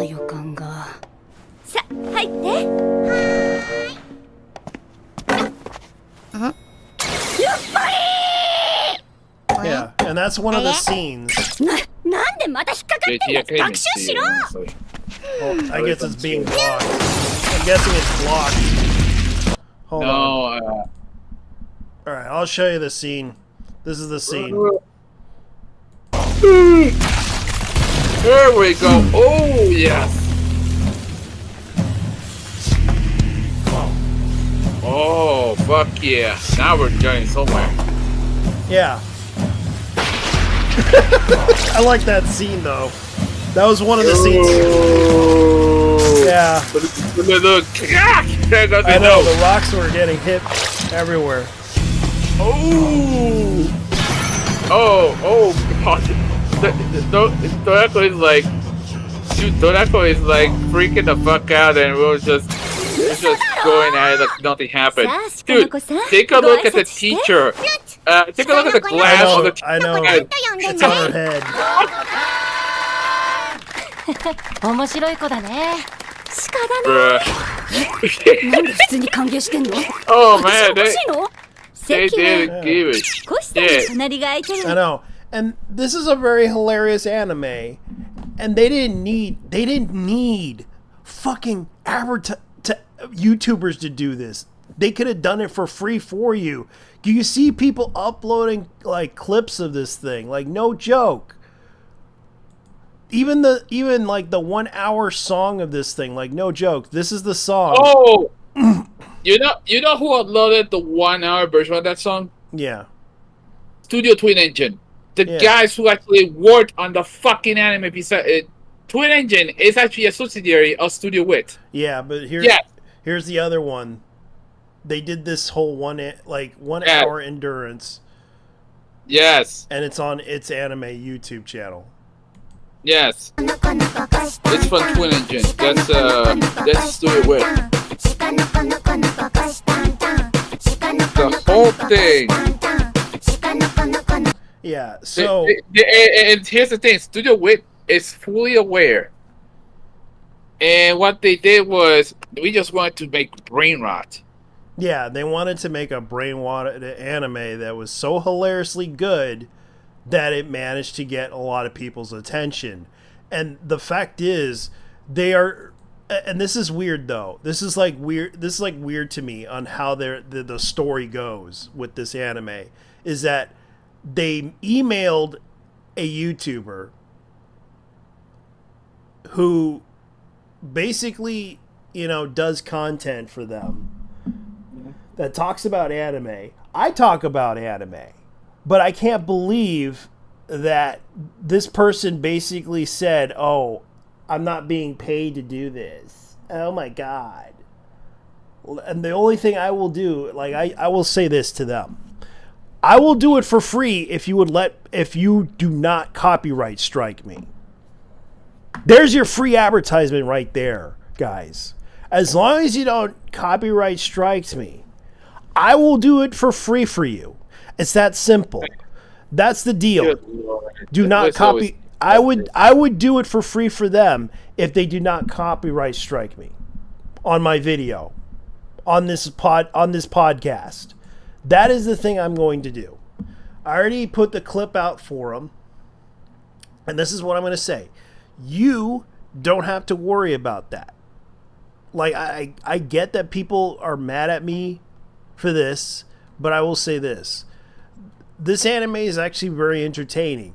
Already people are uploading content about this anime, but this person's complaining about, if you're interested in My Dear Nokotan, you could start by thinking of creating content on your channel. You could deliver official info and assets directly. I did that. But you emailed this person who went and snitched on you. Who is they, them, which God knows they can't be trusted. Those they, them people cannot be trusted. What a fucking dickhead. Holy shit. Which, the first thing you should know, they cannot be trusted. If they have they, them on their profile, you can't trust them. I learned that the hard way, too. If they have a they, them on their profile, they cannot be trustworthy. Needed, we could provide synopsis, character info, PVs, etc. with English translations and subtitles. For the most part, what this PR marketing team is pretty much saying to the person is that we will give you all the information and all the assets, like pictures, maybe songs, etc., for you to be able to make content for this said brand deal that we're asking you to do. Now, in this whole conversation, there is never once any mentioning of payment, and I do want to point that out. There is never any mention from this individual that is from the main PR team saying, we will pay you to make this video. Let me and see. So obviously, when you're going into a brand deal, you're doing some advertising, etc. Hold on. This is a collaboration opportunity with My Fit Nakotan, which is my new beautiful girl gang comedy into anime with my family. Directed by Masahiko Ota.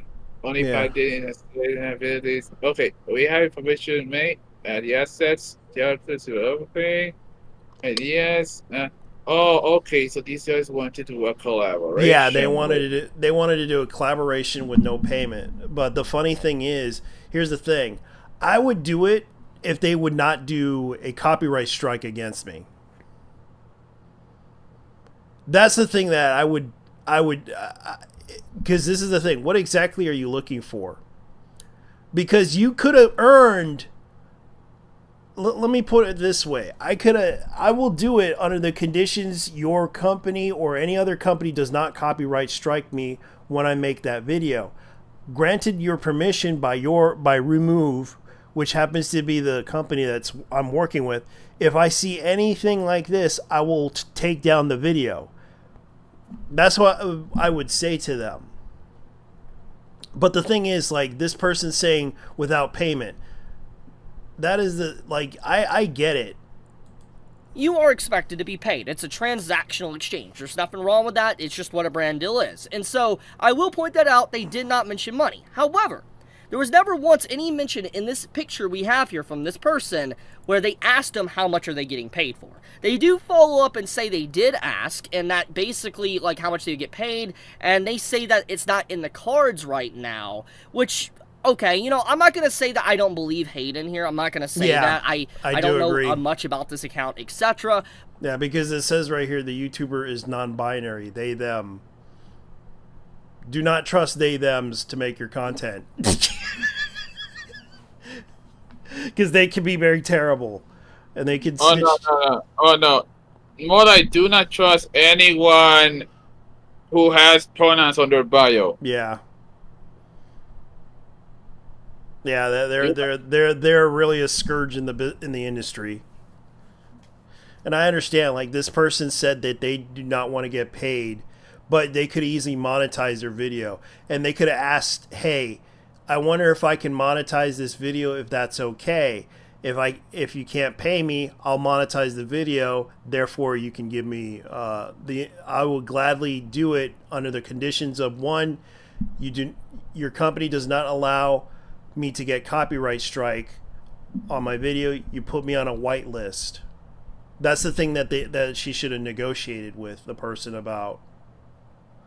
2, Because this is the thing, like if the person is trying to, if this PR person is representative of the company itself and distributes the anime, I would actually ask for a whitelist to actually, you know, to promote this anime, because I think this anime is kind of cool looking, but the person did not like this anime for some weird reason, because of certain reasons of what was going on.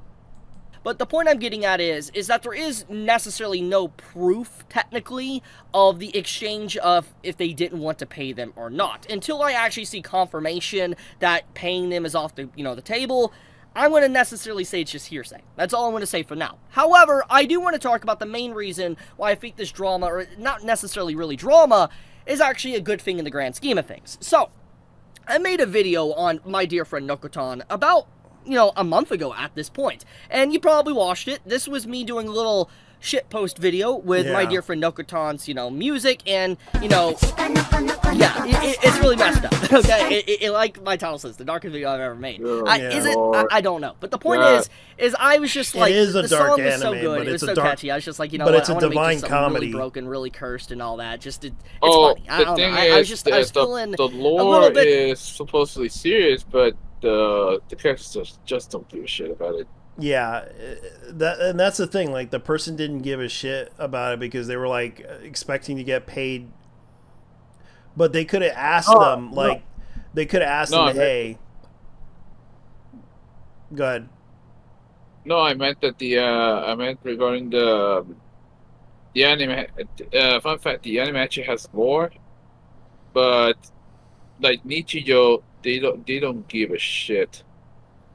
Yeah, they don't. That's true. So yeah, it is a gag anime. I mean, this is one of those animes where you shut your brain off. Little, like even the fucking voice actors are said it themselves. Just Dear. This is a don't think just Dear. Yeah, just watch it. It doesn't really mean it's gonna hurt anybody. Like, I did watch like brain rot animes before. Like, yeah, like a lot of people watch brain rot animes. Like, this is not the first brain rot anime ever made, and yet they get upset. Like, I don't know why. Like, I would have asked the PR person this question: hey, is it okay if, because the problem is that we have a problem in YouTube that people would make copyright claims, like certain companies would make copyright claims over something of a video, and I would actually have to show them the advertisement of the company that asked me to do this, and I would actually have proof in the email to say, hey, this company contacted me if it was okay for the, and they told me it was okay if I could advertise the anime itself and show assets from the anime and just go ahead and do that. But the problem is that there are other companies that would make copyright claims over that video if I made that video. And the thing is, like, that's my biggest concern, because if they're not gonna, like, if they're gonna give me assets for this, I would actually try to negotiate if it's okay if I monetize this video, and if they say no, then I'm not going to do it, because one, it's not a guarantee for me to get any protection from if it's okay if I can get a whitelist because I know there are companies that would make copyright claims of videos and try to copyright strike me for no apparent reason, because they don't like me or they don't like the fact that I do this, because they might think I'm violating some copyright law in Japan when clearly I'm an American citizen, and they think that I might be doing something dirty, like making money off of this. Dark humor, so to speak. And the thing is when I uploaded this video, I expected to get copyright striked. I expected me to have this video taken down maybe in 24 hours, etc. But that never happened. Not once did this video ever get content claimed or copyright striked, which is pretty strange, because anyone that has associated with the anime community for a while and has potentially watched content creators, not just me, but other content creators, definitely know about Japan and how just, let's be honest, ass backwards they are with their copyright system. You have Shueisha that will... Yeah, because they're desperately trying to make sure that Nokotan becomes successful. And they're saying they're not paying them for advertisement when they're not even copyright striking them. So this person is pointing out here that they're not taking down any copyrights of the anime itself, but I kind of agree, because luckily they are allowing people to actually, you know, make videos about this, because I do like Nokotan. To be honest with you, I do like My Dear Friends Nokotan, because it actually is a really good episode. And I'm So far, I can honestly say the anime is pretty insane. Yeah. And honestly, I want nothing but success from that from this company. Yeah. Because I'll be real with you, Wit needs this. Yeah. And yet, and we're seeing non-binary people are just shitting on it for no apparent reason, because we know why. Because a lot of them are bitter because they lost their jobs. We get it. We know what's going on. We know who's involved in this. We know why you're doing this, just to cause a nothing burger scandal. Because the fact is, the only reason why they emailed you is because they thought, well, your channel's pretty good. We'll probably shill the channel, and that's kind of what they wanted. They wanted exposure for the anime because they want people to watch this anime on Crunchyroll. That's what they're expecting, so they can get people to put their eyes on this anime. They want the most people to watch this anime, and I definitely like this anime because it's like another version of another anime that I watched a long time ago, and it was done by a guy who was a veteran in Neon Genesis Evangelion, and I forgot his name. He had an afro. Hideaki Anno. Yep. Oh wait, the guy with the afro, that would be Nabeshin. Yeah, Nabeshin. He actually was he actually did his own anime. Yeah, Excel Saga was one of them. Yeah, Excel Saga was one of the animes he did. And he appeared in that anime too. Yeah, Name Daikon Verse as well. I did watch that one. What else? And that was an example of a brain rot anime, right? Oh man, dude, Excel Saga is one of the OG brain rot animes. Yeah, and it was one of the funniest ones that you could expect to see. But as far as I know, it's kind of funny how people are getting upset over this anime, because I understand the controversy with AI. I get that. But those people that were upset about this, the reason why they're doing that is because one of their translators is coming up forward about this, complaining about this. That's because you pissed off the whole anime community. They would rather deal with AI than you, because you insert these weird ass things in a translation that no one cares about, but you insert it in anyways because because of your personal preference of sexuality or identity politics in it.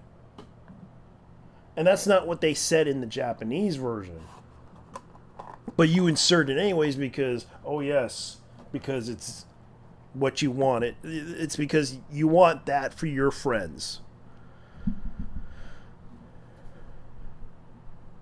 Copyright strike videos down, even if there are no panels within the video, they don't show any panels or anything. No copyright strike a video down. You have Toei that will strike videos and channels down that are totally not marked. You have a lot of these things that happen a lot within the anime and manga community when it comes to content creation. And so when I upload this video, yeah, these are the cry bullies. Like, they are definitely doing this, and luckily they're not copyright striking people showing My Dear Friend Nokotan.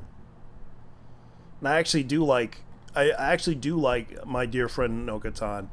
But sadly, this drama that they're trying to escalate with Nokotan is just bitter employees trying to cancel this anime. That's what they're trying to do. This is the reason why they don't want to work with you guys, because you pull stuff like this,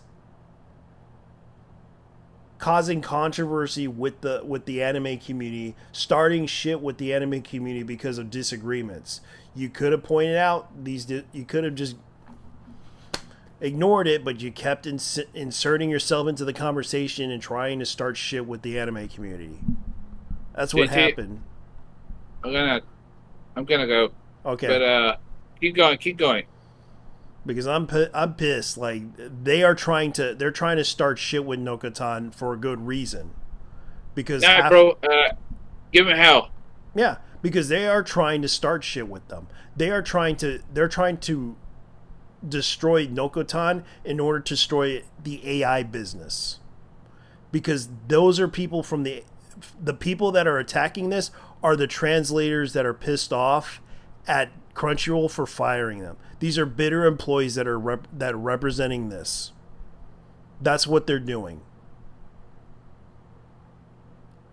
And I don't want them anywhere near any of the properties that they're working on. Because they are trying to destroy Nokotan over this. They are trying to hurt Nokotan. I saw the tweets. I saw all your tweets. I saw all your messages. That's what you're trying to do. Video, I knew for a fact I ran the risk of potentially getting a strike or a content claim. Most likely a strike, because that's just usually what Japanese companies like to do. And the thing is that that's never happened. And so looking at this email post that is directly from, let's say, the actual PR team, it's leading me to believe that the restrictions on Nokotan isn't as restrictive as most anime. Because, straight up, I used the opening song for this video. Yeah. And Japanese companies are very strict about that. It is true. They are really very strict on this. The fact of the matter, nothing's happened. I had Japanese companies when this opening copyright song that came strike out me. Has 10 million views, etc., showcasing its popularity. You'd think they would want to protect their property. So all I'm saying is that judging by the way this email is worded and all that, it seems like overall the company just wants free advertisement. They don't care if people make content on My Dear Friend Nokotan. Yeah. They're basically saying have at it, as long as you probably don't upload the entire episode on YouTube, so to speak, and you just talk about it. They're probably totally fine with it, which I think is a step in the nice and great direction for content creation for anime. Yeah. Because that is one of the biggest issues when it comes to anime and manga content. Yeah. It's just how difficult it is to talk about. Yeah, because even when we talk about anime or everything, they know they get. I'm assuming this PR team knows what we're trying to do. We're trying to create content surrounding an anime in America, and I believe they're trying to at least alleviate the problems that we had with other anime companies that tried to copyright strike us in the past and try to put us in a bad situation with YouTube. They understand that. And the fact that this person basically started drama over a nothing burger, which is the dumbest thing to do, I hope for a person who has no idea what content creation is with the issues of what was going on, Chibi is right about this. I agree with him full-heartedly about this issue, because this has happened many times with a lot of content creators, because a lot of the content creators in the US had always gotten copyright striked by these anime companies, because they simply don't understand that this is great advertisement for them. I understand in Japan they have a draconic laws down there, but when it comes down to this problem that you guys are doing, trying to start drama over a nothing burger like this, you could have made money off of this. But instead you were like, oh, you're not going to pay me?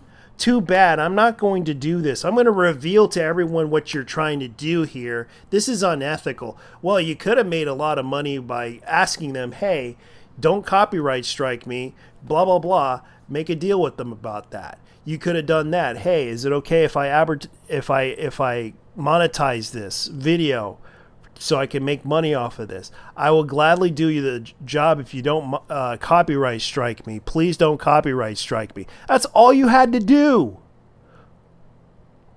to get paid. But instead, you don't do that. That is the dumbest shit unless you're trying to start drama over a nothing fucking burger, bitch. I don't know why anyone would listen to that shit. Jesus, I get it. You're not going to make a penny out of that whole situation, but at least people are, their intention was to put eyes on this anime, my dear friend Nokotan. And I actually like this anime. This is like the memeiest anime I ever watched in my life. And it's sad that people tried to go after this anime. I know why you're doing this. I know why you're trying to do this. You're trying to make the company that is the PR team look bad. Oh, I know what this is about. I know what this is about because they're the company that distributes the anime, but also the fact they are the company that is responsible for the AI translation of Nokotan. So my friend explained to me about this. To point out the issue, I don't want Hurricane Katrina destroying this. I don't want anything nearby it, but I know why they're doing this. Because Hurricane Katrina is trying to destroy this thing by trying to hurt their reputation as an anime company. So as far as I know, this is what's going on. That's what I think is going on here. I know what you guys are trying to do. So don't try to bullshit me. You, they, them, whatever the heck you are. I know you're trying to help Katrina. So don't try this. Certain scenes because they're just so restrictive with it because they'll strike everything down. So I am pretty impressed by this, and I do think that overall what this basically means is that they want Nokotan to just really blow up on the internet, blow up everywhere on the internet, which is why you're seeing memes everywhere, why people are talking about it, why you don't really see anybody getting content claimed or copyright struck. And the fact is, you don't need to email a YouTuber such as this person who obviously does not give a shit about your anime, which shows what they're trying to do to you. Because everybody here, I'm gonna show this clip. I'm gonna show this clip because this is freaking hilarious.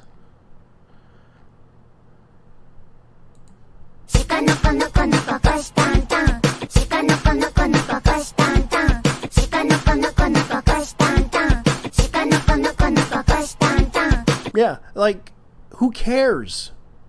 People are making content like this. People are making content over this. You don't need this person to tell you. You don't need this person. Like I said, you don't need this person. This is what I find upsetting about it. Is you emailed this person to tell them, hey, we would gladly appreciate if you promote our anime. But of course, you didn't ask, by the look of the email, you didn't ask him about the money payment or anything like that. But you could have asked him, hey, if I make this video, can I not have any copyright strikes on my video? Is it okay, granted, a whitelist, if it's okay with you to promote this anime? Because I don't know if Japan will appreciate that. But the fact is, this person is stupid. This person is creating drama over a nothing burger. That's the thing. That's the thing that I'm so upset about when people do this type of stupid shit. And I honestly disagree with this person. You can honestly disagree with me if you think I'm stupid. I get it that this person wants to be paid in a lot of money. I get that. But she had this person, or he, she, or whatever the heck this person is, had every fucking chance to monetize this and ask the right questions. Well, is it okay if I get whitelisted to not get copyright strike to promote this anime? Because that was the biggest problem. And luckily, to find out, you just expose the fact that they are not going to copyright strike people this time. So this is good news, but at the same time, we're not going to try to, destroy the anime. But this is kind of sad. So I'm being honest with you guys. I'm not being paid by them. I'm not trying to say this is this is the best anime ever made. I'm just saying, this is a good anime. I actually enjoyed watching the first episode of it. It is yes, it's a brain rot anime. It's not for everybody, but you'll definitely get an entertaining laugh out of it. Anyways, this is pretty much what's going on, and he has a point about this, that they're not taking down any videos. They understand that this is free advertisement, and this is a chance to actually, expose this anime to a lot of people, and highly recommend this anime. And it's sad that Crunchyroll was getting shitted on by ex-employees who are trying to, subvert their intentions with bad intentions to try to get their jobs back. That's what they're trying to do. Because I did see the tweets and everything. I know what this is about. So anyways, I'm getting out of here. Peace.